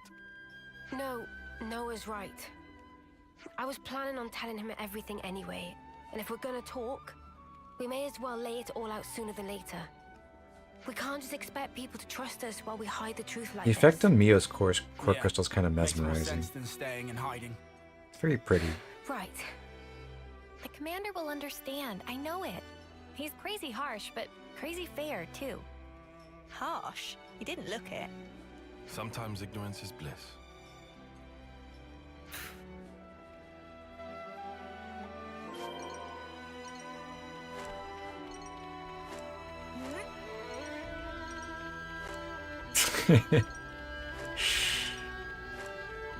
Sorry, critic. I'm a straight male. Comes with the territory.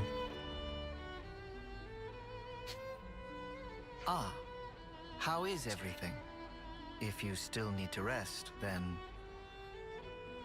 Commander, there's something else I'd like to discuss with you. Of course. You don't look like you've come to just deliver a report.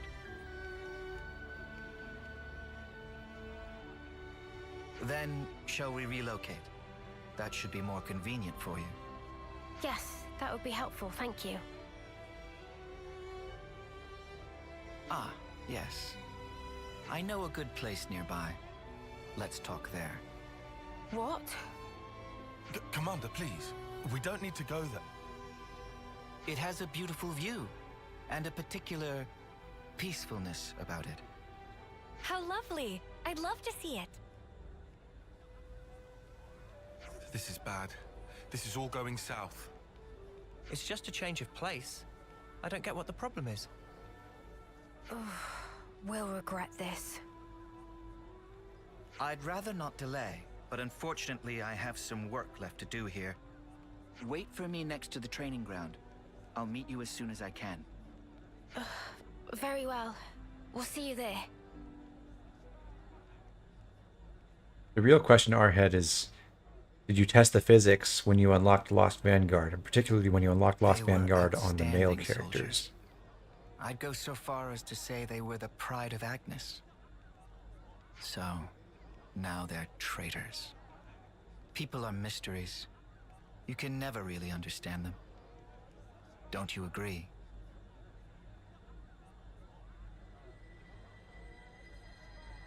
But I'm the commander. I can't let my personal feelings get in the way of my duty. I will deal with them. You said can duty. leave the matter with me. We can't afford to ignore anything that might do our very world harm.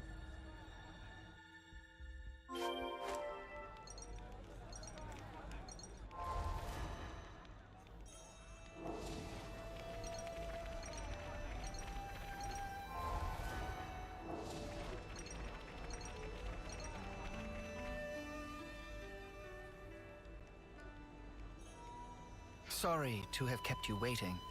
So, shall we head out? Yeah. Kratik, if you really want some notes, as far as the Lost Vanguard endowment goes, I'm not a real fan. I think it's too much. Oh, great. Now I'm totally sold. It all depends on how you walk it. Once you get the hang of it, it's just like strolling through a field of flowers. If you don't mind, I can explain on the way. Well, in that case... Sounds great. If it's reasonably close by. We'd better get ready. Hey, so what's this good place you were talking about? I can hardly spoil the surprise now, can I? Trust me, it'll be worth the wait. Okay, we got Teach in the party. His class Thaumaturge is designed to be sort of a hybrid attacker and healer. So it has some skills that are oriented around offense, or otherwise supporting its attacking capability. Also, it has our first burst art, which is the talent art. So now when we daze an enemy, a Thaumaturge can use this talent art to burst them, and what that will do is it'll end the combo immediately. It will cause the enemies to drop their item pool if they have it, using their normal drop rates. So unique monsters are guaranteed to drop all their accessories the first time you kill them, but then after that it's a 10% chance. Yeah, I have that right. So if you burst them, they'll have a 10% chance to drop items each time, and other enemies have their own drop pools and drop rates. But this can trigger that. And the other effect of burst is I don't think this ever gets told to you, but it reduces the aggro of all non-defenders in the party by 20% and increases defender aggro. I think it actually just cuts the non-defender aggro. So it's a way to do aggro control as well as farm items. And with Thaumaturge in particular, it has a bonus effect because this Wheel of Rebirth skill makes your Thaumaturge heal the party using 700% of their healing power whenever they inflict burst. So it's pretty nice to inflict burst at this stage in the game because you get this massive heal and the aggro reset on some of your non-defender characters, and you get items, and the enemy does go flying and get stunned for a second while that's happening. Qinggong boosts evasion by 30% while moving. This is pretty useless. It does matter a bit if you're running around as a healer and you have to go revive someone, so you're not standing still and attacking. So it can improve your survivability if you have to rescue the party, so that's nice at least. Ultimate Qigong is perhaps the most powerful skill in the whole game. We discussed before how Tyon's Ouroboros, or rather his chain order, is the most powerful one because it inflicts a debuff that reduces the enemy's physical defense by a certain percentage, and that can become negative. So if they had 0 physical defense, then that could become 30, 35, 40% more damage from all physical attacks. If they had, say, 50% physical defense, and then you cut that by 30 percentage points, now instead of dealing half damage with all of your physical attacks, you're dealing 80% damage, so your multiplier is effectively 60%. Ultimate Qigong is the same effect as a skill, so it's by far the best damage boosting skill in the whole game. Yeah. So pretty much every character who wants to deal any amount of damage is going to equip this. It's strong enough that even largely ether-based attacking classes can benefit from running Ultimate Qigong just because it's that dramatic an effect on their damage output with their physical fusion arts. So this is going to be a really high priority, and in fact, one of the things we're going to do with the Thaumaturge class once we unlock it is pass it around quickly and get to rank 5 in Thaumaturge on everyone in the party, at least. Just like we did with Ogre and unlocking fighting prowess back in the day. The last skill is Life-Saving Fists. Heal self when auto attack hits to a maximum of 100% of healing power. This isn't that important, but it's a nice extra little bit of sustain to help you survive as a healer. So I would say Thaumaturge is a really great healing class to have right now. It kind of suffers for direct healing output because its arts don't really do a lot of healing. Teach actually only has 4 arts instead of the usual 5 until much later in the game, so we won't see the 5th art. But unlike most other healing classes, I don't know if it's most actually, unlike all the healing classes we've seen so far, this one does not have a regular healing art like Heal Bullet. So the only healing source you get from arts is Rank Splitter, which is one of those attacks where when it hits, it heals the nearby allies. The field art is Divine Protection, which is an Armor Veil field. We've seen the Armor Veil effect before just on Xeon's Chain Order. I believe that's the only place we've had it. But as a field, what it does is it absorbs a certain amount of damage incoming to anyone who's standing in the field, and that amount is based on the caster's HP. I forget what the percentage is right now, but long story short, you can enhance the effect of Armor Veil in general by maximizing the HP value on the person who sets it. So that's an incentive on Thaumaturges to run Ironclad, the HP boosting gem, and an HP boosting accessory. Is that always the best choice in terms for equipment? Maybe not, but it's something to consider. And then for the other 2 arts Teach has to choose from, one is Furious Flash. This is nice because it's going to inflict Bind. Bind is a debuff, so that makes it somewhat inconsistent, but if you inflict Bind, it is a total lockdown stun for its entire duration.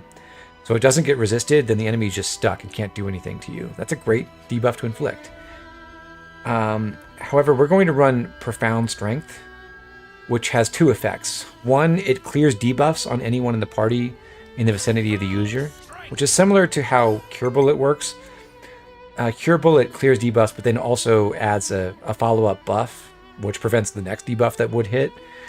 The buff that Rank Splitter or Profound Strength gives is instead an attack up buff. So it clears debuffs and then gives everyone attack up, which I think is a 15% additive damage bonus on allies in the area. It's not huge, but it's nice to have. And it works as a way to clear debuffs even if we're not running Cure Bullet. Also, it has a much, much faster cooldown than Cure Bullet does, with only 4 auto attacks as opposed to like 30 to 40 seconds of recharge time.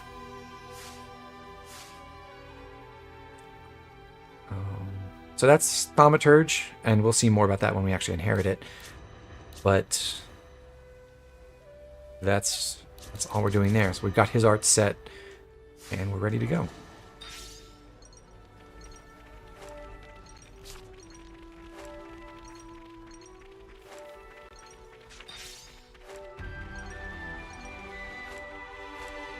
By the way, this area is called Melnath's Shoulder.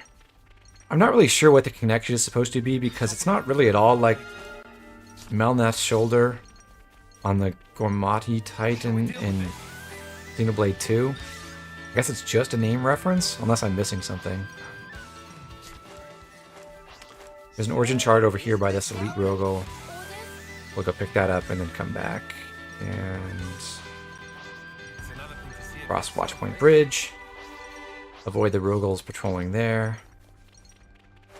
And then there's a ledge down here on the left with some Ropples guarding a husk, but if you just jump down behind them, they don't bother you. I guess this is fate too, huh?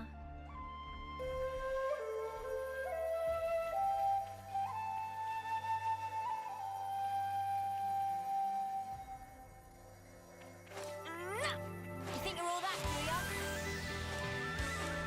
ya? I'll just run around. Here we get a new field skill. Right. This is where it gets real. First, imagine a stake. The stake is hammered into the ground so deep that it becomes one with the earth. Now take that feeling, and that's how you're going to take each step. Your feet are the stakes in this case. I agree, Patrick. Oh. Stake. No, I don't get it. That's all you need to know for now. You'll pick the rest up as you go. Scree walking. You can walk up the sandy slopes. Hooray! Keep that up, everyone. You've all good heads on your shoulders. This is strictly first term level stuff for us. Okay, so now we get to a new area on Melna's shoulder. Cooley Pool. We'll come back to this later, so I'm not going to explore it fully right now. But I am going to run over here to this campsite.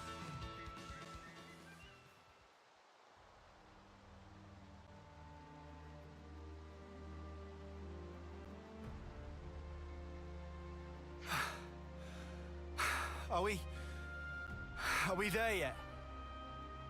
About halfway now. Not long to go. We have very different ideas of what not long means. Come on, people. This is why you need to lift more weights.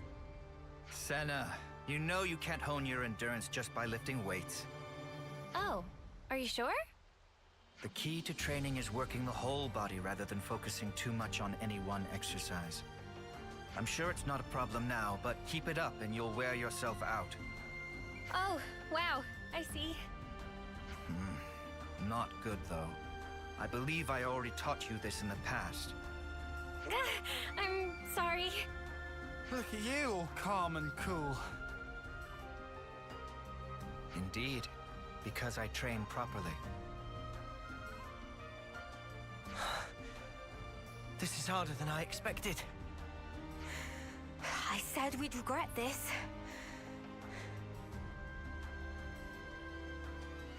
The commander is also the colony's instructor, after all. He seems mild-mannered enough at first glance. But new recruits are terrified of him. They'd rather face a battle than his wrath. Tyon? Are you okay?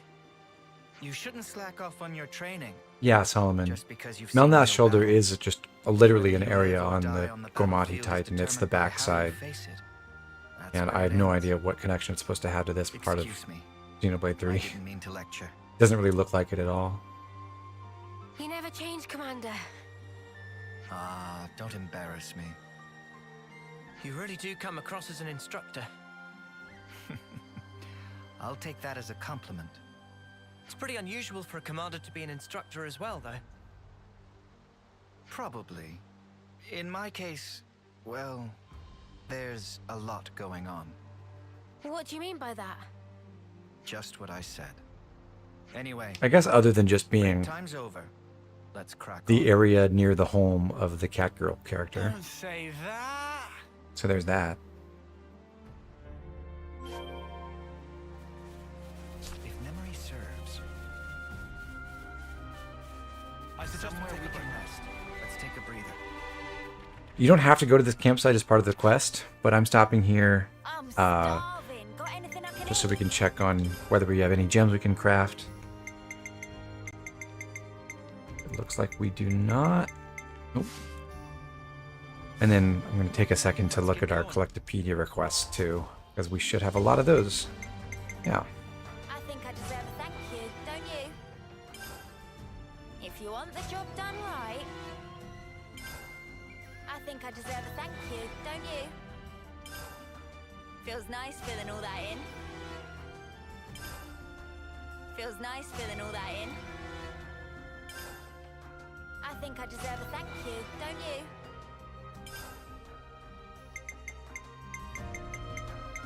Okay, still a handful of requests outstanding that we've never fulfilled. Okay.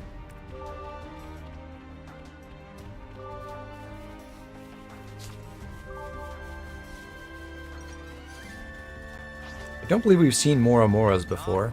I think they're really cool enemies. Love the design. I'll show you perseverance. Better not spill any of this.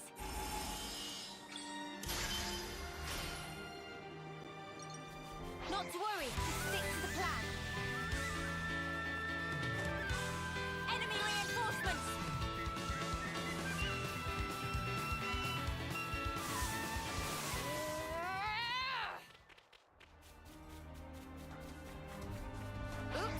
Ah, tried to sneak up under them. Unfortunately, they can see kind of below and behind them themselves, apparently. Come to Eunie. Here's a view, and that area across the way with the pond, actually accessible. We'll go there later.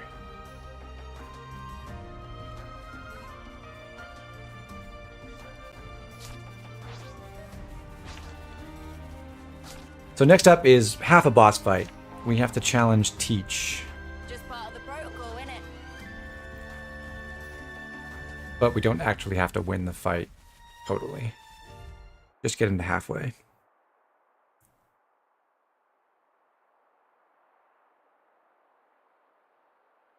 This is...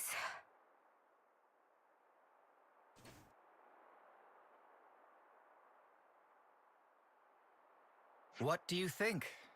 A good place, isn't it? It's peaceful, invigorating, a place to quiet your mind. Even the war between Agnes and Keves feels a world away from here, doesn't it? Yes, it does. I assume you know about the state of Colony Gamma. Yes, that's actually what I wanted to... Then I can tell you that you don't have to, Mio. What do you... Don't you get it yet? I mean that I'm going to deal with you here and now. What? But you... Purging the traitor Ouroboros from our ranks is a matter of the highest priority. I am the commander of Colony Gamma. I cannot shirk this duty. Do you understand? What? That you lured us out here to do us in? Yeah, I'm up to speed, thanks. No one in the colony will learn what you are. Understand that the fact I'm not doing this in public is a sign of my respect for you. But, Commander, wait! Please, just listen! What would be the point? Words blur truth and lies so easily. Commander! Ah, we've got no choice. Are you prepared? Face your deaths with honor.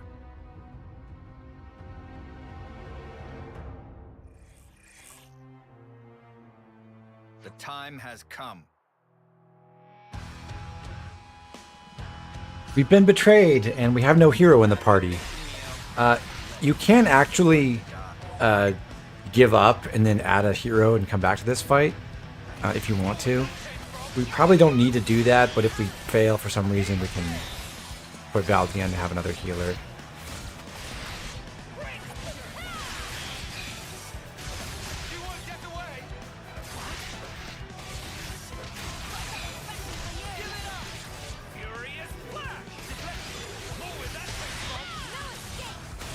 I'm gonna free Noah because he does not unbind himself.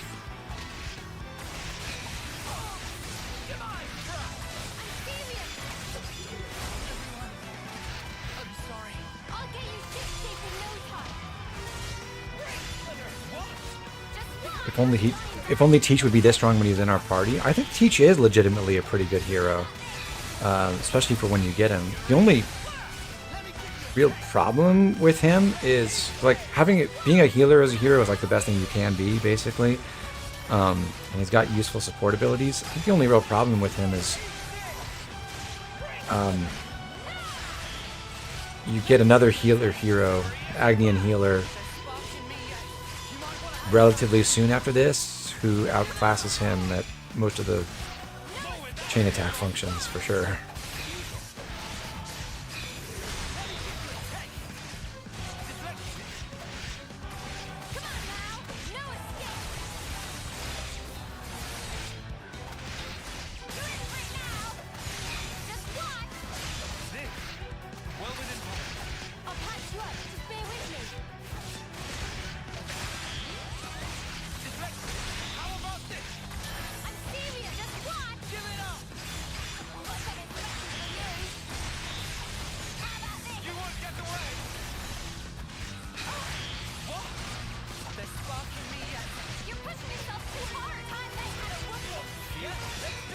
I could chain attack.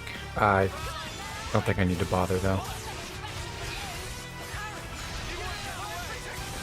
Now, one thing I do wish Teach could do is if he could actually give Awakening to himself, like he does in this boss fight, that would be great.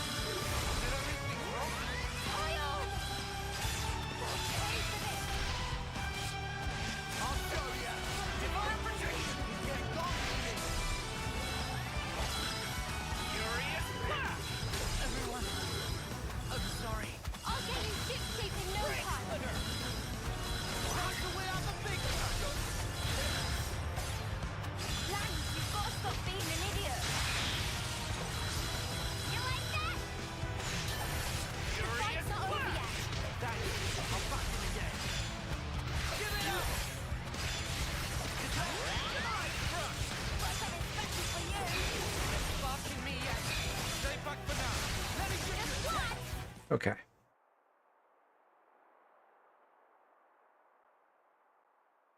So true, Arhead. You really cannot screw him. We can't take him down and he's just one guy. I knew he had stamina, but this is... You too display impressive power. But it's that power which is the cause of everything that's gone wrong, threatening the lives of others as well as yourselves. No, you've got it wrong. No. This isn't something that only concerns you. This power is a maelstrom that surrounds the world.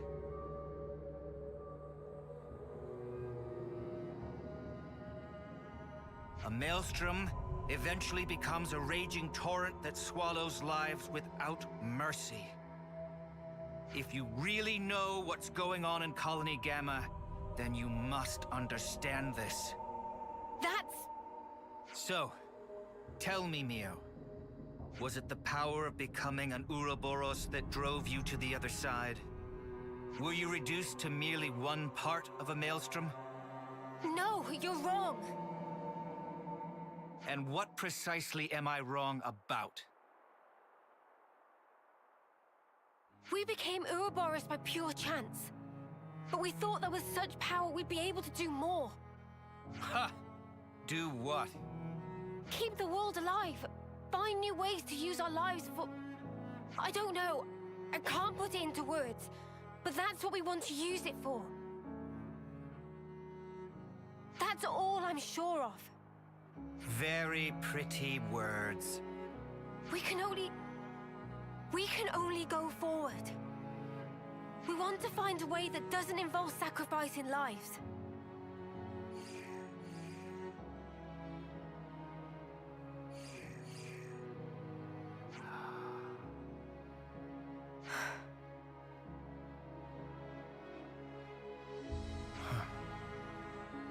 Looks like I've misjudged.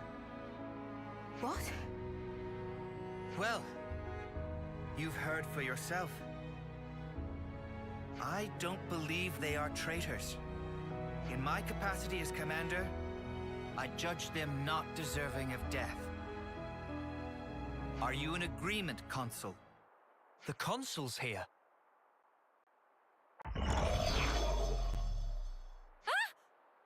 So this is where you are hiding.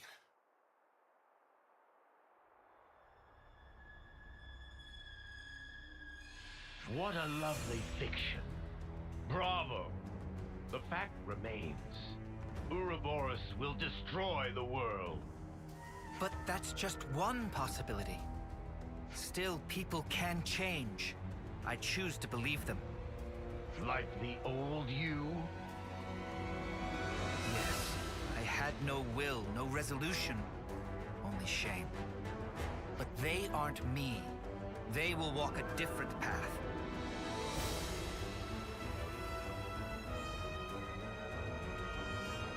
You shall persist, no matter what. You gave me a chance to fix it. I have an obligation. So let's stop doing things your way. Let's end that here. Very well. Then I shall make you and the traitors recant your folly.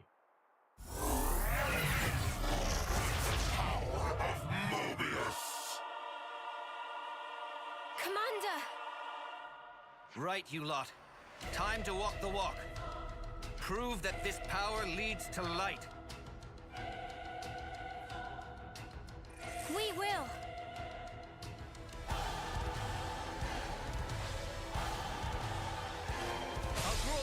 Okay, we got our second healer back in Teach.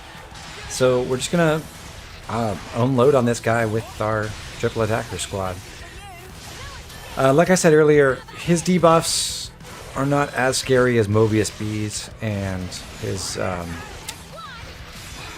doesn't really have the same AoE attacks. He only has really one that does any AoE damage at all that I can think of. So this fight shouldn't be that scary. It's just going to take a while because we're still under leveled and Mobius G has a lot of HP.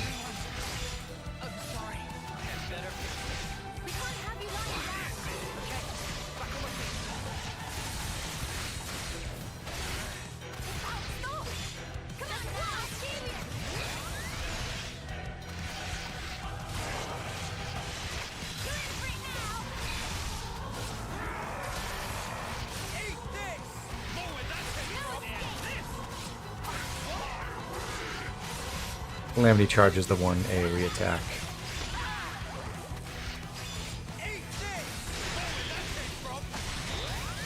Come on, Tyon Daze. Tyon's the only one in the party who has Daze Art right now, so it's getting Daze is going to be somewhat inconsistent.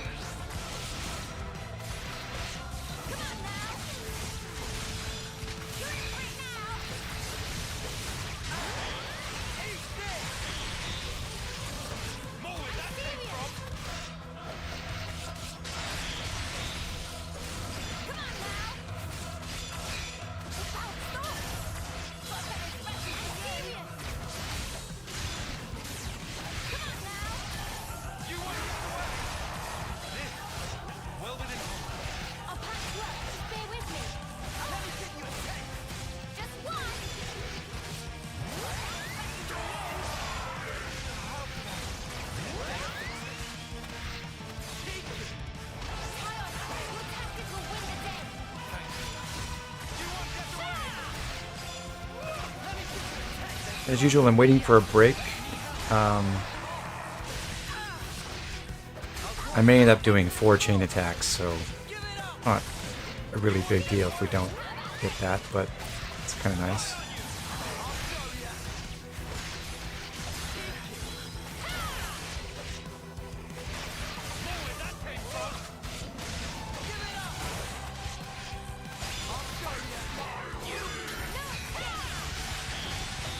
Okay, cool. So hopefully I should end up dazing him at some point here, and then I can use Overclock Cluster out of the chain attack. Okay, so with Teach, his heroic chain effect is that when you activate him, then everyone else who's currently ready to be used gains plus 10 TP. So that should mean we should be able to get a Bravo result in the first round, because we'll give plus 10 to both Noah and Tyon. So they'll have 50 and 45 TP already. I want to... The best orders to get here would be Teaches, of course, and then Tyons for the physical resistance down. Failing that, we're going to go for Senna for block rate reduction. And with Senna's order, I believe we want Teach first.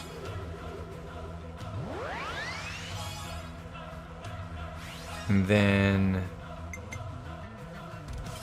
Eunie.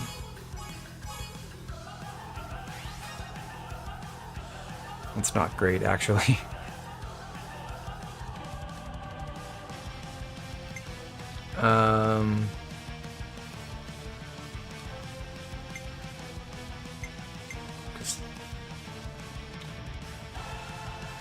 Tyon's going to get at least 50, but we need 58. I don't think using Myopic Screen will get him there.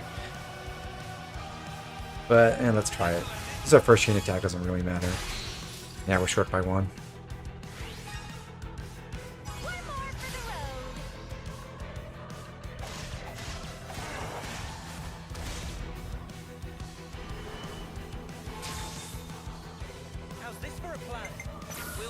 That's alright.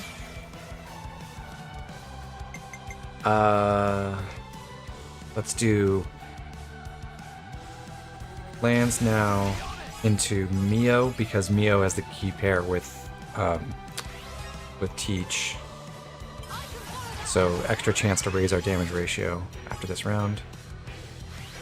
And then into Tyon again.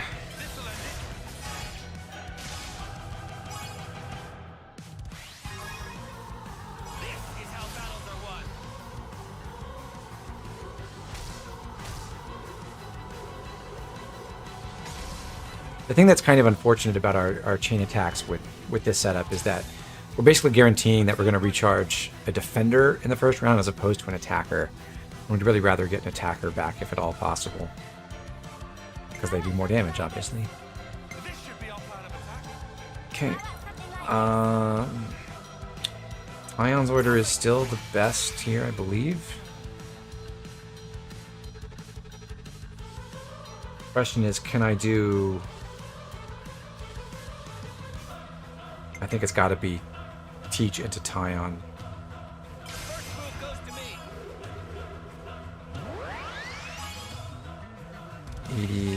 Yeah, Tyon should get to 90, just barely.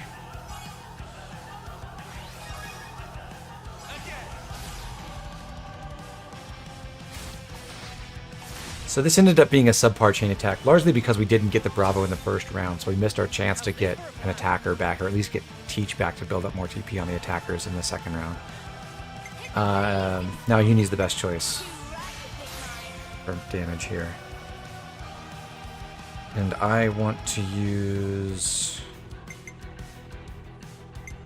Also, the downside of using Teach's chain is you start getting to a point where you have a bunch of TP on everyone else in the party, and you can't really, especially if you don't have another healer available, you can't really hit 99 to prep for an amazing.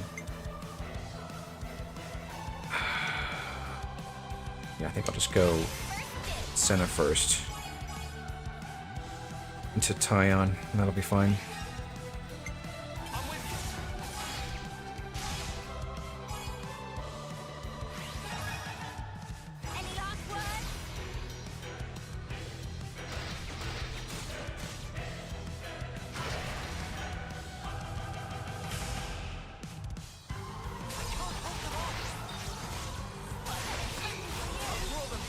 Oh, we got burst. You stole my Overclock Buster bonus. That's okay, though. We got a whole bunch of healing out of that. Not that we really needed it. I've also got Interlink level 3. I'm going to go ahead and burn it.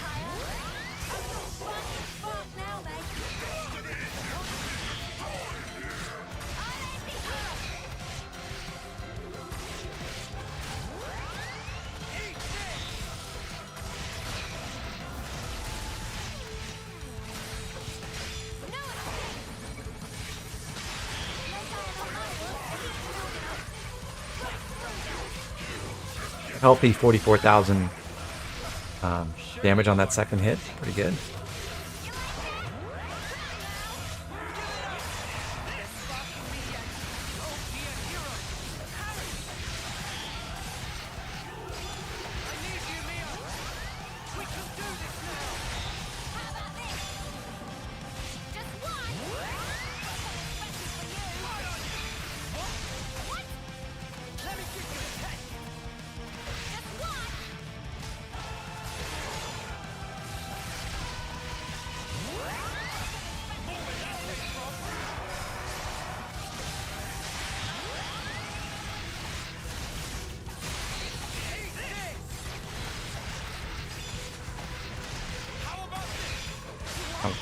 Lance and I both got Overclock Buster, and that was pretty cool.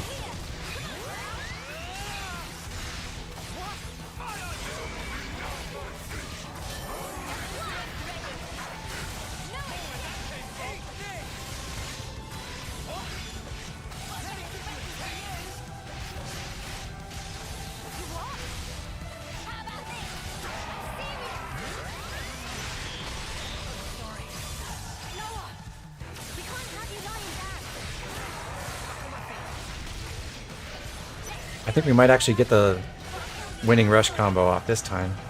I believe.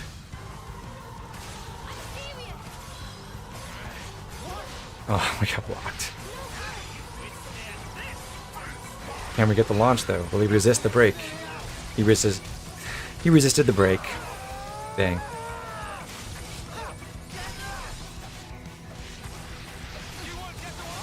Ah well.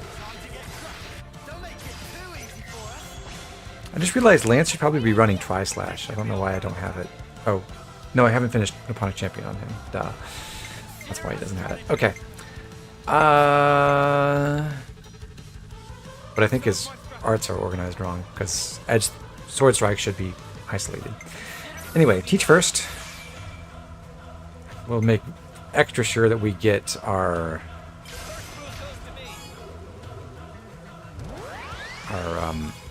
Bravo result this time, because we'll go ahead and use Mio.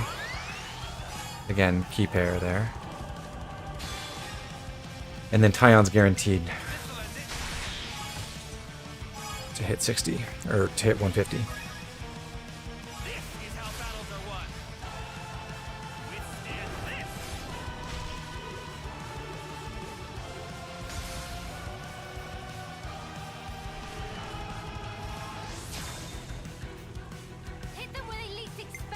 Alright, Tyon's ideal. Maximize our damage. We'll go with Eunie. She's got 50. Tyon's good for at least 65. I think we can do... Well... So Senna would be super safe. Lance is not quite as safe, because we need, what, 30 out of this, but we'll try it. Yeah, we're fine.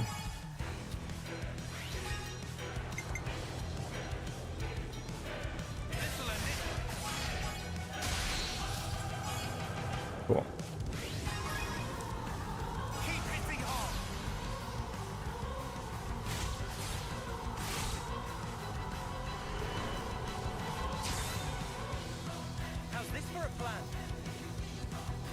Okay, the best choice this time around would be... We're not really using any ether arts that would benefit from Eunie's completion bonus. So... I think we are better off using Lance and getting the attack up.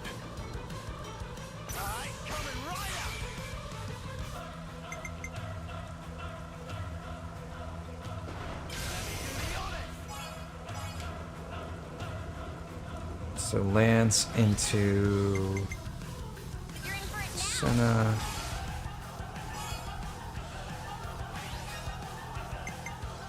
To Tyon. And one more round.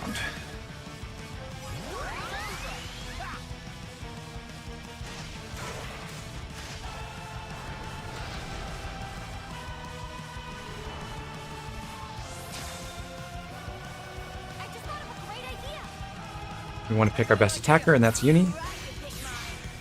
Fortunately,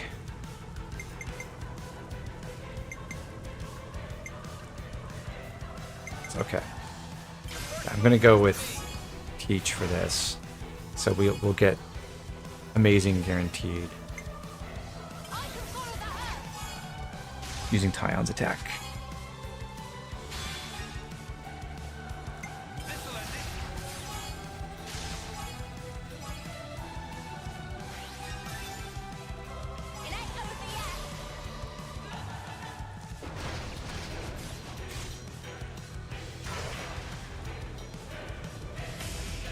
109, not bad. Yeah, Lance's arts are arranged wrong. Should have Sword Strike on the bottom.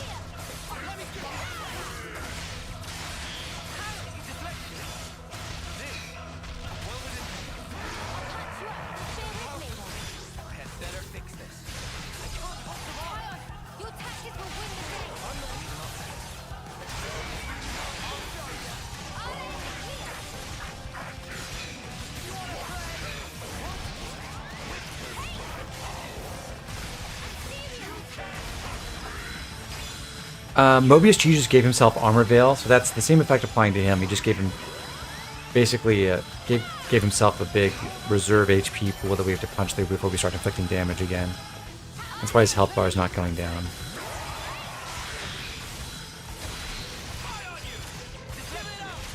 Aw, AI Lance used up my Overclock Buster.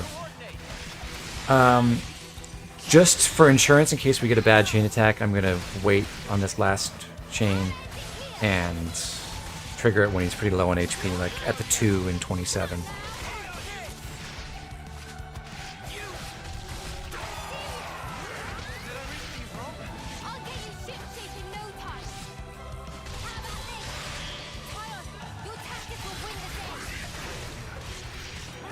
So one of the things that can go wrong if you're trying to finish with a chain attack kill is you launch the chain attack while he still has Armor Veil up, and suddenly you have a whole bunch of extra HP to punch through that you weren't counting on.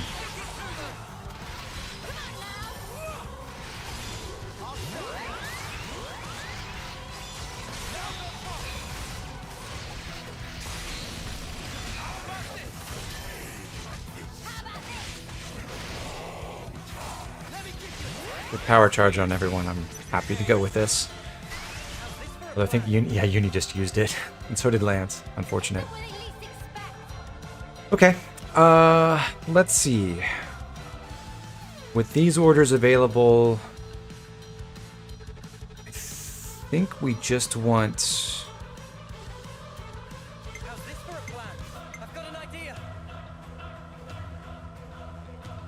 Let's go attacker order. I think we come out ahead by using Peach first. And then Eunie should get us to 90 something.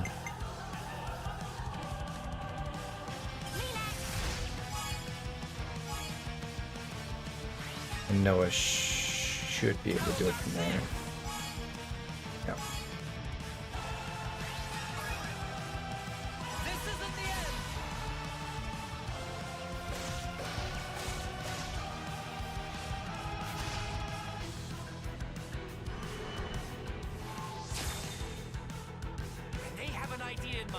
Good, we got Teach's order. In that case, we'll go...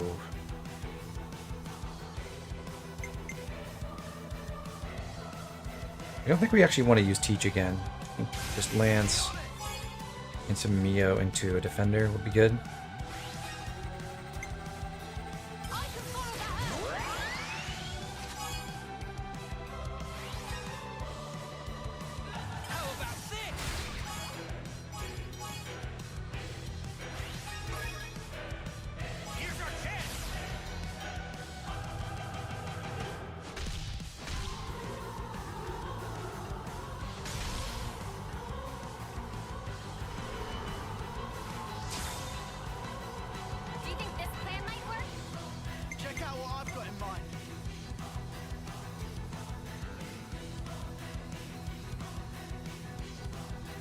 So do I take Lance's order now? I think we go Senna.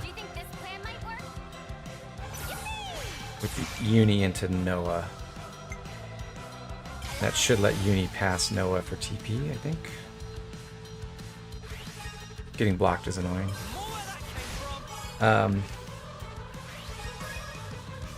But yeah, you can see it's pretty hard to get through the last bit of HP and get the actual kill with the chain attack. So if we hadn't gotten Teach's order, this chain may have failed. I think we'll be all right though. Eunie last.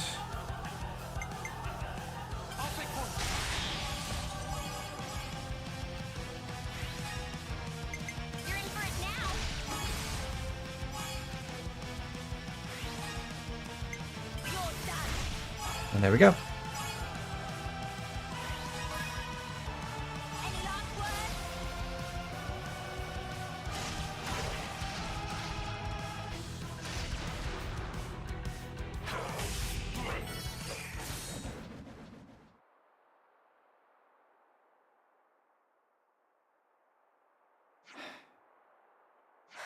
Commander, we... Not yet, Mio. What? It's not over yet. There's one thing you still have to do, isn't there? There is. Mobius G goes out with very little fanfare. No real our next steps from there. extended death scene or anything. That's it. Bye. Let's head back to Colony Gamma. You know what you have to do, yes? Of course. I planned on it. I'll take point. Leave it to me. Okay, back to Colony Gamma, which fortunately we can just warp to. Nothing else to do here.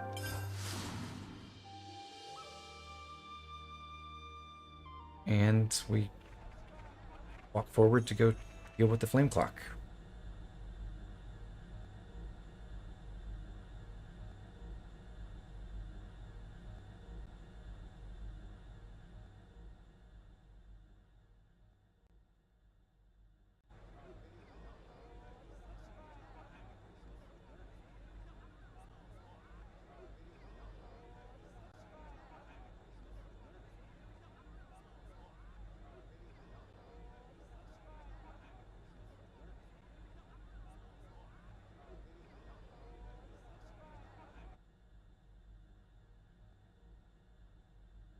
Here we go!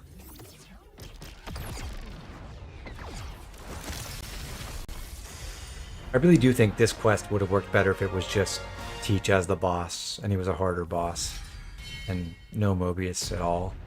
Just because they didn't really do anything with Mobius G, and all the weight of the story in this quest is carried by Teach and his relationship with Mio and the rest of the Agnian gang. Not at all. I was serious, Mio. Or if there'd been some other trial besides fighting the So what you mean is you were testing us? Mobius at the end, that would have been nice. Such power can drive people mad. I needed to be sure about you. I needed to know that you hadn't fallen into the trap of being enthralled by power. That you had retained your own will. So that's why you had to try to kill us for real? Determining the true nature of power is a kind of power in itself. That's how I do things. You're surprisingly violent. But just one slip and you'd be...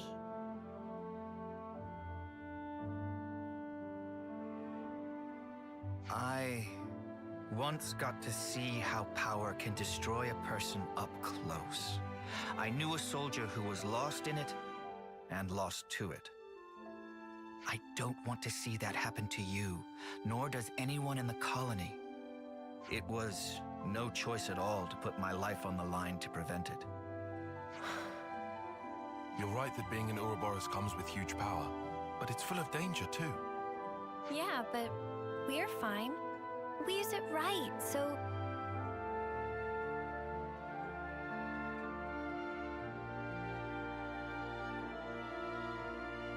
The reason I became an instructor was to teach people how to confront power. But there was always a niggling doubt at the back of my mind. That people are at heart stupid creatures that power makes a mockery of. That's... But if you were to ask me whether I still thought that way, I'd say no. So you have hope? I do. Now that I've crossed blades with you, I understand. So, the Maelstrom hasn't become a raging torrent, but a clear, strong current. Commander, if that's what you think, then I'd like you to come with us. Oh. And may I ask why? I want you to see with your own eyes that your faith in us isn't misplaced. You want something from us. More than just words, right? Yes. The stream becomes the flow of life itself, bringing change and upheaval to the world. And you want me to be the one to watch over your futures. That's it, isn't it? Yes. Well, something like that.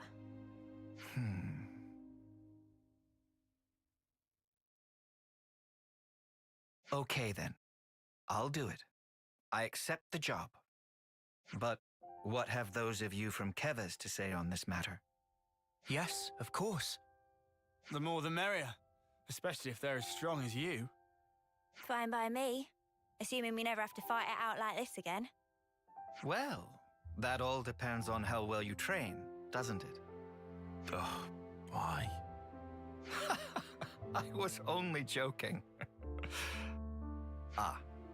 Before I forget, Mio, I'd like to ask you a favor in return for this. Anything. Thank you. I'll run through the particulars later.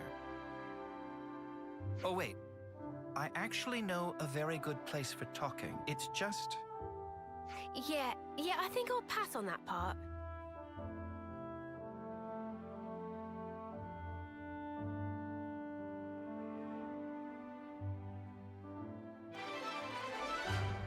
And so all is well at Colony Gamma once again.